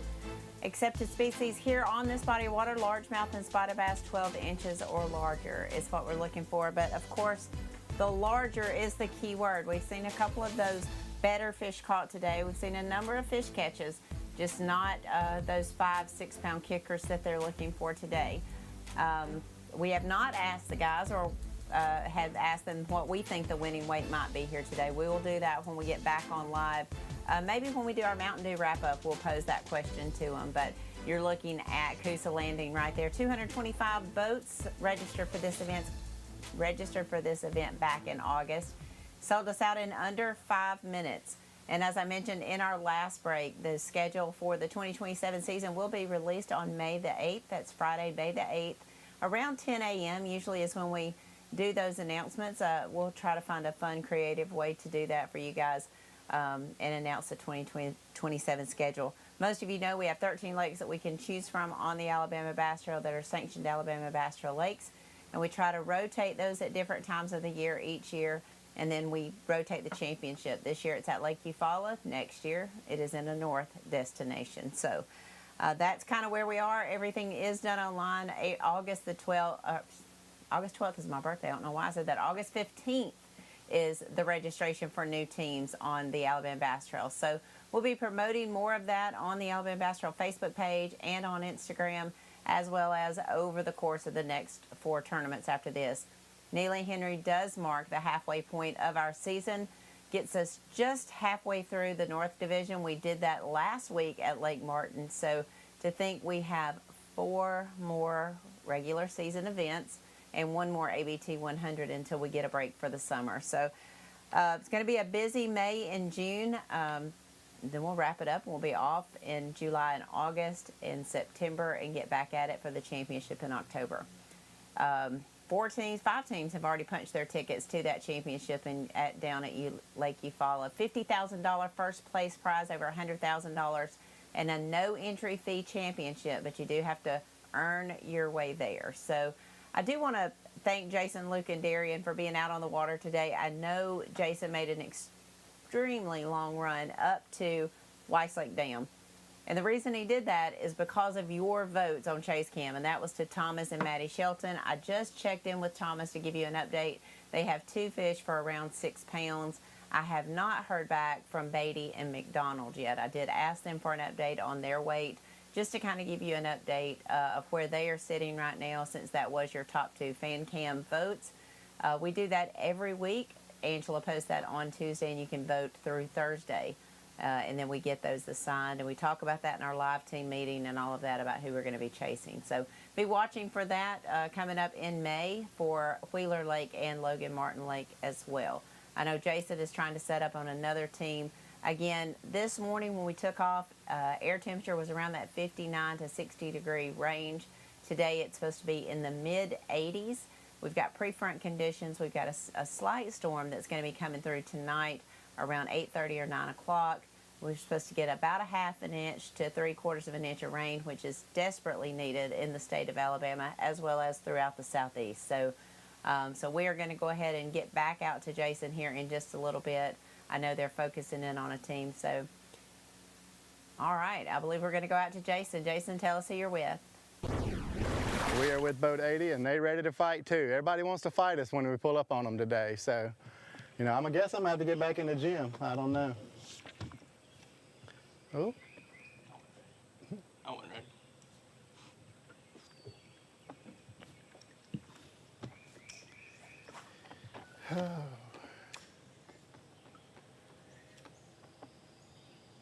What kind of weight you guys got?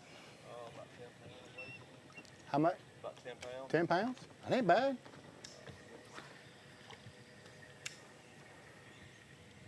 Where'd y'all start this morning? We went south this morning for a little while. Was it crowded down there? More than up here.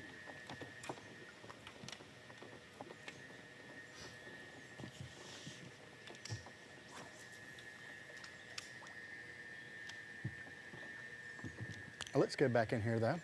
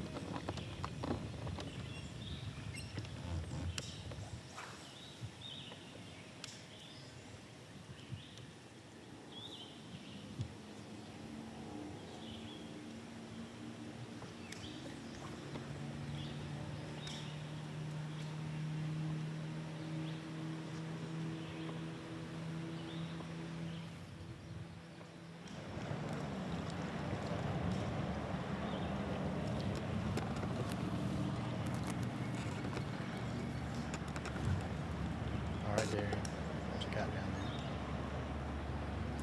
Well, we have caught up with Preston Henson and Adam Lynn. Turn in there. I don't know what they got.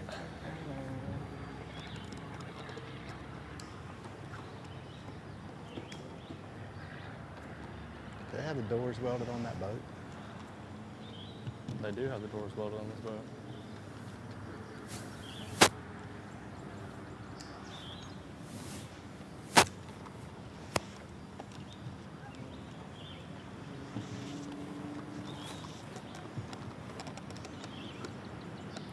What a wrap. Yeah.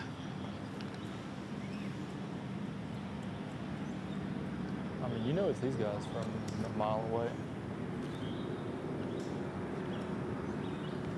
We've got some, I call this just junk fishing in Gadsden. Like, you got chunk rock, huge concrete slab rock, you got some lay down brush that's cut off the bank, some trash mats, some grass, some boat docks, a ramp, an old beat up boat ramp. Like, you got a little bit of everything to just go junk fishing around. How's it going? Yeah? Good ones?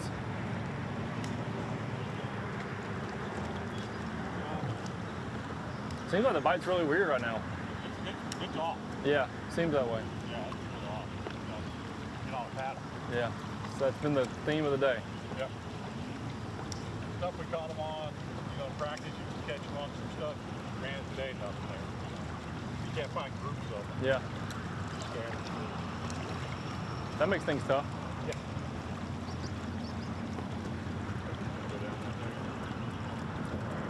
Well, we're gonna get out of here. Alrighty. See you, man. Good luck. All right, well, we're gonna go over to these guys. I'll just stay right here.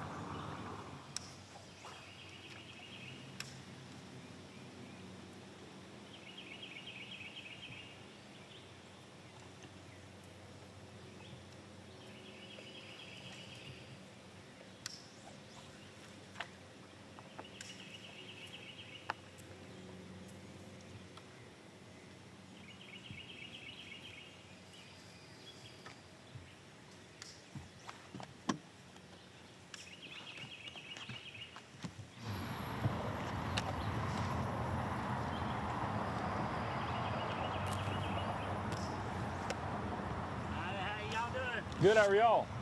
All right. What's your boat number? What's your boat number? 11. Boat number 11. How many y'all got? 3. 3 giants? 3 giants?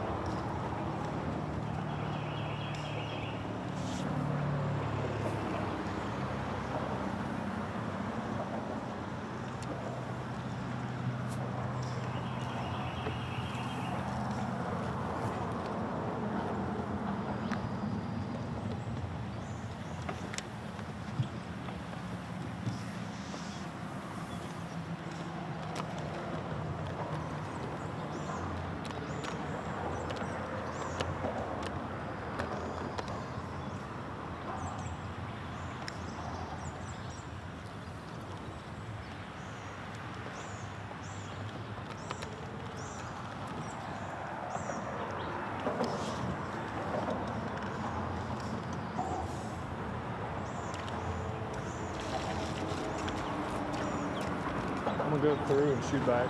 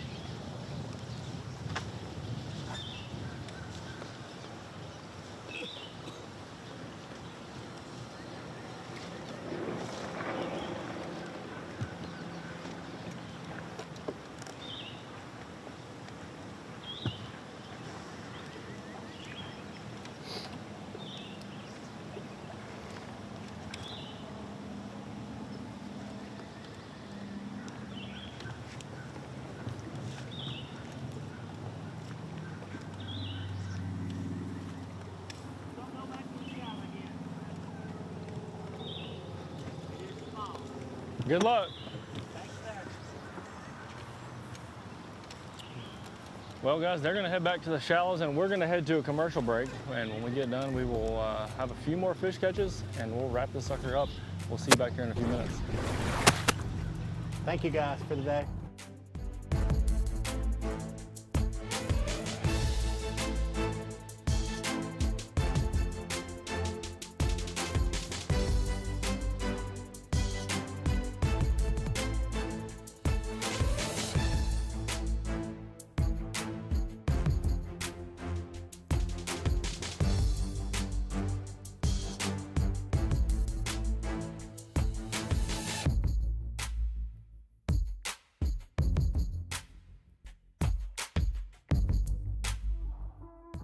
Live coverage of the Alabama Bass Trail is presented by Phoenix Boats and brought to you by Academy Sports and Outdoors, by AmFirst Credit Union, by 13 Fishing, Larry Puckett Chevrolet, and by Jax. It's all about the South.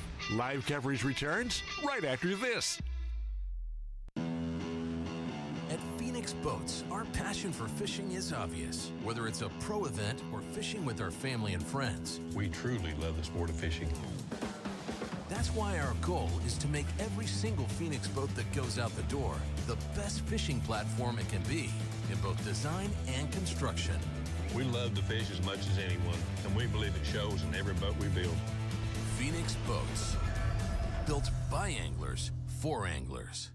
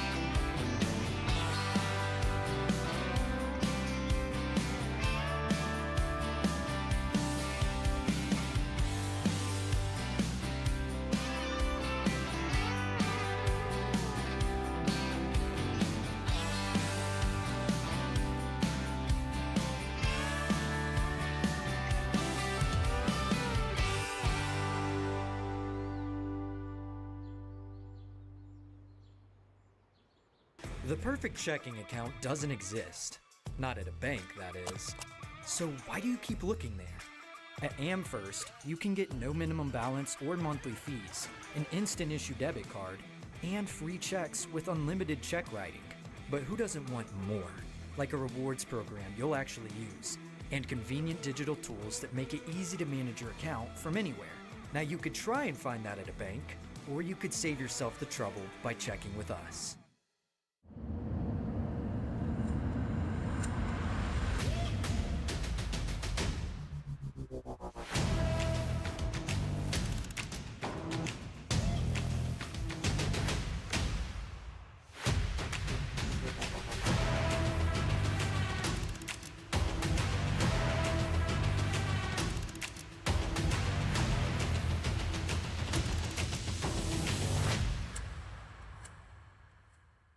This is Jack's Country, where good food travels fast. We are so back. That's right, classic wings are back. Get 8 wings with your choice of 3 sauces, served with fries and ranch for just $8.99. We're Jack's, and we're all about the South. Okay, Jack.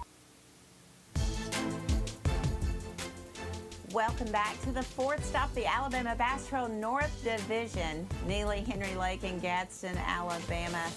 Jason, Darian, and Luke have been out on the water, and we have been back here in the studio keeping things running while these guys are running around Neely Henry Lake. Jason, talk a little bit about what you've seen from Dam all the way back to Coosa Landing.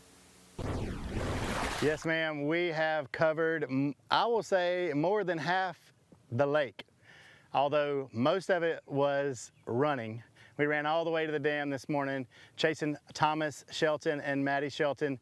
You know, that's a team that was second place for our fan vote this week. Once again, thank you for voting each and every week. We're going to chase the teams that you vote for. So he said he had a really good practice this week. He had 3 fish up there that were really felt like they were locked on. He did catch one of them. He said he could have caught 3 really good ones. I know he did leave the area later, and he had 2 of them he took away from there. Still trying to move around a little bit. He's just down the pocket here, and we weren't able to catch up with him at the end of the day, but he had reported that he had 2 fish. So everything else, we have seen fish catch after fish catch after fish catch. As we stop along the river all the way up, teams are saying, man, we're catching tons of fish, but they're all about this size. So everybody's sitting around 9, 10, 8 pounds. Nobody here really saying, hey, we got a big one. You know, so today's weight, maybe a little smaller than what we expect, you know, but guess what? Somebody's going to catch them. And I think it's those guys that are on the other end of the lake where it seems to be a little more stable. We haven't seen any grass up here. Guys are really flipping the wood, chasing that shad spawn this morning. A lot of guys produced that limit really quick doing that. But Darian, tell us what you saw on your end of the lake. Well, we started off a little shad spawn, but it was slow. It was not what you like. Not a standard really good shad spawn going on in the area that we were in, but we saw some teams capitalize on it. Obviously, you know, I think the teams that found a good shad spawn bite and went straight to that, which it sounds like there definitely was some of those, I bet those are probably going to be the guys that wins. The turn, it just seems tough. I asked Mitch Mitchell earlier, why is this fishing so tough? And he said that the fish are still on bed. There's a lot of fish on bed, but the shad spawn is still happening. So he's like, that just always puts them in a funk, and they're just not biting. So I bet the weights are lower. Miss Kay asked earlier what the winning weight prediction is. I bet it's going to be lower than normal, 17 and a quarter, something like that, maybe a little lower. But who knows? The fish are fat. That's one thing, is if they're spawning, they're fat, and their shad spawns are going to be weigh a little heavier. Who knows? I think this one could be a toss-up. But yeah, my pick, by the way, the Seaborns, sight fishing, all 5 of them. 17 and 3/4. That's my final guess. Luke Duncan, over to you. Darian, did you just say your pick is 17 and a quarter and then 17 and 3/4 all in the same wrap up? I think you did. We'll hold you to one of those at the weigh-in. No, I echo what you're saying. It's been tough out here, man. We've been from Minnesota Bend all the way down to the Canoe Creek area. Haven't really seen anybody just lighten it up. We did, you know, land on a couple shad spawns with some teams like Todd Beatty, Ethan McDonald, our winners from last year. But man, just fish short striking a frog, short striking a swim jig, and only a couple small keepers there from them. And we've just really bounced around to several of our teams, some of our fan vote teams like a Trey Swindle, Sam George. They've moved offshore, dragging around a little bit after starting on the shad spawn, caught a couple nice fish, got a quick limit this morning, but they said they desperately need to upgrade at least 3 more times to even give themselves a chance at being in the running at all. We talked to our buddy Willie D and Jake Young there. They got off to a quick start with 12 pounds. We're working some bedfish to try to upgrade, and then they had cranking battery issues right after that. So hated to see that for them, but they were going to work on getting that jumped off and getting back on their day. Had a lot of time left to go. But I just think it's that typical April time frame. We've had a warmer than normal spring, water temperatures in those low to mid 70s. You do have that shad spawn going on in the morning, but there's still, like we've heard so much today, a lot of fish on the bed and a lot of fish still garden fry. So just kind of in that funky phase right now. They're here, there, and everywhere. So I do think we'll see lower weights, and I will agree with you for once in my life, Darian. I'd say those high 17s could be what takes home that $15,000 this afternoon at Coosa Landing. Miss Kay, one thing's for sure, it'll be a great weigh-in with this ABT North crew. No doubt about it. They are going to catch them. I do want to comment about Will Nichols and Jake Young being out there today when they could not crank their boat. One thing about it, the ABT team cannot offer assistance to anyone in the tournament. We can't give a leg up to anyone in the tournament. So they have to get assistance from someone competing in the tournament. They can't call their buddy that lives on the lake. The rule is they must get assistance from someone that is in the tournament. So that's where the network of anglers comes together, and that's who you can seek assistance from. Our team, whether it's fizzing fish before they're weighed in or anything like that, cannot offer any assistance to any of the teams. So that's why Luke was unable to help Will and Jake out there on the water. So I just wanted to clarify that, because I know several of you are probably wondering why Luke could not help him. So it's not because Luke's a bad guy, because he's not a bad guy, unless you talk to Darian, and then Darian would say that he's a bad guy. But he's not a bad guy. It's just the rules that we can't assist any of the anglers in the tournament. Certainly if it was a life-threatening situation, that would be different. But in this situation, to give them a leg up, we can't do that. So anyway, just wanted to explain that before we get offline today. Just remember, the weigh-in does start at 2:30 right here at Coosa Landing. We do have some private car parking, so we'll have that ready for you. But come out. Luke will be on stage. Darian will be on the side doing all off-stage interviews. Jason uploading and posting to social media. Emma taking care of your tickets. Daniel doing the weigh-in. Everybody's got a job to do here at 2:30. Y'all come back and see us right here on AlabamaBassTrail.org, Facebook, or on YouTube. Have a great Saturday.